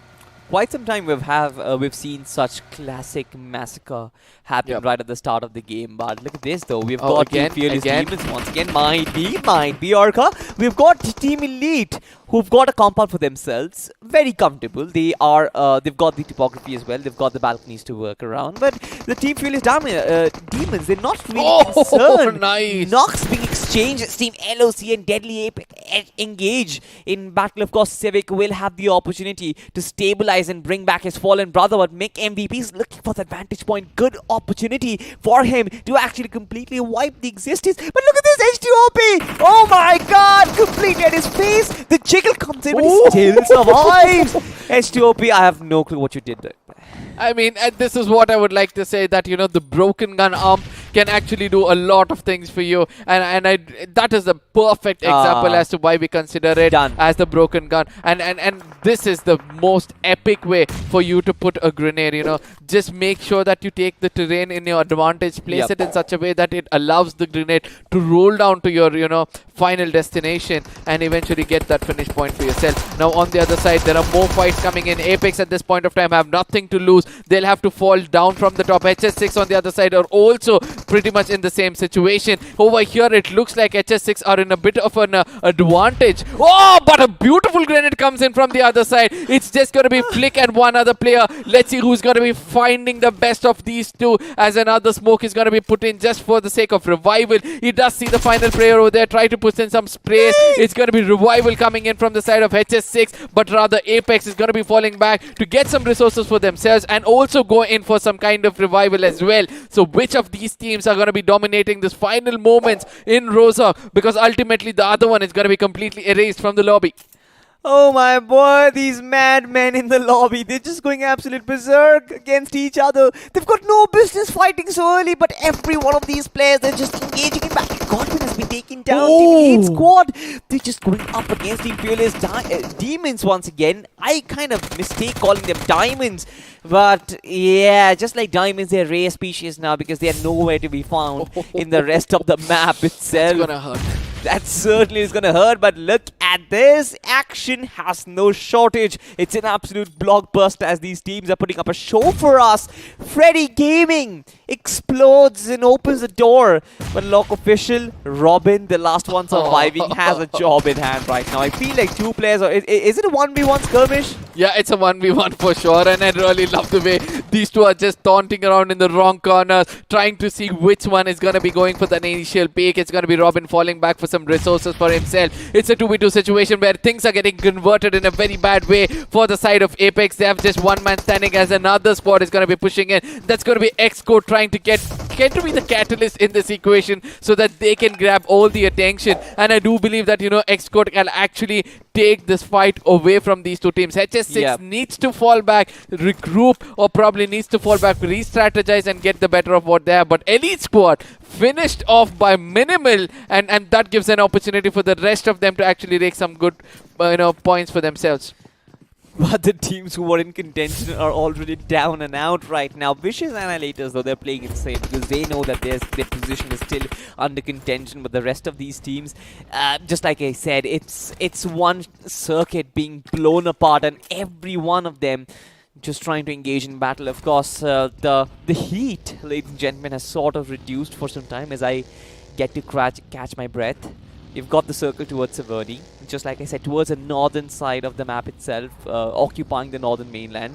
Still looking forward that Rozok northern end, because I believe that the circle is going to shift downwards. That is a trend that we have sort of witnessed. Teams still rotating in from Yasnaya. But ladies and gentlemen, let's still have a look at another replay, right? This is where Team Fearless Demons get taken down by Team Elite Squad. But of course, right after that, they did not really get that sigh of relief because Team Minimals came in and exploded them out. No, this is where everything went wrong for them. They actually lost their most crucial assaulter, and that is when they were suppressed. But on the other side, this one good grenade, which kind of gave the opening for the side of Team Xcode to actually annihilate and remove this team out of the game. Now, Team Xcode on the other side had got a grenade thrown onto their faces, but that's not going to do any kind of effect. It's going to be HS6 who are trying to use all the throwables possible just to make sure that they don't allow somebody to come in, but ultimately walks out as the grenade is going to be cooking down. It's a very, very good chance for HS6 Soldier to actually go up, but falls down. He's got a buggy right in front of him, goes in for a drop shot, but ultimately he's going to be finding the crosshairs. Just a slip at the corner of that, house, and then he had to fall for his death. Yeah, I mean, no way he could have survived that, especially with the entirety of Xcode just chasing him hot on his tails. There's no way you can survive those heat levels. But have a look at this, though. You've got Team Vicious Annihilators, right? My focus specifically is going to be on this team because they need to play this very correctly, right? Their qualification, their survival in this their survival absolutely towards the next round. It depends very heavily on this map and how this goes. Of course, they've had consistent performances, but it might just get overshadowed by a team getting a big chicken. And we've seen teams sort of doing that. We have seen teams sort of get on that early start and get those early finishes to their name. There might be some or the other team who might be racking up a 30-pointer in this game itself, but Burnix Official, another team who has looked a little consistent so far. I'm still waiting for them to reach their peak and actually show us what they're capable of. But Arca, it seems very lonely. I mean, in the third circle of Erangel so far. look at the number of teams alive. We have just got 8 Exactly. teams over here. That's what I'm saying. But I really wanted to read out the list of the teams alive because each of these squad are looking for a place in the top 4. Yeah. Let's try to decipher as to see who all are there. It's going to be Burnex, it's going to be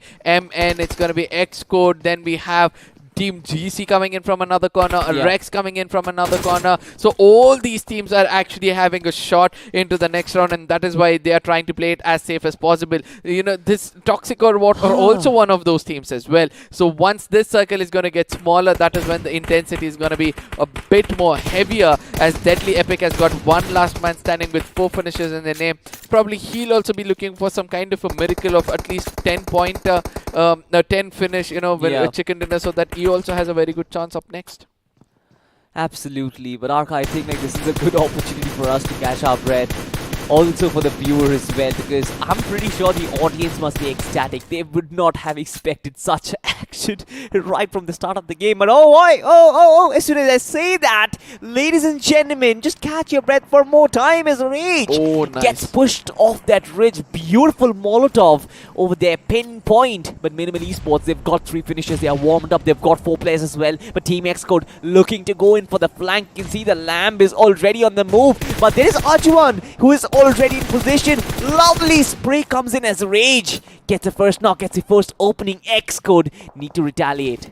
I don't think so. It's going to be easy for Xcode to retaliate at this point of time because Joes knows the location of the next player. That is where he's going to be putting up the grenade. But ultimately, a cover fire coming from the other corner, revealing the location of another teammate of his. And it's going to be easy for Minimal from here on to actually play this game because they did understand that, you know, from here on, we have to play as close as possible. Look at what I was speaking about. Griffin is going to be the next man down to his knees. So Griffin is going to be the man who's going to be finished off. I'm so sorry now. Yeah. Minimal has a very good bird eye view. There's one player far away trying to get, do the damage, but ultimately has to pay the price. It was Eros who actually found him at the right corner, and all he had to do was control his recoil perfectly so that he puts him down. Now waiting for a goat to come in, waiting for a sheep to slaughter, and this time Team Xcode has actually found that catalyst within themselves to actually take this fight against them. Now the second one goes in closer, but still Eros is not able to connect. Now will the grenade connect? It's going to be the next big question.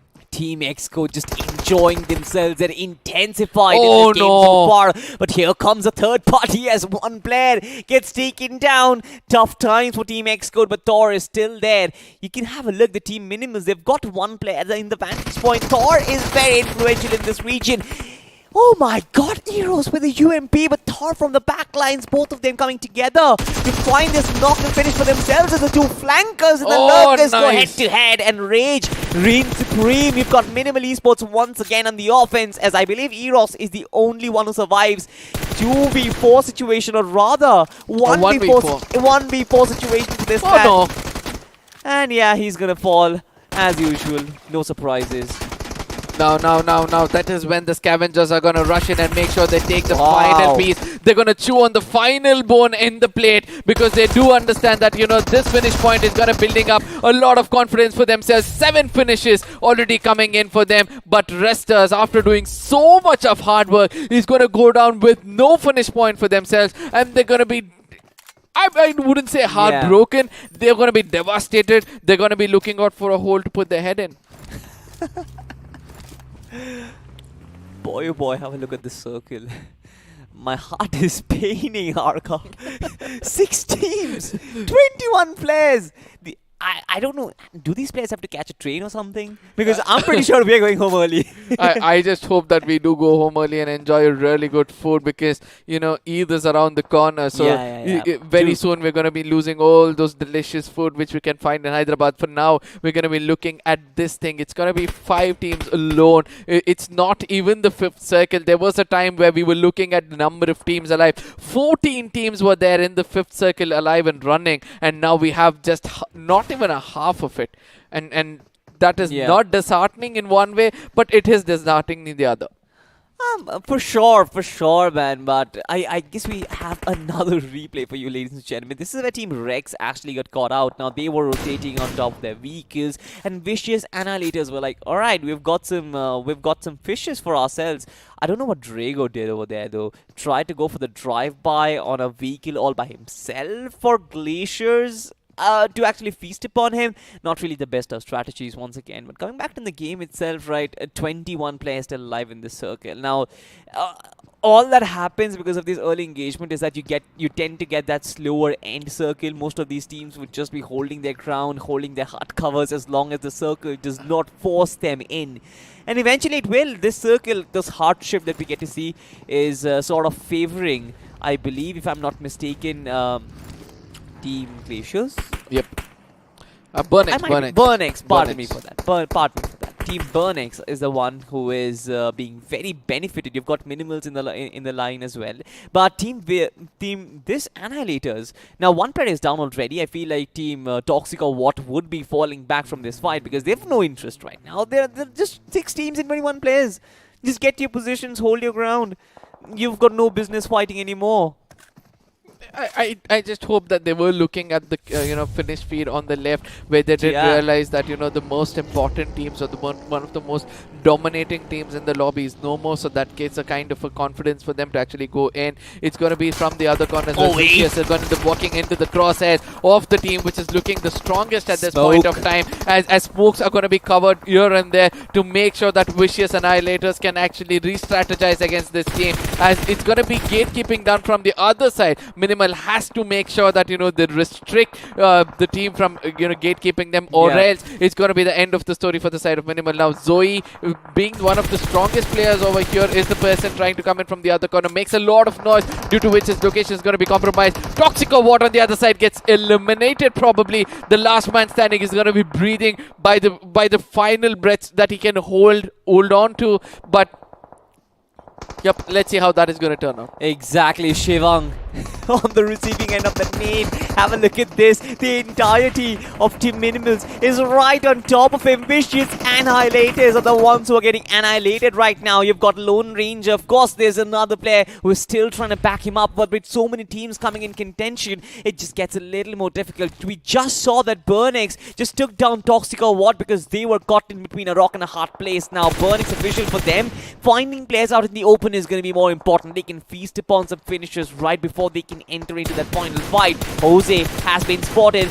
Nice little one tap as Miso takes him down, completely confirms that finish. I'm pretty sure there's no way he's gonna get revived over there, but Vicious Annihilators, this is good times for them because this knock kind of buys them some time to recuperate from that initial fight and sort of get back into it once again, Arca. I mean, I would like to say that Burnex just became a blessing in disguise for the side of Vicious Annihilators, but I just hope that they can capitalize on the blessing, because that blessing is turning out to be a curse, as it's going to be pushing towards the side of Vicious Annihilators themselves. But on the other side, after doing so much of hard work, I really thought Minimal will be actually raking up more finish points and trying to make themselves into the final moments of the game, where they might get a chance to get that winner chicken dinner for themselves. But it looks like it's not going to be possible, as Vicious, after losing a player, looks a bit more sensible, as they put up a lot of smokes around them, trying to avoid the vision of the enemies, trying to put their crosshairs towards them as well. But Burnex on the other side with GCR just holding on to their nerve. They do not want to do any kind of mistakes, but Glaciers on the other corner, I believe, are actually doing the mistakes. So the two teams which you thought will not do the mistakes are actually doing it, but ultimately Glaciers are going to be the first team to pay the price. Basic. You try and take one taps against the opposition that's prone out there like that. You're never going to survive because he's going to spray you down. The fire rate is much higher, but Glaciers, for them, it's very, very important getting this chicken, getting some finishes to their name. But have a look at this. This is fast and furious action, and it also instigates Burnex to do the same thing. And have a look at this. A crash comes in. Ron just goes absolute berserk, not just with his vehicle, but also with his gun. Annihilators, though, this retaliation, Vicious Annihilators are not going to survive any longer. This probably just one player who's still holding on. No, wait! He has been taken down as well as Burnix official. They are preparing for the final onslaught. 4v1v1 situation. It's all about finding in those snakes and reptiles out there in the open. Glacier might just get spotted anytime soon. Is completely out in the open, just walking bare naked over there as Team Minimals trying to go in for a heal battle. It's all Burnix terrain as Rage and basic form are the only source of resistance for them. I mean, Reyes has a very good opportunity to actually survive and get a little bit of a placement points. He does do the damage against them at this point of time, but ultimately had to pay the price. All he had to do was, try to run down towards the tree and take cover, but ultimately doesn't choose to do so. Now Team Glaciers on the other side. An impossible 1v4 in front of the person. It looks like they're going to be coming in with some vehicles to make sure that, probably pan him out or probably put up a, mow him down with a vehicle. But ultimately, we all know this winner chicken dinner has Burnix written all over it right now. And there comes a vehicle right above his head, crushing it and getting that winner chicken dinner in style. Is going to be Burnix. I mean, he was just waiting for it. And look at the number of finishers being shared by all these three teams. I am so happy for all of them because ultimately one of them is going to be having a final laugh where the other is going to be having the smiling tear emoji on the face. Oh my god, what a game did we witness. Let's just have a look at the points table right now. And I mean, pretty sure it will be shared between these teams pretty healthily. You don't really have that big of a difference considering the top 3 share 7 finishes, just like you mentioned. Ronaldo would be proud, CR7. But coming back to it once again, Elite Squad with 9 finishes. They got eliminated way back, but teams can't really just come close to them. They've got just 1 PP in this one so far, 10 total points. Vicious Annihilators once again 12 points. Again, a consistent showing for them. And I feel like with performances like these, there will be multiple contenders. And I just can't disagree to the fact that all the top 4 that we see right now, Burnix, Glacier, Minimal and Annihilators, I feel like all 4 of them sort of have a chance. There will be a lot of competition in that mid-table, especially from the 2nd to the 5th or the 6th slot that I'm talking about. Now the bottoms, the point of concern is going to be for the side of Kalia, Rexters, Godhall, Apex, SSG. I mean, these were the teams who actually had to pay the best. I'm kind of stuck in this moment. You're sleeping, all right, and your vehicle is coming towards you. Have you experienced this adrenaline coming in towards you? Like you got nothing to do. You just accept fate as it is, and you just put your head down and allow the tires to go over your head, and you hear that sound. Exactly right. You just can't really do anything in that situation. But let's just talk about the MVP for now. I hope we see that in the highlights once again. But Rage from Team Minimal taking the tag of the most valuable player in a map of Carnage. 4 finishes to his name with 830 points of damage, 3 assists, 1 headshot and a decent survival time. Now we have to talk about this. I think like a 22-minute survival time is pretty good, especially in a map that just lasted 23 minutes. This was quicker than Sanhok. Yeah, I agree. But for me, the most impressive one is going to be from the side of Elite Squad. That's going to be Palmer. With just 9 minutes, he was able to rake up around 6 finishes for himself. And on the other side, we have Burnix. Burnix official. The way they've ended the round 2 with a lot of smile on the viewers as well as on the casters. Very, very, well done for them as well. But yeah, we'll be looking at the max summary as the other 2 players have also done the best of what they could do for the team. It's going to be 59 finishes on the ratio of 56 knocks, which took place in the game itself. So I don't know. The direct finishes were a little more earlier. 5 grenade finishes coming in, 36 rescues on against the 1 vehicle finish, the legendary 1 vehicle finish in the final moments of the game. What a way to close out the day. Yeah. What a way to close out all the action that we have witnessed. I was just till now we were just imagining the expression of a person sleeping. Now just imagine the expression of a person driving and it's like, Yeah, we're getting there. But speaking of the FD overview, ladies and gentlemen, just have a look at the tower that BMOC official could build for themselves. Almost 2,000 points of damage, but just a conversion of 7. But nobody's gonna complain, right? I feel like BMOC official, they've done enough, but again, their qualification is still under contention, considering the fact that you've got Glaciers as well as Minimals getting those 7 finishes. This map wasn't really as insignificant as most of these teams took like. But anyway, we'll talk about that later as the squad spotlight is going to come in front of us right now. With 9 finishes, 1,277 points of damage, you know Elite Squad is the team. Elite Squad has been the team of the day. They've been the team who have kind of showed us the level of BGMI that we need, probably going onwards towards round 3 or round 4, where invited teams are going to come in as well. But ladies and gentlemen, we'll have a look at the squad face-off, where we might be comparing a few teams who are close enough. Yes, of course, we had to compare Glacier and Minimal. Even could have actually pitched in BMOC official as well in the mix, considering all 3 of them had 7 finishes. But we don't have a 3-way affair happening. The damage, yeah, there is a little titsy that here and there. Average survival time is more important here. Yep, absolutely, and that is where, you know, you get a little bit of a chance for you to actually do better damage. But ultimately Glaciers were on the defensive side. You know, they just held back with 62 finishes. What? Ladies and gentlemen, you heard it right, with 62 finishes, with just an ample 8,733 damage, 9 headshots, an assist of 36. It's gonna be Elite Squad making a strong statement with almost 2 winner chicken dinner, 3 winner chicken dinner for themselves, putting a more than 100 points in total.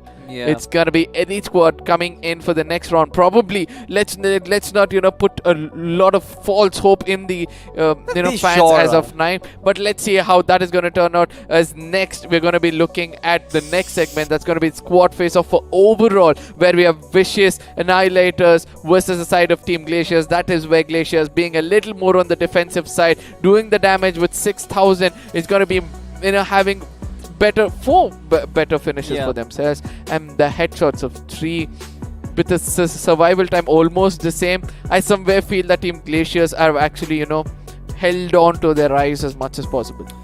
Dude, this is where we sort of understand the difference in levels that we're talking of, right? You've got Team Glaciers and Vicious Annihilators. These two are probably the toughest competition that Elite Squad have faced in this day so far. You've got 30 finishes, you've got 26 finishes. You sum them up, you get 56. Elite Squad alone have 62 finishes for themselves. The level, the distinction between them is just on another tier. Absolutely, ladies and gentlemen, as we move towards the next graphic that we have for you. Of course, a day of absolute domination, a day of absolute destruction from the side of Elite Squad. Like, I just have nothing to say about it. It's not just round 3. I think like, this team is so much prepared for so much to come. But of course, we have to talk about BMOC official as well. Another team that have sort of picked up the pace from the map of Sanhok itself. Just have a look at the performance graph. This is very important for us to notice, right? Match 2 was a down phase, only 405 points of damage, and it just kept on rising. And that is one of the reasons why we always say that the map of Sanhok is of prime importance. It can overturn your day in a snap. And that is exactly what BMOC did, right? The Erangel and Miramar did not really go their way. Yep. They kind of picked up the pace in Sanhok and immediately applied it to the next remaining maps itself, and probably, just probably, they are competing for that slot in the top 4. Yep, absolutely, but I'm still not gonna forget what they did at the final moments, you know, mowing down some heads. The sound of that skull crushing out is something.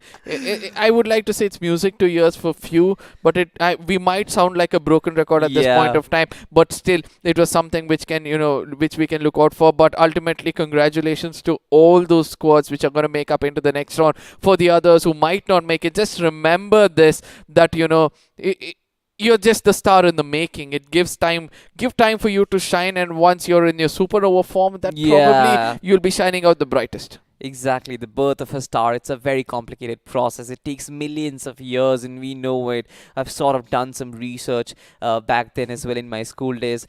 But, ladies and gentlemen, round 2 is done and dusted. 256 teams had competed in this round itself. And next round, we slashed them up to only 64 teams. They are going to qualify in the next round. Round 3 is going to be hard, Arka. But ladies and gentlemen, it was a very pleasant evening hosting you all. My name was Salty. His name is Arka. We had Fixer as well, who is already there to have his snacks. But we'll see you next week in round 3. Bye-bye.